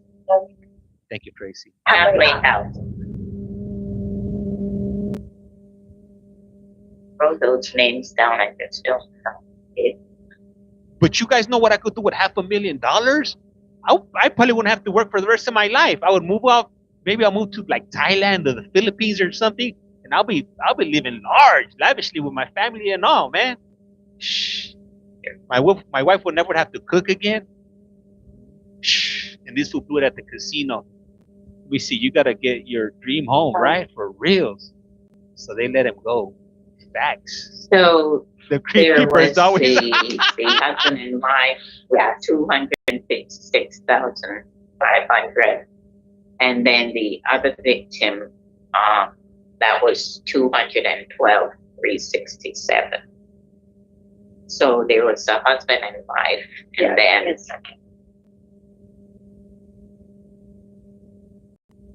man, that's crazy. Okay. This chat is on I fire. know, it just threw me out too. He's creepy. Hey man, you guys got me cracking up on the chat. You guys be definitely coming through with the comments and whatnot. You guys are definitely some witty ones. And shout out to everybody, wherever you guys are tuning in from, the US, UK, Ireland, Dublin, wherever. It just threw me out again.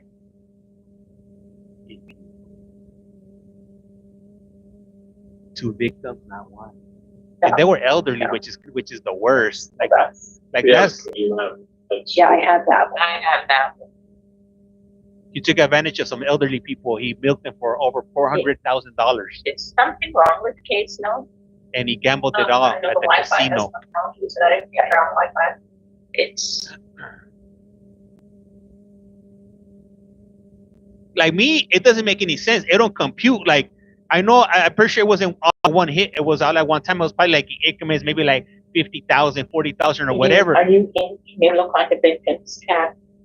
But if I ever came across, hold on 1 second. 50% case. If I ever came across that type of money, you better believe I'm not going to be going to the casino. That'll be the last thing on my mind. Yes, I right now for this. It's not. They don't put them in there either. And then he expects to win. Like, come on, like really? Come on, you just came up on a whole bunch of money and you go blow it at the casino. Like, make that make sense. Like, what world are you living in? Maybe we can go back on the record and add them. They trusted him, yeah. That is true. This at a later time, yes. So I'll just give the victim docket Thank you for that. Okay. Kel, thank you, Kel. There we go. CG and MG. Addiction is real, yeah. That's why, hey, you know what's my addiction? I'm gonna tell you what my addiction is: cookies and milk. Okay. You put a so in the case of Travis Smith, inmate number 440-513, there's a majority decision to grant discretionary parole on or after July 12, 2025, with the following conditions: no contact with victims WM, and no contact with victims CG and MG, mental health evaluation and treatment as deemed necessary, and release to a halfway house if needed. All those in favor? Aye. All those opposed? Aye. So it's a majority grant. So you're granted on or after July 12, 2025, Mr. Smith. All right, so this concludes the hearing for Travis Smith, number 440513. Mr. Smith, you will get a copy of this disposition in the mail. Thank you. Thank you. Damn, that's all bad right there. Hey, and I'm gonna ask you guys for a favor. Nah, don't trip. I don't need any money. I don't need you guys to send me any green dots or gifts or anything like that. But I do need you guys to hit that follow button here, and also if you could go ahead and follow me over here on YT. Which one you want to see next? Anyone? If you guys could follow me at this other account here at CollectCallFrom, I would really appreciate it. I'm trying to get to 10,000 followers over there also. So any bit that you guys could do, I would highly appreciate it. Next. What do you guys think this guy did? I'm about to look him up as soon as they announce his name right here. Let's see what it is. How much for the stick? Hey, you know what? Paul Mignani, Mignani. 441. Thank you. Hey, I'm gonna make some stickers as soon as I get them because I don't have any more of these. These ones don't even work anymore. They're all dirty and from the back. I sent out all the stickers I had, but I'm gonna make some this week coming up, and then I'll go ahead and let you guys know how you guys can get a hold of them. Let me see. Cookie SA, thumbs up. Let me see. I have this information right here. As a matter of fact,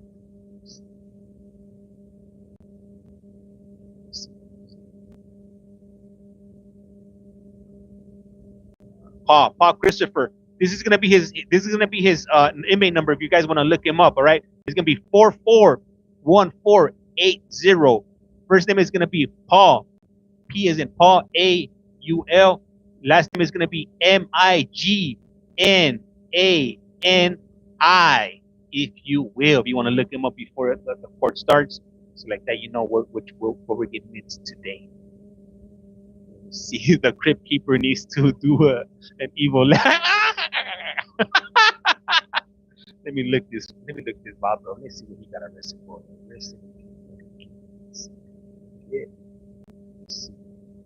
Yeah. Hey, thank you, Steve, for putting that up on the. Highly appreciate that.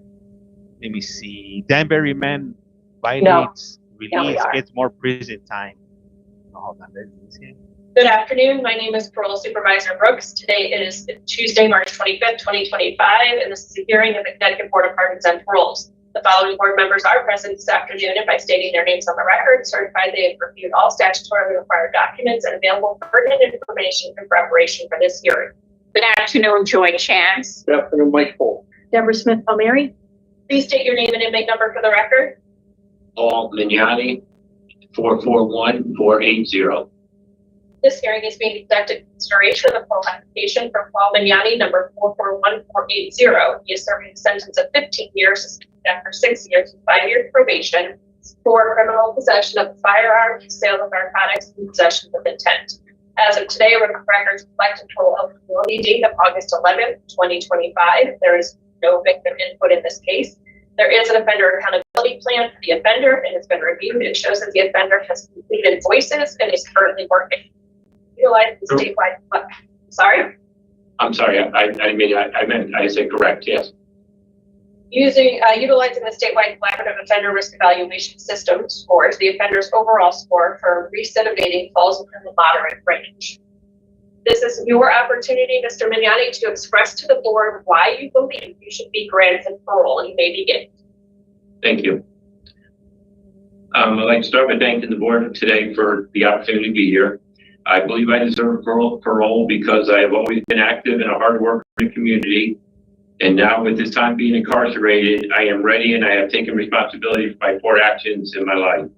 In preparing for taking the proper and necessary steps for outside success, I have completed the Voices program and am currently working, and I am utilizing the Tier 4 program to maximize my understanding of my past behavior and what brought myself here. I believe I have paid my debt to society, and the only way now is to peer into the rear view and see the parts of my past that will always remain there, but now I can look clearly on through the windshield that is my future and be an upstanding member of my community and be able to share my story and let people know life can be and is manageable, that there are no shortcuts in life, drugs do not solve the problem, and that you can have freedom without responsibility. I also have written a relapse prevention plan to prepare myself to live a balanced life and the possibility of leaving a legacy carried on to my children and my grandchildren. Thank you. Okay, thank you, Mr. McNally, for your opening comments. What do you guys rate that? We have questions of our own. What do you guys rate we'll his? Each take turns, and then we'll deliberate and then get back with you. And Mr. Cole will begin with the question. Okay. Thank you, Madam Chair. Mr. McNally, did you just say that you are in Tier 4 right now? Yes, I am, sir. I'm actually ready to graduate in about 2.5 weeks. April 16th, to be exact, to be honest with you. As long as there's no hiccups, I've been in about 7 months now. So you graduate in a couple of weeks, so like mid-April? Yes. And that's after taking Tier 2? I didn't take Tier 2. I went right to Tier 4. I was told to take Tier 2, and when I talked to the counselors down there, Ms. Rogers and the other counselors, they asked me if I was interested in maximizing my, ability to learn what I needed to learn, and I did not object in any way, and I took the Tier 4 program. I started September 3rd. Okay, so that makes there's just an error in our information in that we thought you were in Tier 2 and going to be done on March 20th. No, But you'll be mid-April. So obviously you're dealing with a couple of really heavy drugs. I was dealing, yes, sir. So here's the thing. What have you learned in Tier 4 that's going to help you when you're released in the community? For me, drugs, like I said, aren't the answers. I need to know that I can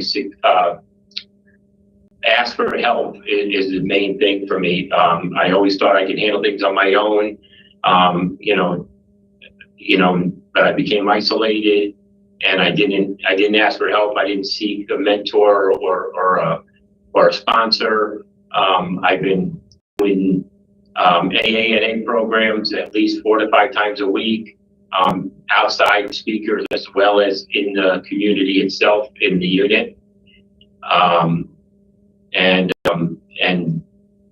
I have no use for the drugs or have anything to use for, or need for them anymore, knowing that they're not helping me. It just made my life a disgrace in the last. My first incarceration was after I was 50 years old. So I'm ashamed of myself and to my family that this is what happened to me, and I let drugs take over over my life. All right, and you took voices as well, right? Correct. And that's some of what I'm hearing right now from you in your description of what happened out there and some of the things you're thinking about inside. You have a federal sentence that is 18 months consecutive to this, right? Correct. So,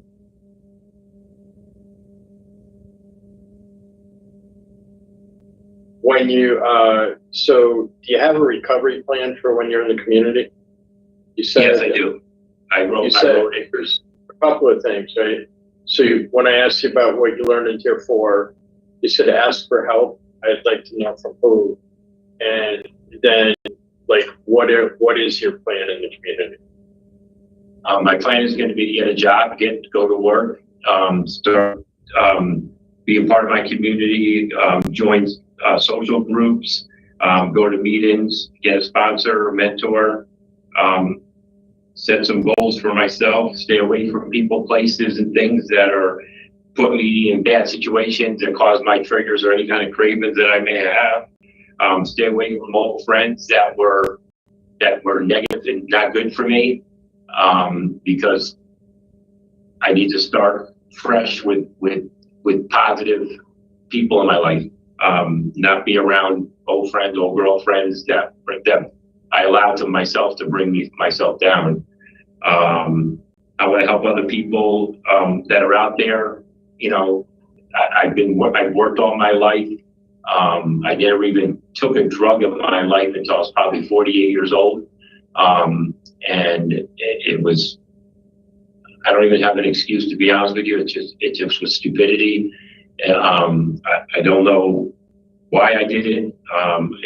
It's codependency, inappropriate relationships I'll use. They're not excuses. I allowed myself into them, which brought myself down. But out in the community, like I said, I'm definitely going to work hard. Always plan ahead. Always be prepared for the unexpected.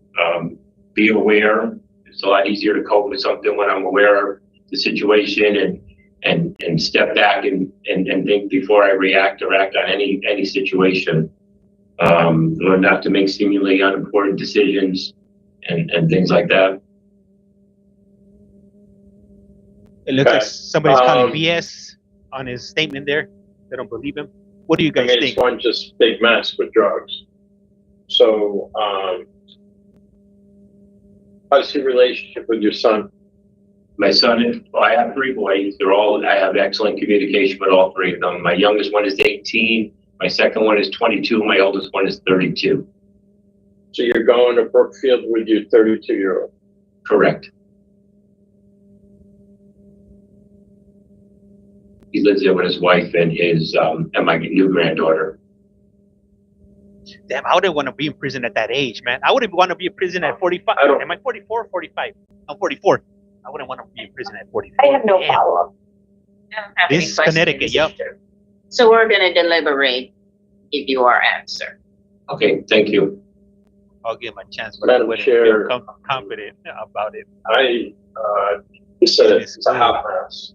I don't know. But because we have a parole eligibility date in August, we have a 100% date in March of 2028, and we have 2 months consecutive on a federal violation of probation conviction. Which brings us to August of 26, February 27. So some of the feds is going to come back and still going to be on parole here.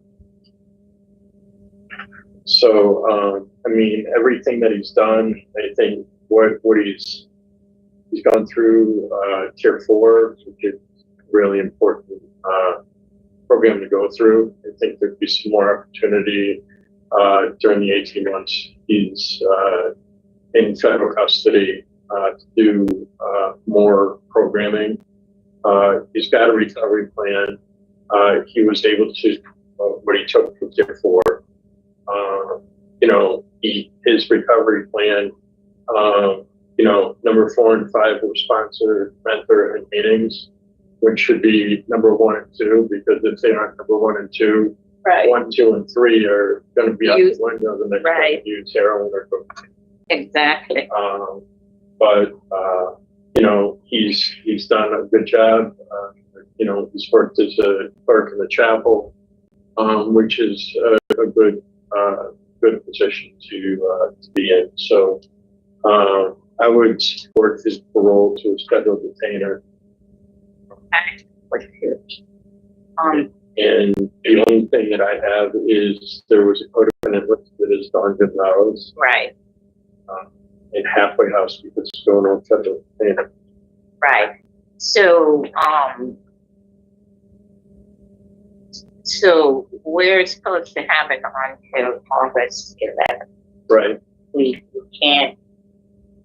No. We cannot do that. So he's going to have to stay with us till August and then go. Yes. Yes. Right.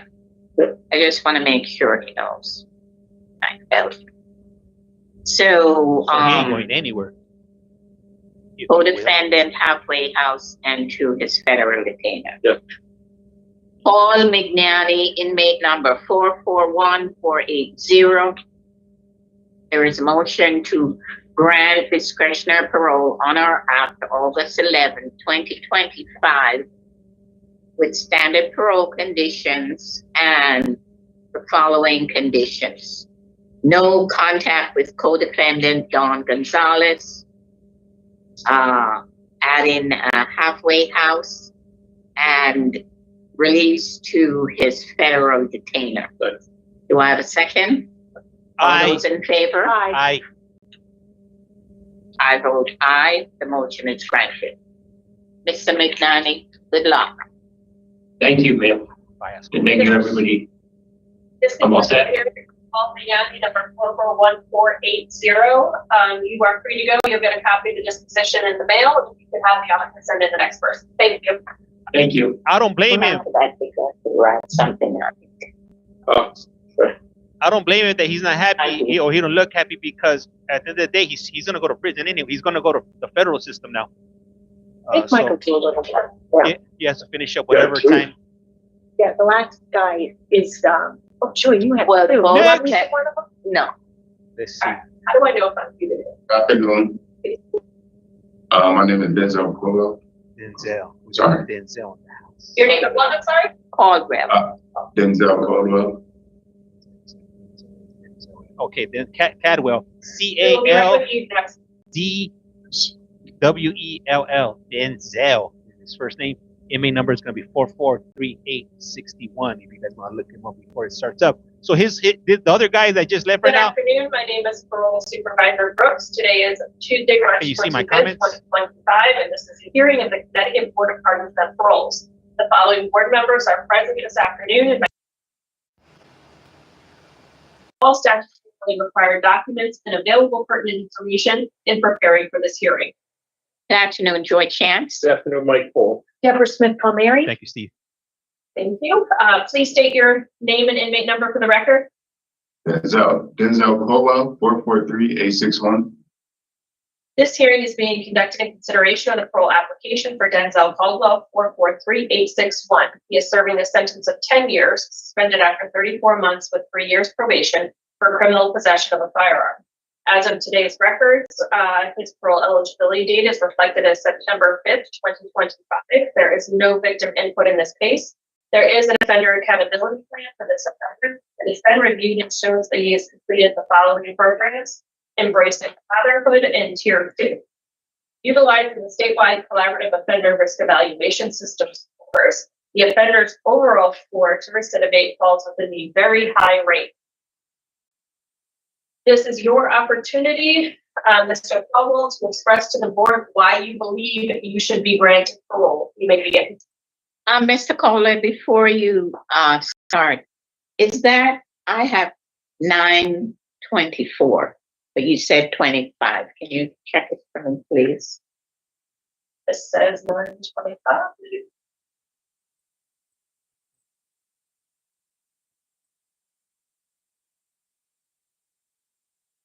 You check it, we can go, right? Should be looking. Okay. Your service. Okay, so it looks like 9/10/24 according to the disc. So I guess the script is incorrect. Right. It will make a difference depending on what we do. So that's why. So it appears to be eligibility date of September 2024. Okay. All right. Thank you. Go ahead, Mr. Caldwell. Good afternoon. I would like to start by saying thank you for taking the time to review my case, and I understand parole is a privilege and not a guarantee. Secondly, I would like to apologize to my community and family for my actions and reckless behavior. While locked up, I was sent to Chester High Bond Block, and that was a real eye-opener that this could have easily been the rest of my life. I met people while working in the kitchen who are serving life, and a lot of them sat down and told me if I don't change my mindset and my surroundings, I would be exactly like them in 5 years, wishing I would have listened. After getting sentenced, I took Tier 2 in Embracing Fatherhood. Tier 2 told me that I had a problem. I thought because I wasn't forcing no one to buy drugs or serving kids that it was okay. But by me making it available to them, I was part of the problem and helping destroy families. And if it wasn't for selling drugs, I would not need to carry a gun. I realized addiction is a mental health problem and I have a problem myself. I worked on coping skills and there are other ways to deal with my problems without relying on drugs, and it's okay to ask for help. Embracing fatherhood taught me that being there is only half the step. The emotional well-being of your kids is just as important. I have 2 kids, a 7-year-old and a 2-year-old, and right now I'm letting them down because I am not there to create a safe and stable environment. If granted parole, I have a real supportive family who is willing to accept me into their home and help me get into program treasure for my electrician license, and a manager who is willing to accept me back into Bazzuto's with shifts that help me make time for school. I will be staying in Hamden, Connecticut, and I feel parole is best for me re-entering the community because I will have some structure like a curfew and having a check-in weekly will help me stay on track my first few months home. Thank you for your time. Can you clarify, what were you going to do at Porter and Chester? My electrician license.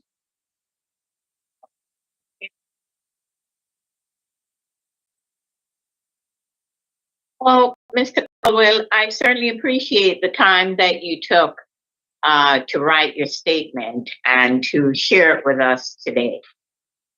And where did you get the gun? I brought it off the streets. Why?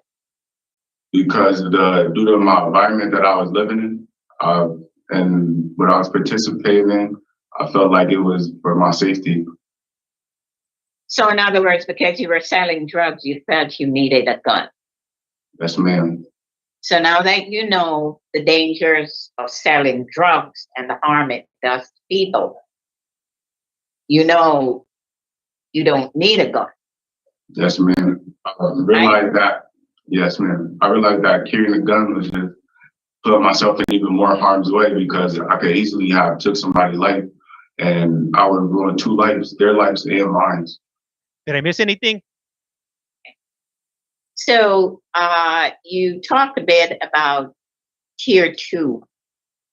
Go over a little bit more about how Tier 2 has changed your thinking about not just using but selling drugs and the impact on your community.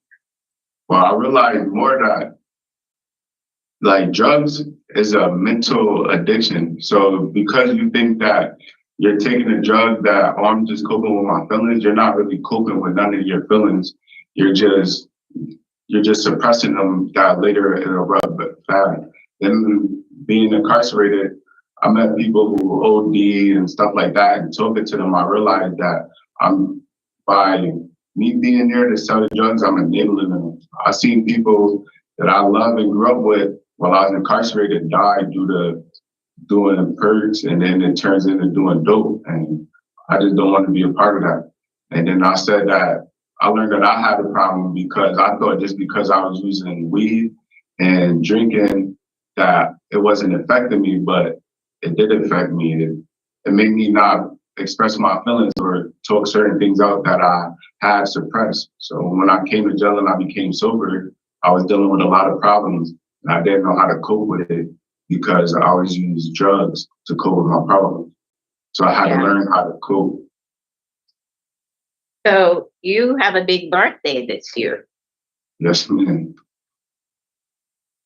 So I'm hoping that this incarceration has helped your brains to develop by getting you to understand the danger of selling drugs, using drugs, and being in possession of guns. Yes, ma'am. I was 22 when I came to jail. I didn't know. I thought I knew everything, but coming to jail, it opened my mind that it's a lot that I still haven't experienced. Yes, so you have certainly expressed some good insight here. So you had the 2 previous failed community releases. Why do you think that was? I'm sorry, can you say that again? You failed on 2 previous community releases. Why?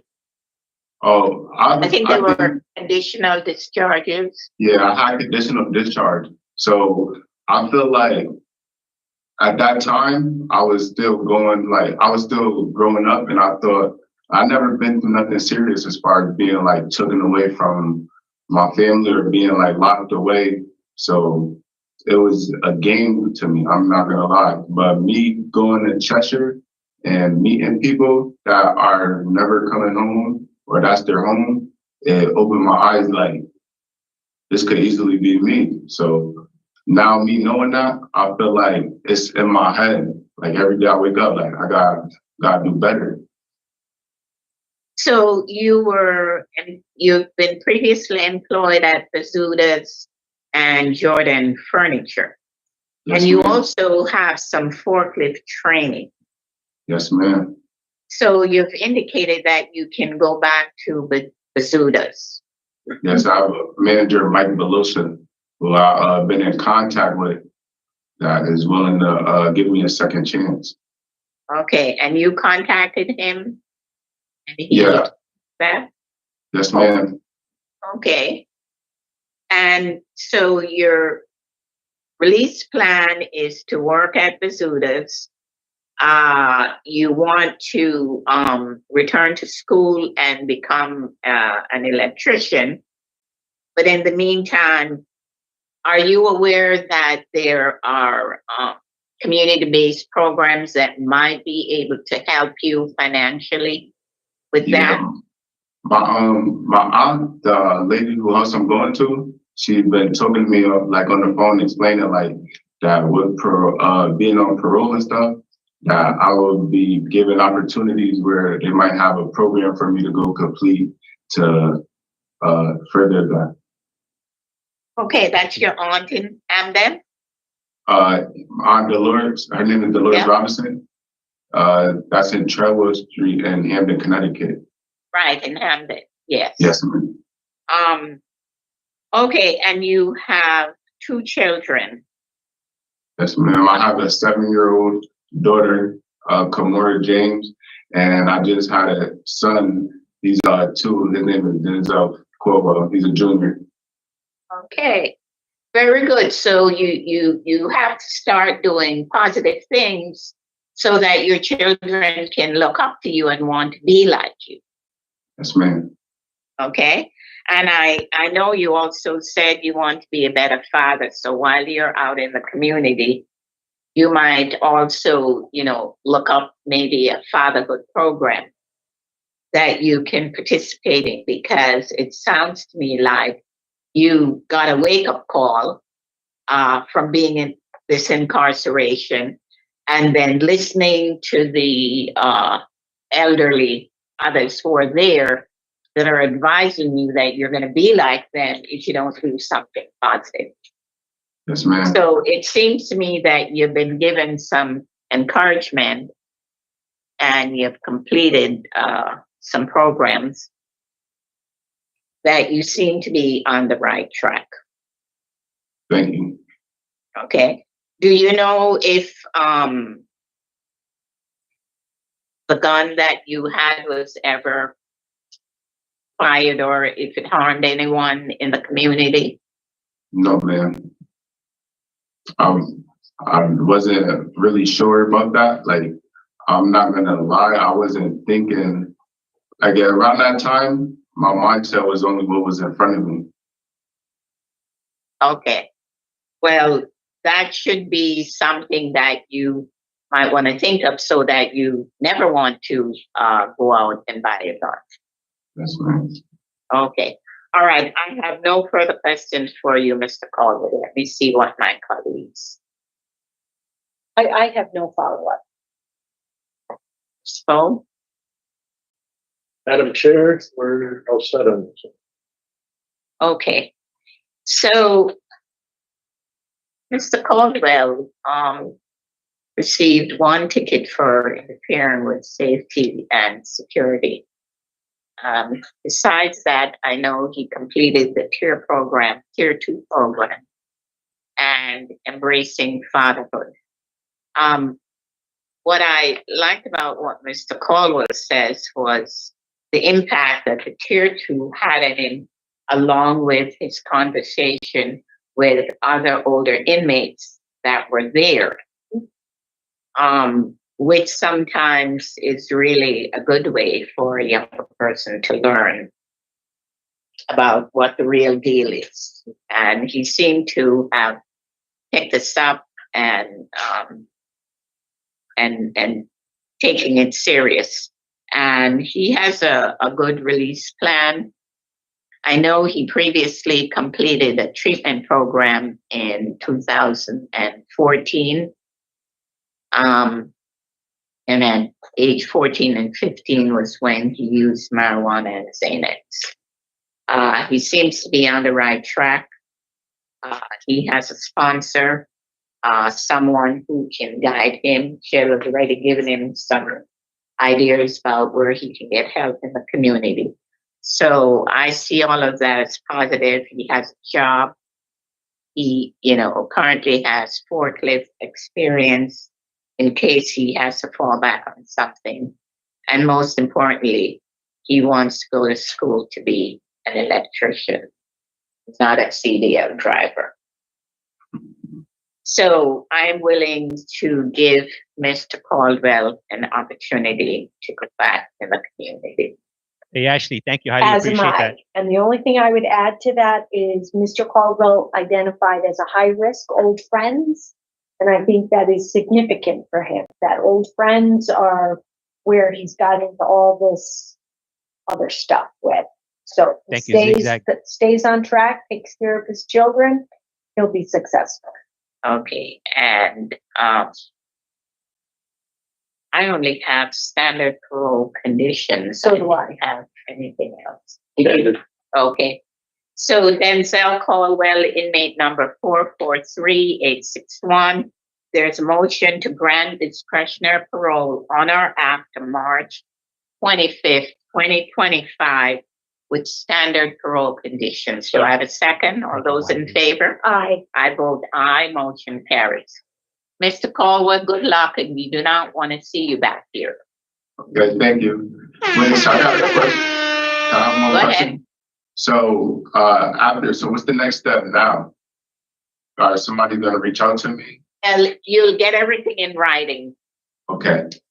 Have a great day. Okay. This concludes the hearing for Denzel Caldwell, number 443861. Hey, I'm gonna be honest with you guys. I'd rather have this guy go home than the guy they let go home last week on Friday. That case was all bad. He had the usual, just normal crimes. He had a gun and some rugs. This got to be the last guy that needs the interpreter, right? What's good answer? Ah, this is gonna be a long one. Edwin. That's the one. I'll interpret. Leo Moreno. Sí. Okay, we'll look at the book of them. Oh, she knows Spanish. She knows Espanol. Oh, that's what's up. Let's see. Hey, so I'm gonna give you guys a heads up. I'm gonna be on for like about another 30-40 minutes or so. I gotta get going. Once I cut the stream, I'm gonna ask you guys to jump over to YT. I'm gonna have the stream running on YT. If you guys want to continue watching, I'm gonna start over from the beginning because we only caught the tail end of the stream. So if you want to catch the whole stream, damn, this is a long one today. They had a long roster Good today. afternoon. We are going to begin with the interpreters. It's at CollectCallFrom. It's the same. You see up here? Going to begin with the interpreters oath. At CollectCallFrom. Please raise your right hand. May you solemnly swear and sincerely affirm as the case may be that you will faithfully discharge according to law your interpreter to the best of your ability. Thank you guys for tuning in. Perjury. I don't. Okay. All right. I'll put it in. I gotta check the Friday one. That Friday one was crazy. They had the Good Wizinator. afternoon. My name is Parole Supervisor Brooks. Today is Tuesday, March 25th, 2025, and this is the hearing of the Connecticut Board of Pardons and Paroles. The following board members are present this morning and by stating their names on the record, certify they have reviewed all statutorily required documents and available pertinent information in preparation for hearing. Good afternoon, George Yance. Good afternoon, Mike Paul. Deborah Smith Palmieri. Please state your name and inmate number for the record. Buenas tardes, soy la supervisora de libertad condicional Cruz. Hoy es martes 25 de marzo del 2025 y esta es una audiencia de la Junta de Cultos y Libertad Condicional de Connecticut. Los siguientes miembros de la Junta están presentes esta tarde y al decir sus nombres en el registro, certifican haber revisado todos los documentos legalmente requeridos e información pertinente disponible en preparación a esta audiencia. Por favor, decir su nombre y número de confinado para el registro. Edwin León Guerrero. Mi número es 395902. He sounds Puerto Rican. This hearing is being conducted in consideration of the parole application for Edwin Leon Guerrero, number 395902. He is serving a sentence of 10 years, suspended after 30 months, 5 years probation for burglary third, arson third, and 2 counts of failure to appear first. Did they say arson? Esta audiencia se está llevando a cabo en consideración a la aplicación de libertad condicional de Edwin León Guerrero, número 395902. Él está recibiendo una sentencia de 10 años, suspendido luego de 30 meses de prisión, seguido de 5 años de libertad provisional por robo en tercer grado, un sentido provocado en tercer grado, 2 grado.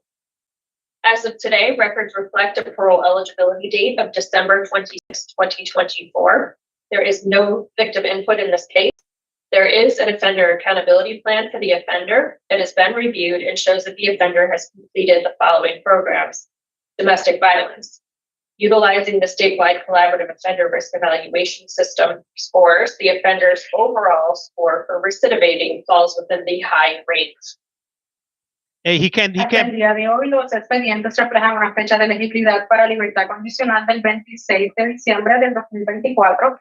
No hay testimonio de víctima en este caso. Hay un plan de responsabilidad para el ofensor, el cual ha sido revisado y demuestra que el ofensor ha completado violencia doméstica. Utilizando el sistema colaborativo estatal de evaluación de del ofensor, SCORES, el puntaje general del ofensor cae dentro del rango alto de riesgo de reincidencia. Hey, if he's Puerto Rican, he can't be Mr. deported. Guerrero, this is your opportunity to express to the board why you believe you should be granted parole. You may begin. Puerto Ricans are U.S. citizens. Es su oportunidad para expresarle a la Junta porque piensa se le debe conceder libertad condicional. Puede comenzar. Puerto Ricans. ¿Me puedes repetir? No entendí, no escuché bien. Puerto Ricans are U.S. citizens. Para expresarle a la Junta porque piensa se le debe conceder libertad condicional. Hey, what up, D? Undeportable. ¿Por qué? Repíteme, disculpan, porque es que no oigo, no se oye bien lo último que dijiste. Perdón. Es tu oportunidad para expresarle a la Junta por qué piensa se le debe conceder libertad condicional. He sounds Puerto Rican to me. Yo he hecho todas mis cosas bien, desde que caí en la cárcel. He cogido los programas que me han dicho, he establecido comunicación con mi familia, he establecido tener un trabajo cuando salga, he hablado con mis padres, con la esposa mía, con mis hijos, he hecho todas mis cosas bien. Un momento, señor León. I have done what I was supposed to do since I got here. I took the programs that I was supposed to take. I have a job waiting for me outside. I have been in communication with my family. I have spoken to my parents, to my wife. I am doing what I'm supposed to be doing. Continúe. I would have forgot already. With all that, I wouldn't have been able to repeat it back. He hecho todas las cosas que tengo que hacer. Sé que hice muchas cosas que no debí de hacer. Incurrí en muchos delitos que no debí de incurrir, pero yo no pienso volver de nuevo a esa vida, más nada, ya que tengo 2 hijos que dependen de mí, siempre han dependido de mí. I know that I did a lot of things that I was not supposed to be doing. I committed a lot of crimes. But I will not be doing any of those things ever again because I have 2 children that they depend on me.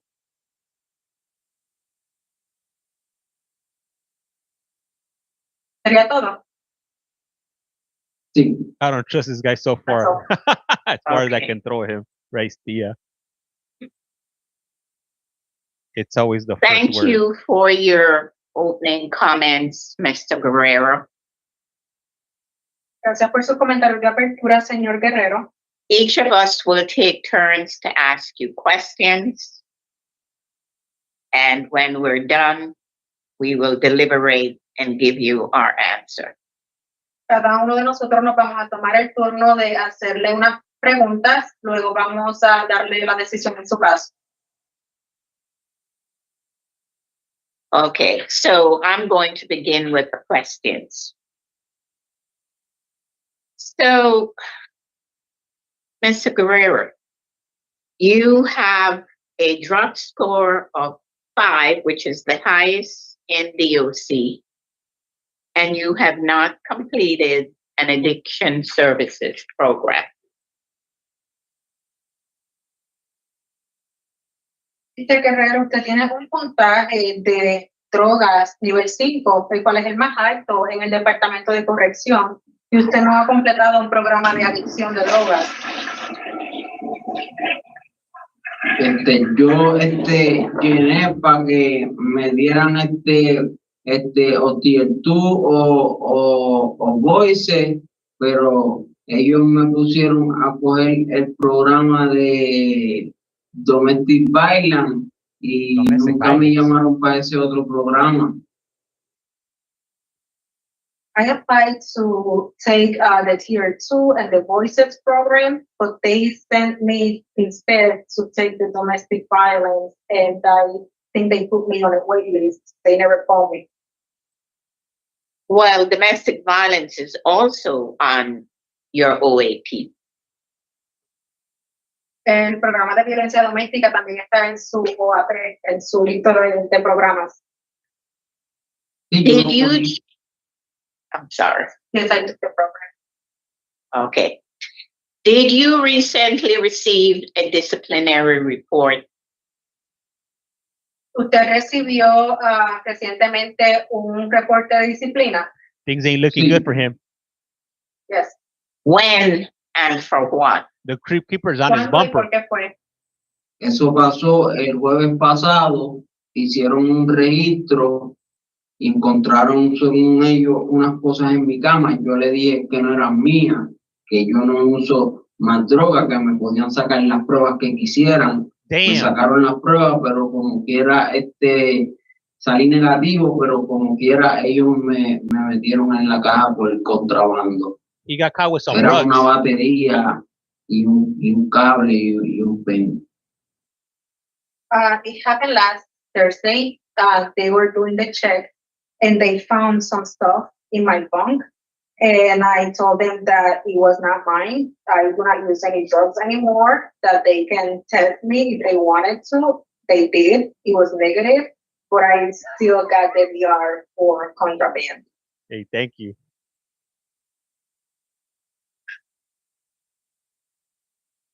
Welcome back. It's me, Dark Angel. So these are some pretty serious crimes. I hate when they find stuff in my bunk that's not mine. Can you tell me about the arson third? Señor Guerrero, estos son unos crímenes muy serios. ¿Me podría hablar acerca del crimen del incendio? Sí, el crimen del incendio, ellos dicen que ellos tenían mi ADN y yo tenía un guarante de ese crimen y cuando fui a ver el caso de violencia doméstica y el caso de robo, pues el de violencia doméstica, en el de robo, pues ya yo había aceptado culpabilidad y ya yo tenía una sentencia por eso. Y mi abogado me recomendó que lo cogiera porque podía ser peor para mí y yo quería pelearlo, pero ella me aconsejó que no peleara porque si no podía ser peor. Yo no quería porque yo sé que yo no era culpable, pero ya yo era culpable del primer caso y de la violencia doméstica. Un momento, señor Guerrero. Yes, they said that they found my DNA and I had a warrant, outstanding warrant for my cases of domestic violence and for my burglary case, which I took responsibility for those cases. And I was sentenced already for those cases, but then my attorney told me that it was better for me to plead guilty to the arson charge, because if not, I was gonna be facing more time in prison, but I didn't want to plead guilty for this case.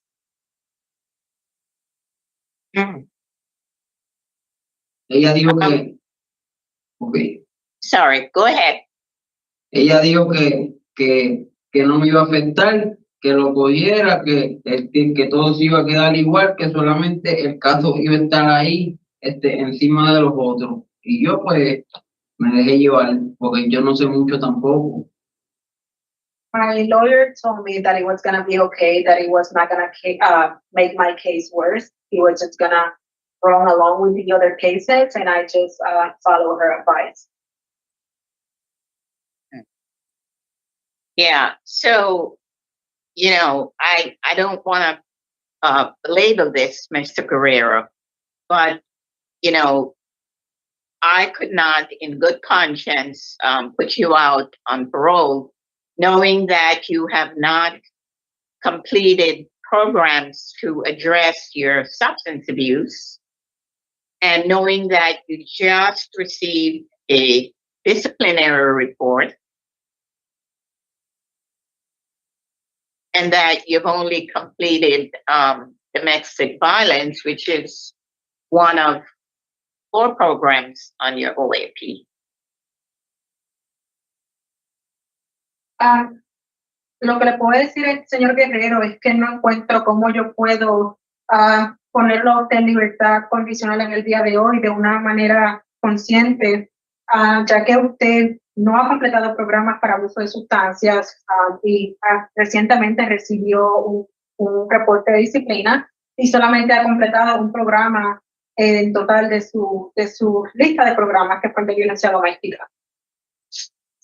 Yo tengo en mi OP salía Methadone Program, pero yo no quiero coger ese programa porque yo veo la metadona como si eso es otra droga y yo no quiero saber de las drogas más nada. Y pues del otro programa, pues yo escribí a ellos para cogerlo. Yo quería tener todo lo suficiente. Escuela, yo tengo 4º año aprobado. Yo tengo mi 4º año aprobado. When it comes to the methadone program, I didn't want to take it because for me, I see it if I am just using another drug, and I don't want anything to do with drugs anymore.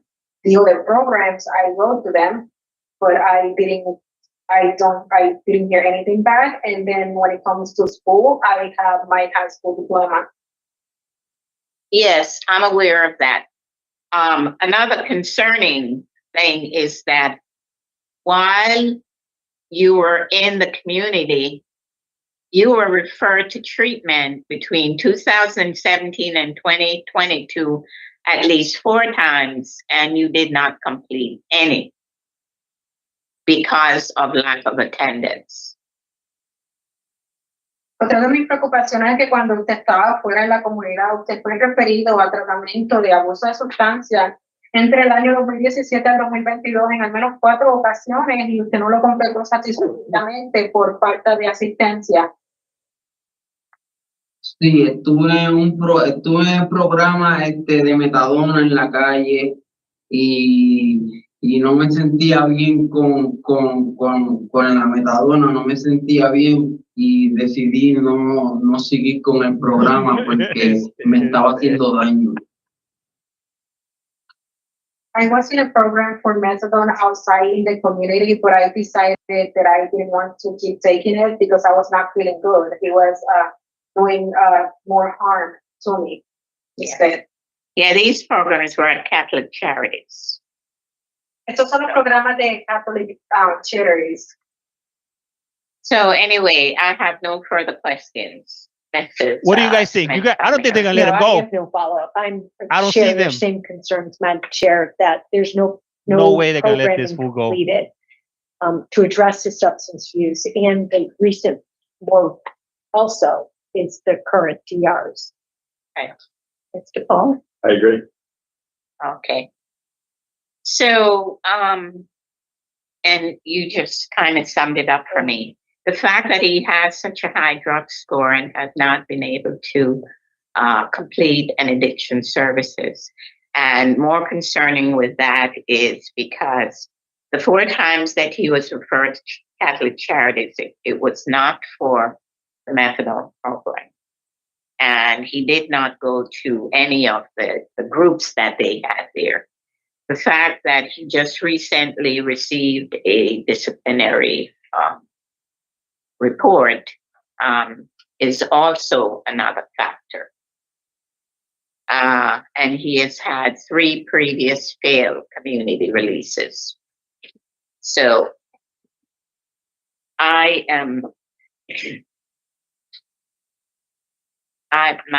denial reasons are conservation, inadequate institutional program participation, and poor institutional adjustment. So we're discussing that. So yep, there he's locked up. They're gonna let him out. I love the TikTok. I agree with you, Madam Chair. I mean, I stated that I shared your concerns and the reasons for denial as well. He has 10 months in the sentence. I'm hopeful that he can do a tier program prior to that. Right. So wow. In the case of Edwin Leon Guerrero, I move to deny discretionary parole. 1. For these reasons. Current offense committed on probation. Inadequate institutional program participation. Poor institutional adjustment. He did that to himself. And inadequate release plan. Do I have a second? Second. Excuse me. All in favor? Aye. I vote aye. Motion carries. Wow.